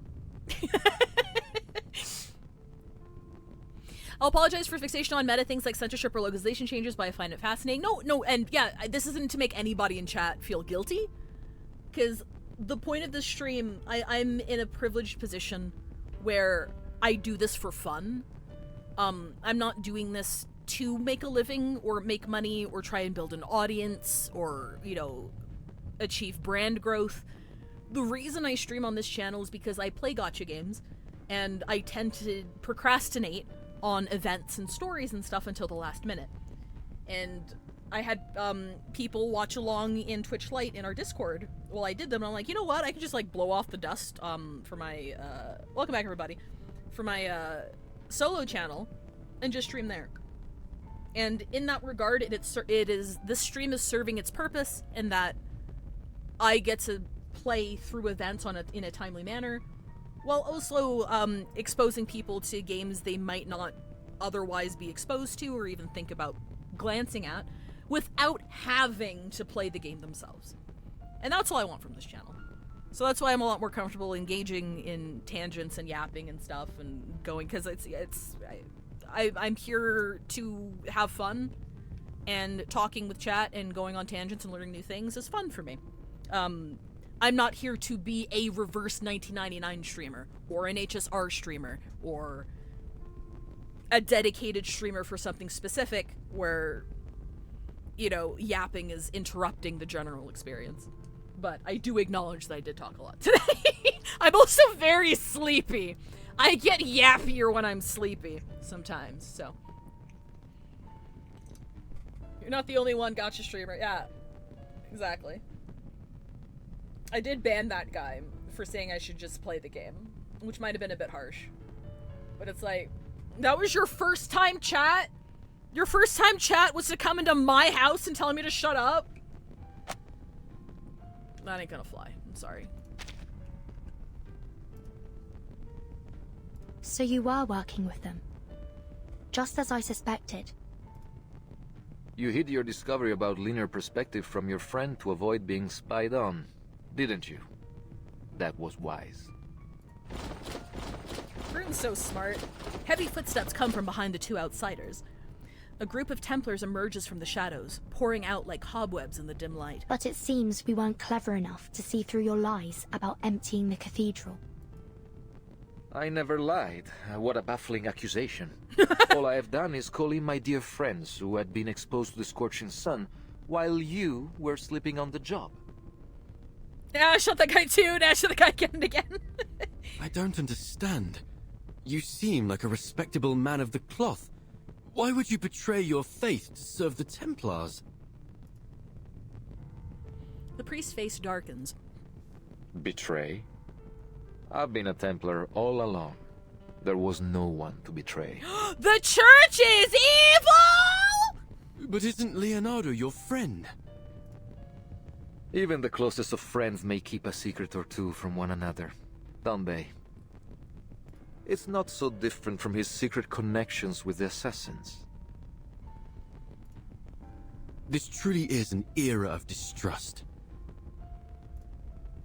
Ah, and speaking of our friend Leonardo and that, model girl. I admit you hid them quite well.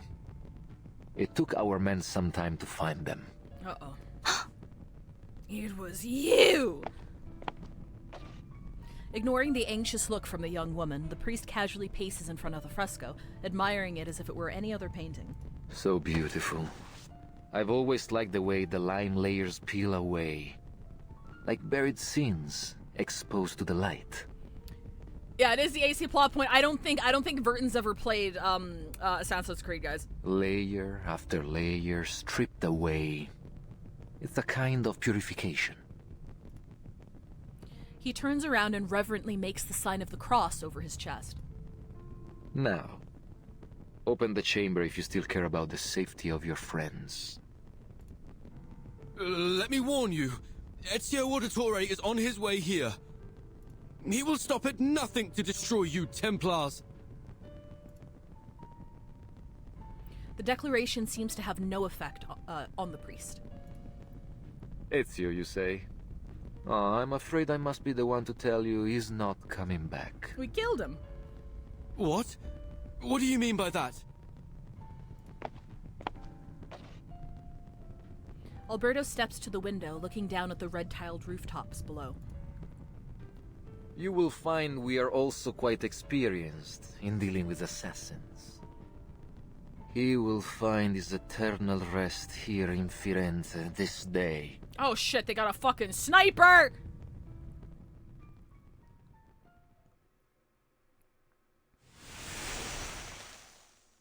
Had a shower thought. 10th Doctor entrance animation. TARDIS in space lands in suitcase lobby. 10th Doctor steps out.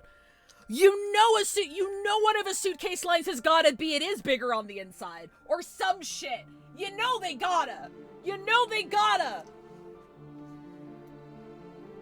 Man, I miss when the Templars and Assassins were purely black and white. Even the first game was gray. I can't comment on that. I don't remember much about the first two games. I remember riding a horse. I remember liking riding a horse. And I remember people saying they didn't like riding the horse, so they lowered the horse riding time in the second one. From what I remember. So long ago. What do you mean he has to go to Constantinople and marry a woman named Sophia? He can't die. Alternate timeline, baby! The creed. Stay your blade from the flesh of an innocent. Hide in plain sight. Be one with the crowd.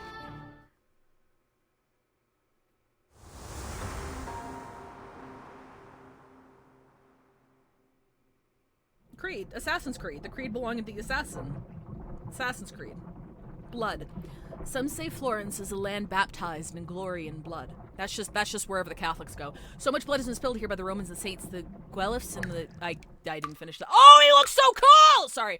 And those who fought for freedom. He's aura farming again, Chad. Get it up, assassin. The old city is looking for you. Nick! You won't get away this They time. got a sniper! Our orders are clear. Secure the relics and the golden apple. And one equally important command from the Pope himself. Kill the assassin Ezio Auditore. Cabinets, I have a counterpoint. I don't think you'd need to be a woman to want to replay that. I think anyone can be attracted to a man breathing into the microphone. I'm sorry. I don't mean to make everything sexual, but when you have any sort of voice actor breathing heavy into a microphone, it's like, you know what you're doing. Voice director, script writer. You know what you're making them do. Did that have to be in there? No. We will help you open the secret chamber. Verton, we can't just... Wait. When did you figure out how to open the secret chamber? Alberto offers a satisfied clap. Bene, bene. It's time you shared your little secret. Verton. Everything will be all right. Now, let's pay attention to the fresco. Her calm tone is a mask worn over a swirling pool of anxiety. Can you recall the riddle? Of course. It's how we got this far. Subcadenti fulgore, cadentia sanctuaria coniunguntur. Damn. As you can open my secret, I'll stop. Don't. You're among friends here. Leonardo proposed that these waning sanctuaries must refer to vanishing points. And by unite, he means the place these vanishing points connect. So we need to find where they are connected. What does the other half of the sentence mean then? It means, Under let me check. the waning glow. Kill yourself. Could it be that the optical filter, I suppose that's me, must be placed at their intersection at dusk? I believe so. Well done, my obedient lambs. You've cracked the puzzle quite nicely.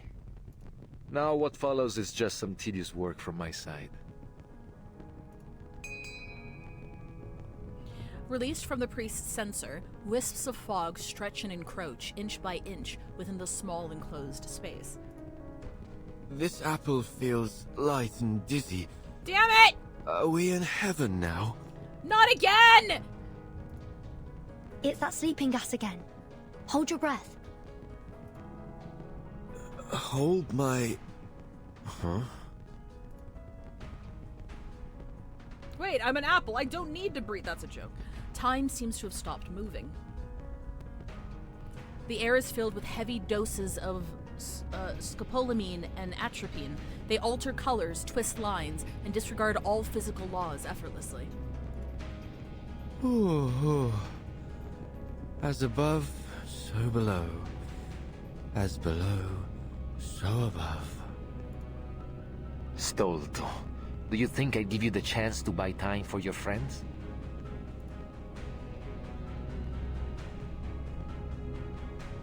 The priest's figure tilts and bends in their vision. Only his lips seem to remain in place. We will bring order to this chaotic world. By straying from order, you invite your own doom. You're bound to fate.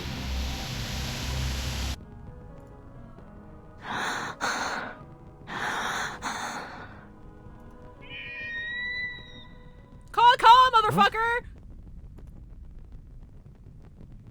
The sharp, clear cry of an eagle snaps the timekeeper back to awareness. The priest paces over to the stained glass window. At first he looks anxious, but then he appears to relax. My memory is as poor as ever. It's nearly dusk, and our assassin is most assuredly dead.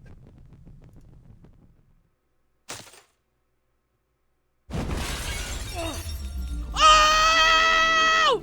Dust-covered stained glass and blood spray intertwine into a breathtaking arc of light. The priest kneels in the sunset light, staring up at his own death reflected in his killer's eyes. Ezio. How?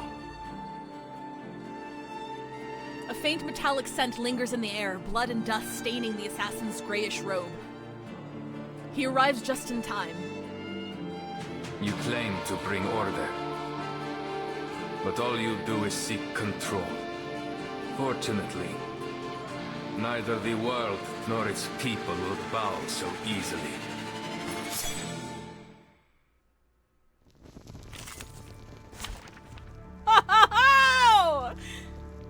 Let's go!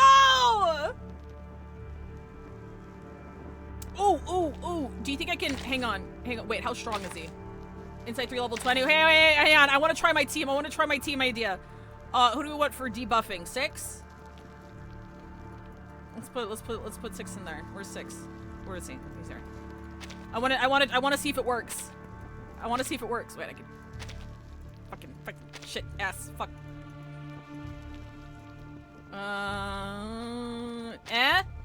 Yeah. And then we do fucking, where is she? Guys, I think I'm blind. You're not, it's fine, you're just there for shields. Yeah, I didn't get his, Psy Cube yet, because I haven't farmed any of the fucking cards. Sure, yeah, let's do that. That works. Alright. Oh, use Geo's? Carry launches one target attack. Oh, yeah, you're right, that's better. I also have that one maxed out. Okay. Okay, yeah. My duty lies with you. Yo! And fall for his tricks, Ezio. This world has fallen to sin.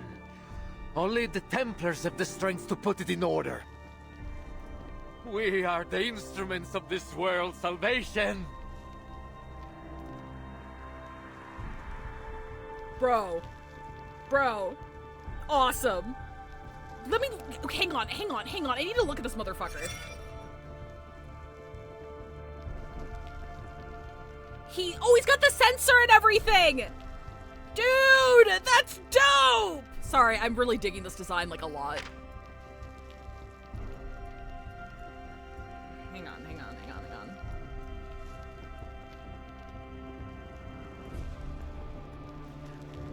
Yeah, I'm not absorbing any of this. I'm too sleepy. Alright. Okay, let's do fucking, It's Jay's that goes first, right? I always fucking forget this. It's Jay's and then... I'm pretty sure we do... Okay, let's... Because one of them overrides and one of them doesn't. Forge. Pause. Because hers goes under, doesn't it?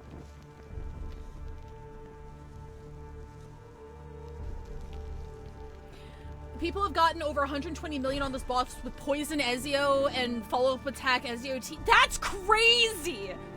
Jay's first always, that's right. Okay, thank you. The moment into the darkness. My turn.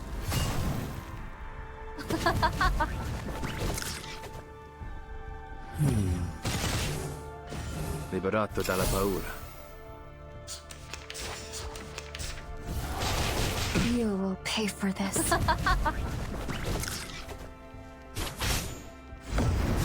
Jeez!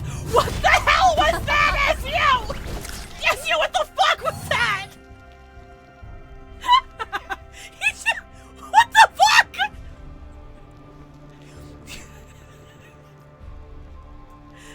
Ezio, hello? Ezio, you good? Ezio, what the fuck? I think this is P1, because I think this is mine. I'm pretty sure this is mine. A sharp blade. The moment of utterance. The moment of silence. Wait for the right P5 moment. does over 3 million counter damage. Insane. If I do, I'm just not gonna. We're just gonna. Down. Why don't I introduce you to the lady in my life? Learn from silence. It will be over before you feel it.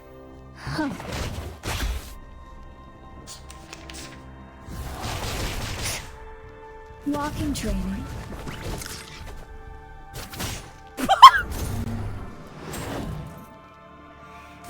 Never even stood a chance.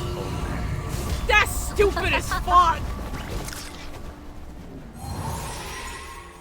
Like, I know it's I know it's like not hard content, but it's still really funny whenever you do anything and the health bar's just gone. We have gone so far astray from the light. Don't let your guard down.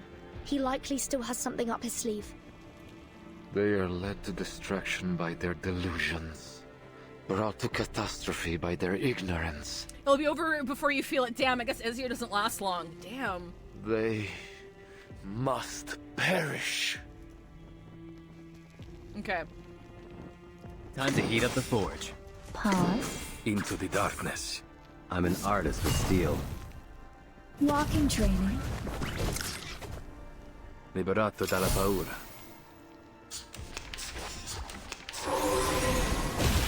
You will pay for Run. this. Start running.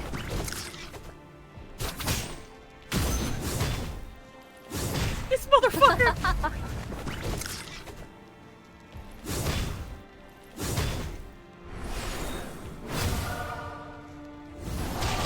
Hey, we got You will close. pay for this.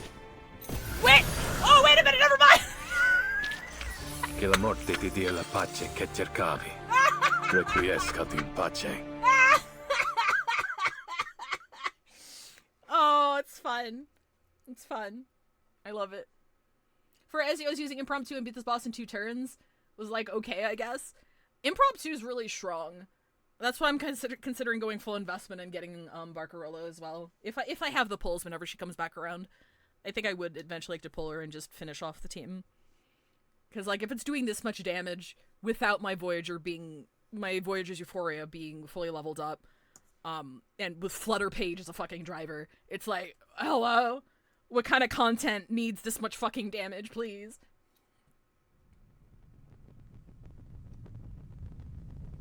Imagine Ezio's third team had been impromptu instead of ultimate. That would be busted. That would be busted. The few defeat the many in this battle. The priest lies on the ground, his pale, aging face distorted by a rippling pool of blood. Ezio. Sei un cane bastardo e fastidioso. Un assassino non perde mai di vista il suo bersaglio. How did you survive?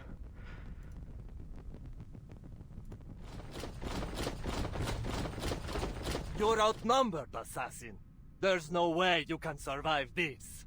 It's better that you kneel and accept your fate. No one can withstand the order. The doors and windows on the street have all been tightly shut. The bustle on the street has disappeared. Even the wind falls silent, anticipating the worst. Outnumbered? Where did you get that idea? Shadows emerge from behind him, flanking him on either side. Oh, he brought the squad! Fuck! Where did they... Leaping down from rooftops, sneaking in from the alleys, the phantoms swiftly gather behind Ezio. The wordless determination in their eyes speaks for them. We work in the dark to serve the light. I forgot that's where that fucking phrase was from. We are assassins.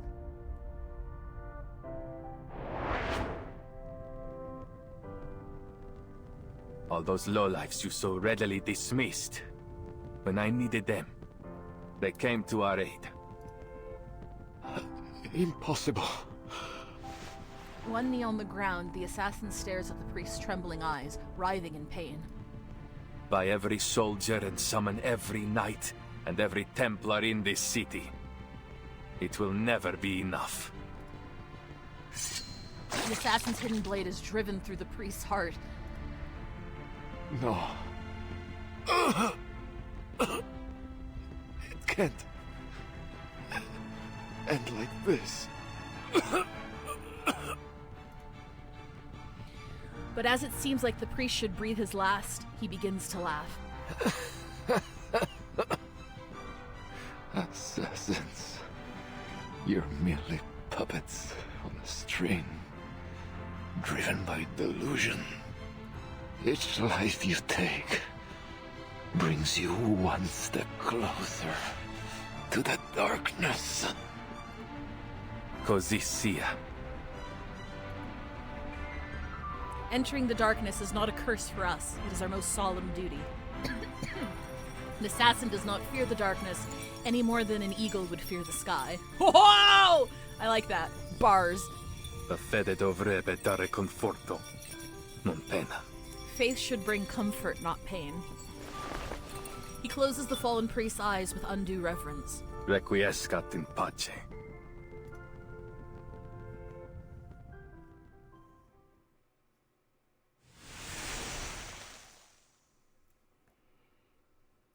Hell yeah, we just got 12 chapters of Ezio aura farming, and honestly, I'm cool with that. That's chill. Beneath the cathedral, it is only natural for an unknown creature to be kept in the basement of the cathedral. Don't move, Mr. Leonardo. There's a nightmare lying on your shoulder. It's dangerous. Nonsense. I didn't hire any model called Nightmare. Must be mistaken then that it could be an underdeveloped, Sukharoth? Look, it's greeting me. You two can barely stand. I suggest we wait for the illusion to wear off before we go. Greetings, Mr. Fox. I haven't introduced you to the Sukharoth. Unlike the ones in the story, it's actually very friendly. Look, it's looking mad. You pull his tail like this. I can't breathe. Are you sure it's not mad? Let's take some more rest. Miss Sotheby, do you mind letting go of Leonardo's mantle? I wish La Volpe had appeared. He's right here. I'm just kidding. It's nice he got mentioned. I barely remember him.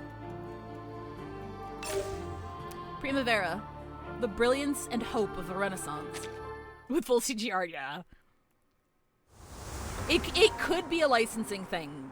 Because I think, if I remember correctly, it's on a per-character basis. So they would have probably needed to dish out more money for him to have, like, a physical appearance. Thank heavens! No more befuddling riddles and clouds of sleeping gas.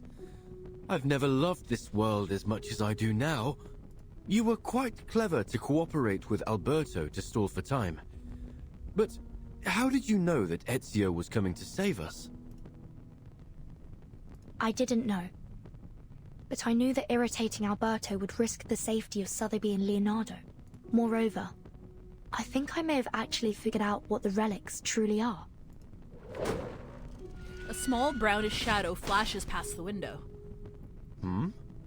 That sound is familiar, isn't it? I'll take a look. Florence Thieves Guild head. Oh, okay, that's who Lavolpe is. I love how the bird is a little fucking hat. Another clumsy little bird carrying its creator's encrypted message. Sicuro. He means he's safe. Looks like my friends from the Thieves Guild have already rescued Leonardo and Signorina Sotheby.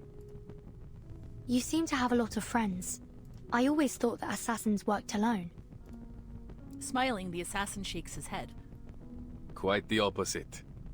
True assassins are more than just killers. We are the manifestation of a belief. A belief in freedom, and the ability to fight for it. We do not hold to any authority but our own. We are free to follow our own path, and many share that belief. That's why we are never alone. Just like the artists that painted these, I imagine they must see each other as fellow believers in art. For a moment, everyone takes a moment to appreciate the modeled frescoes surrounding them. So, the outline of their story should be clear now. One by one, the pages that had been scattered to an unknown corner of history fall neatly together. They should have been carried away by the winds of time, like fallen leaves. But if these pages were ever meant to be rediscovered someday, then yes, now is that moment. About 20 years ago, a group of painters led by Uccello started working on the fresco here. Even today, you can still sense the enthusiasm in their work. The essence of linear perspective lies not only in reproducing Ooh, I love reality, this track. but in the narrative quality of space itself. You have only scratched the surface. If you truly want to grasp the essence of the concept, I suggest you review Plato's theory of forms. Rather than simply copying nature, as artists, we should strive to reveal their true ideals through our work. I'm so jealous of them. They are so talented and knowledgeable. Unlike me, I feel dizzy just seeing those guidelines. Bah! Let me show you some tricks. Better than mere linear perspective.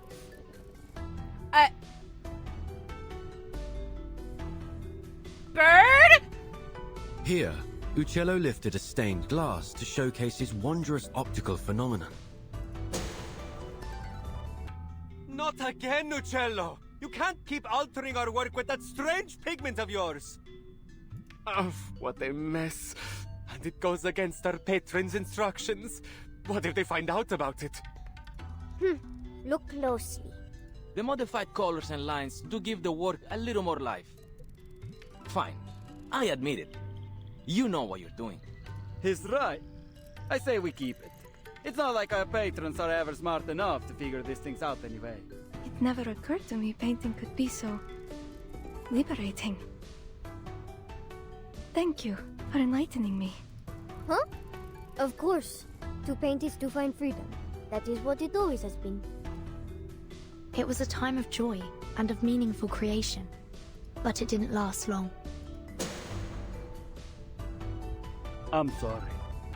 We must suspend funding for now. There is simply no money to pay you.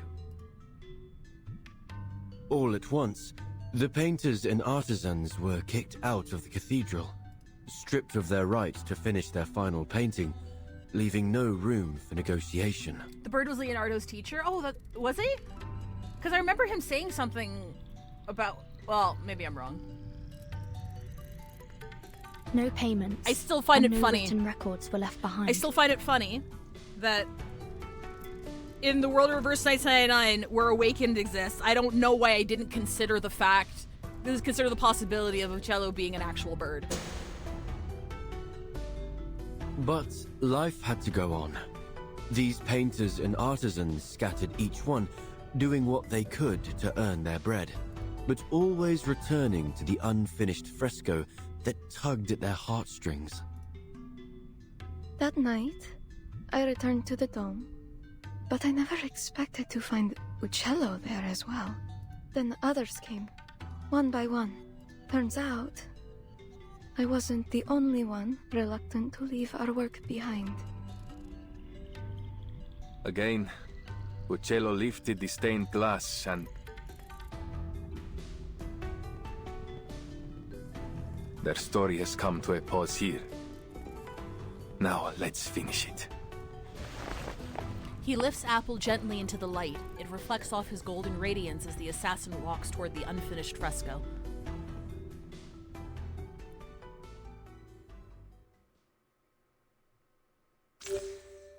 Tell me what you need, I can see the lines plain as day. Ezu, could you mark the orthogonals for us? Keep extending them back until they converge once more at the vanishing point where everything disappears.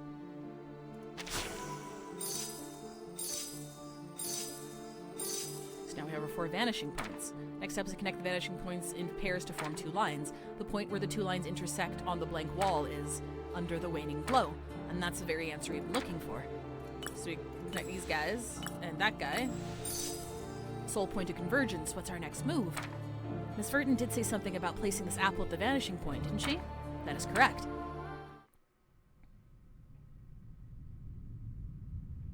The vanishing points, hidden beneath layers of lime plaster and pigments, finally merge in the waning sunlight. The only thing left to do is lift Apple up and wait for the perfect ray of light.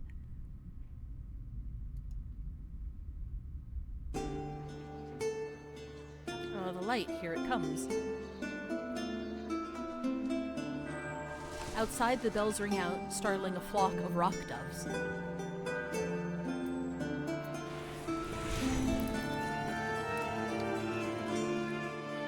As twilight streams down over the fresco, the once drab surface begins to change color. Let's leave something behind for our own sake. Birds with grayish feathers, bells that ring at dusk, or the Arno River running free. Let's do it with all that we have left. Our brushes and pigments. So that is what all of this is. Just a group of artists who cast aside all constraints to finish a masterpiece in secret. No linear perspective, no intricate designs, yet a masterpiece nonetheless. They left behind a magnificent spring for Florence.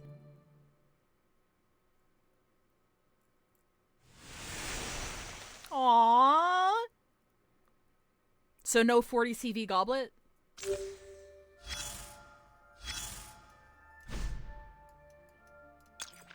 Corner of the secret chamber, a dusty letter found inside the chamber. Part of the writing is blurred. Dear Uccello, it's been too long since we parted. I heard you went back to Prato Vecchio. Is it still as beautiful as you said it was? I still remember what it looked like in your painting, a sea of olive and fig trees. Those days we spent together were just like a dream. I've always wanted to pick up the brush once again, but my life is already occupied by meaningless housework. They said I didn't have much time left. Blurred. Oh, was she crying on it? But I came back without letting anyone know. When I left a new signature at the corner, I found that our friends had done the same thing. Lippi, Giovanni, what about you? I'm never sure since you've always been so unpredictable. How are you doing? Hopefully you're still drawing. In fact, I know you are. Bianca.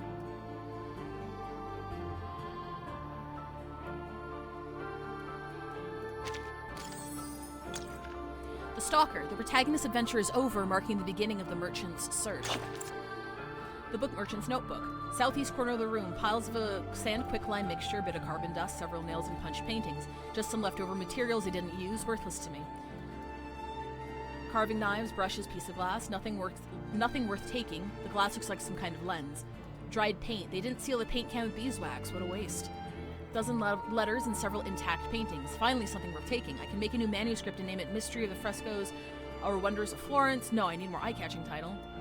Scaffoldings collapsed. Messy carvings, group of dancing human symbols, their meaning is unclear. Is this a signature? I bet the scaffoldings were broken by the ones who were fighting.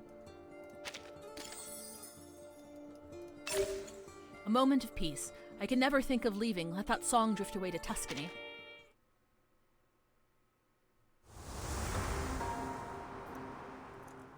Giovanni, isn't that his dad's name? Oh, I missed that! What happened after that? That's what the connection was. Got it. The treasure hunters must have opened the secret chamber and found the Compliner's relics, right? Well, there was no treasure inside. Just a few letters and a painter's address.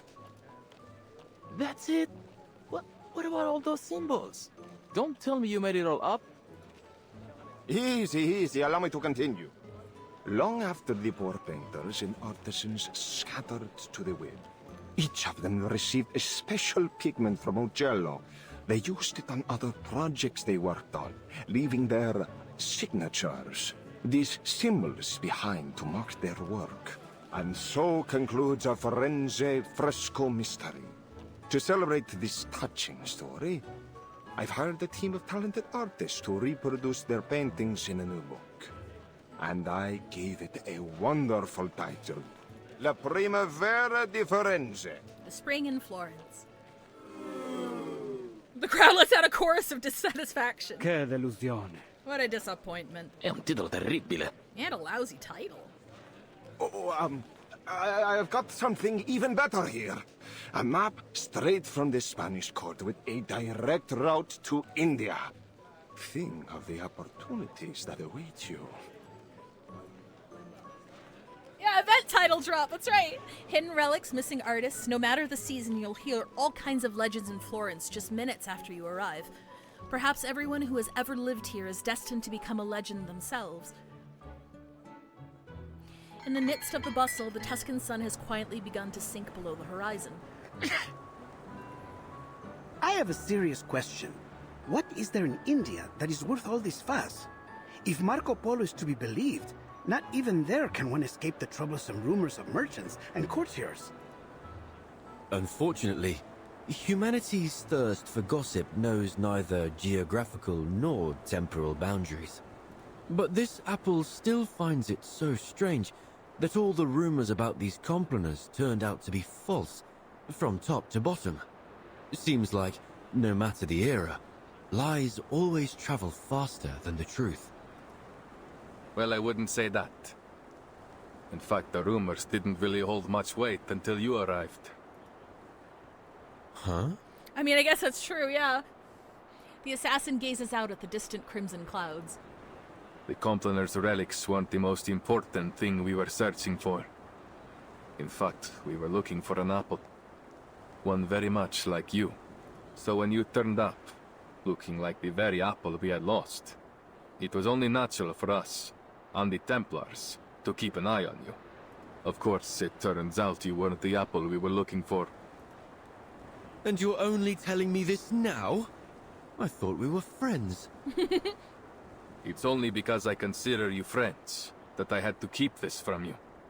That apple brings bloodshed and war wherever it appears. Well, then it does sound like quite the troublesome thing. The assassin smiles. You caused quite a stir in Firenze yourself. No need to be modest. Esatto. You are an amazing apple in your own right. My only regret is that I never got the chance to dissect you and study your inner workings. I hope you don't mind, but I think you may have to keep that regret forever. Ah! Miss Sotheby, why did you sneak up on me like that? I did not. I just wanted to tell you that Verton and I met an old gentleman down there who was kind enough to give us directions. Well, he said if we keep heading northwest along the Arno River, and then, I think the consensus is that this takes place between 2 and Brotherhood. Okay. Anyway, we'd end up in Prato Vecchio eventually. I do believe you may have skipped some, if not all, of the necessary information. Ezio knows the way. All we need to do now is deliver the letter to Signore Uccello. I suppose we must say goodbye to our dear Firenze for now. Oh, that red is so vibrant, like an endless field of poppies. It carries the brilliance and hope of the Renaissance. The red flows across the sky in a rosy stream, passing through the window flower boxes, hanging over Florentine streets until it pours into the winding Arno River. What did I say? This place has the best view. It is positively gorgeous. I see why you insisted we all come up here together. A place of beauty like this is a fitting place for farewells. Before saying goodbye, the soft whispers between friends fade into the coming night's breeze, melting with the golden glow of the setting sun. By the way, I had a discussion with some of my fellow painters. We discovered that Prato Vecchio is rich in a special mineral. One need only grind and heat it properly. Then presto! You have yourself some invisible pigment. So that's the source of the pigment used in the fresco? Uccello was born in Prato Vecchio. It's safe to assume he brought some from his hometown to Florence. Okay, so that's the magic paint that we're talking about. Just a hint of this powder, and you are able to create a vast array of remarkable colors. Among them, the most famous is a color some call Firenze Red. Firenze Red. A red that isn't too glaring or gaudy. You see it on the rooftops of the houses, the reflections on the rivers at dusk, and even on the signs of the street-side shops. It's no wonder many praise Florence in its magnificent red. It's a good name.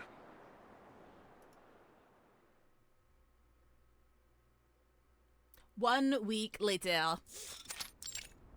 Countryside. Prato Vecchio? Vecchio? I forgot how they pronounced it. The bumpy journey has finally come to an end. Finally. That darling little house up ahead. Must be Mr. Uccello's home. A small farmhouse stands beneath the thick shade of olive trees ahead, the stone walls glowing white in the afternoon sun. The young lady takes a few excited strides ahead, then pauses.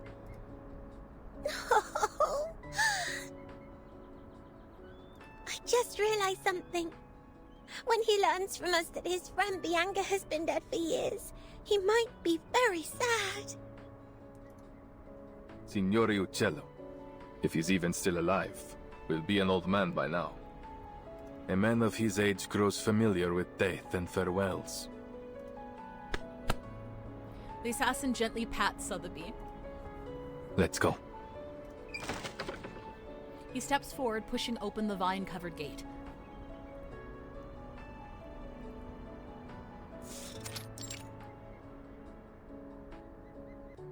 Oh, who are you? Where did you pop up from?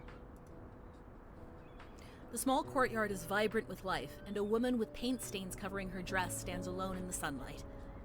Apologies for the intrusion, Signora. My name is Ezio Auditore from Firenze. We're here looking for Paolo Uccello. We have a letter here addressed to him from one of his friends. Friends? I'm not sure my father would agree he had any friends. Is that so? Well, the letter is signed Bianca. Bianca? You should have said so earlier. Please, put the letter down. It's meant for me. The letter mentions a particular piece of stained glass and details of the fresco in the Florence Cathedral. We assumed it must have been meant for Mr. Uccello. The woman looks wistfully in the direction they came, then laughs as if recalling a joyful memory. It appears I've deceived you as well. Allow me to introduce myself. I am Antonia Uccello. Yo! And perhaps the Uccello you friendly strangers are looking for. Oh!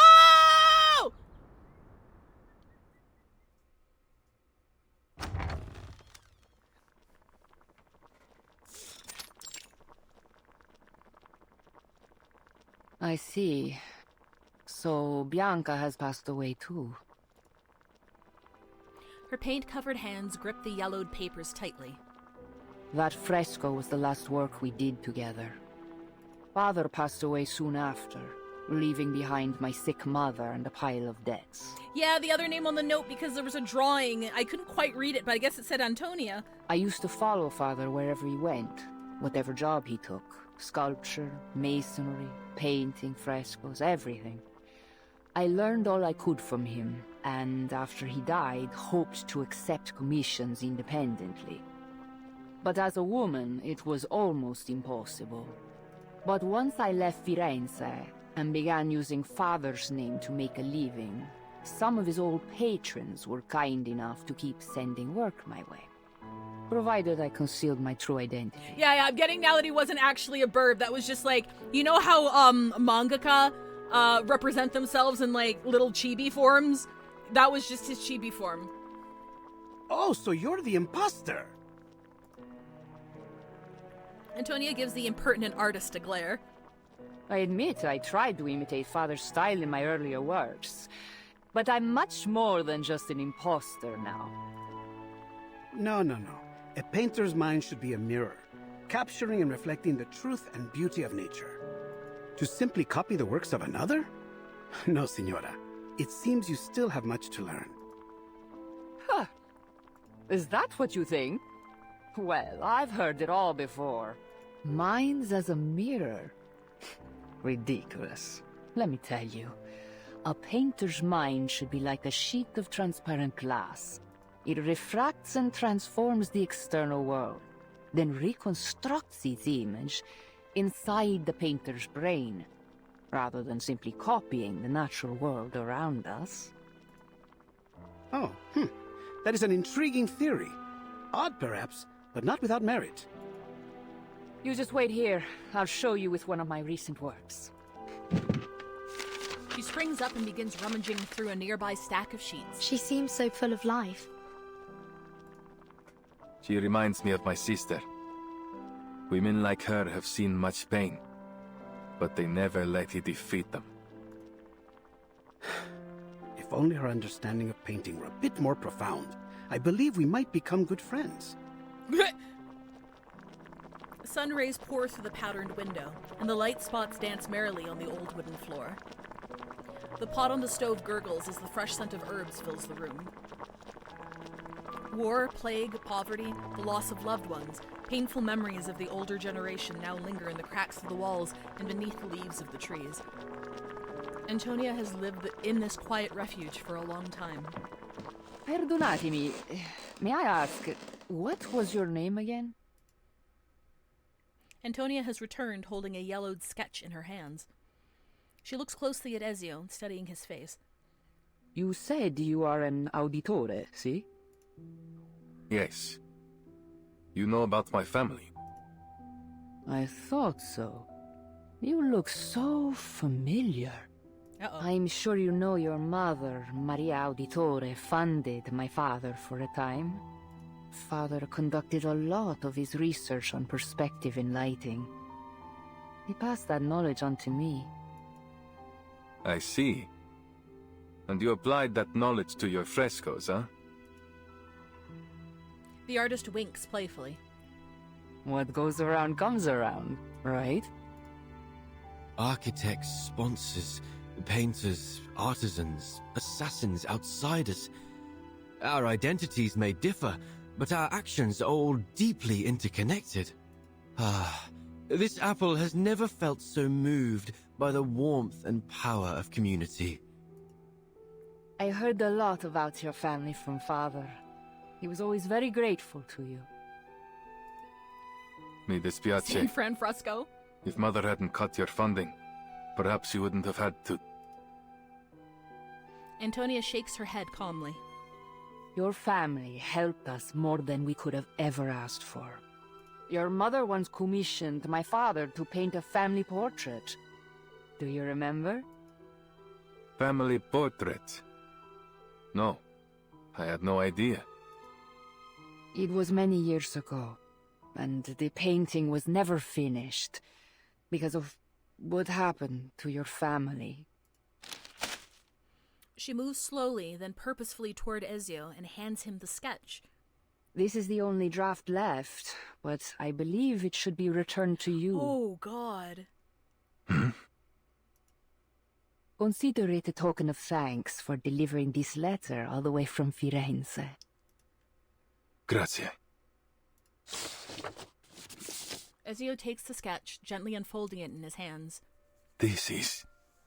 Oh, it's his family!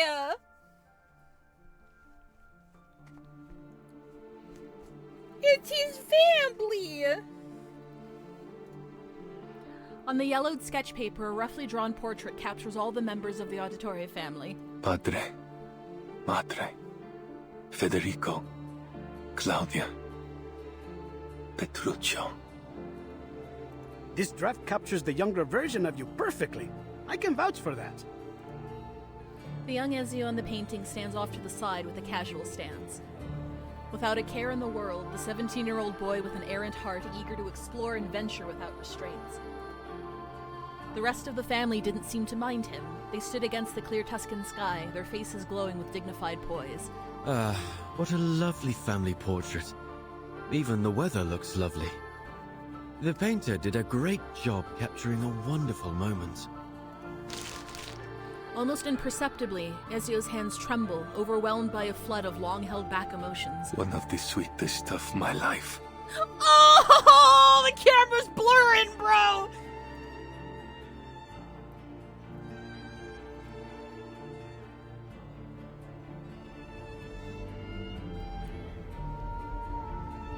From somewhere or perhaps nowhere, he hears familiar laughter in the distance. As light as the breeze, sweeping across the red rooftops, traveling over the river of time, and finally slipping out from the yellowed sketch. It is a good life we lead, brother. Oh, shit! The best. May it never change.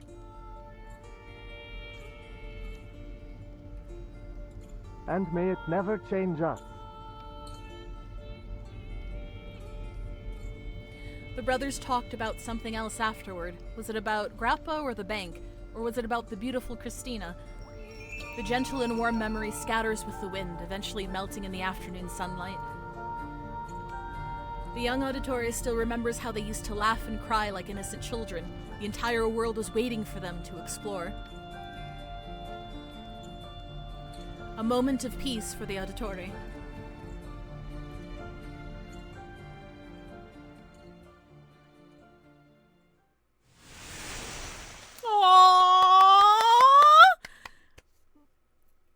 I don't know if we ever got like a character moment like that in the game, but that was a really sweet note to end on. I'm glad they did that. And this is all just yeah, it's all bonus stages. Okay. That was really sweet. Oh, that was literally the start of AC2? God, okay. Maybe I just shouldn't say that I played it because I clearly remember jack shit. Oh, I missed a trail? Where? Where? Hit 12? Oh! Thank you. Picnic blanket. There's food on the picnic blanket, yet no one is around. Perhaps the observation record would tell you what happened. Observation experiment record. According to the observer instruction book, we've met the conditions for terminating the observation, but the picnic is not over yet. Do we have to go? I'm afraid it's not an option. Now, Miss Sotheby, Mr. Apple, I need you to focus. You'll be leaving the stage at any time. Hello, Mr. Apple? He's not responding. Oh no, is he poisoned again? Should I make an antidote? No need, I think he's just drunk. But X said if an observer ended an observation when unconscious, then they might be directly transferred to another observation. I think we'd better wake him up, Miss Sotheby. Mr. Apple, wake up. We need to... Okay, and this is the mechanic reasoning as to why we're going into another story next week. That was really sweet. I really enjoyed that. Ugh. It might not have done anything like super intriguing or mind-blowing or anything, but like in my opinion, the point of these for gacha crossover specifically, the point is to give us more time and experience with the crossover characters that people love. And I think it did that really well. In my very limited experience as someone who basically I guess didn't play AC2 because I don't fucking remember anything, or the rest of his games, I felt we got a lot of time with him, and he got to aura farm a lot, and I enjoyed it. It did justice as for those who do enjoy Assassin's Creed and did play the games. What did you think? How did you feel about the story? I want to replay the Ezio trilogy again. 10 out of 10. I have a comparison image to show. Okay, absolutely. Send it my way. You send it my way while I figure out who we're rating into.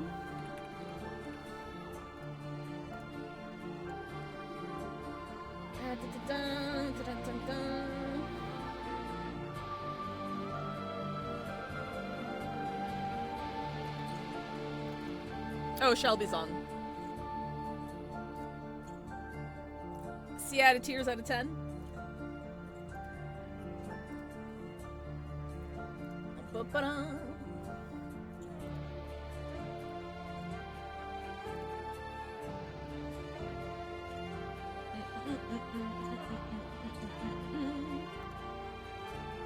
If only they gave us this music for the lobby music, but copyright. I mean, what's the track that you can buy? What's this one?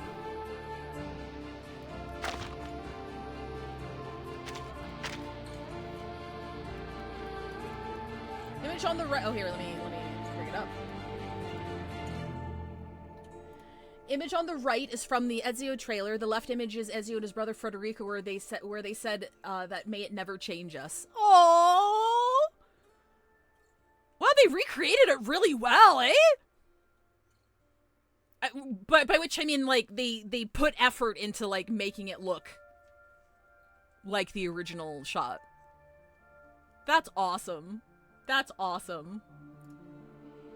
All right.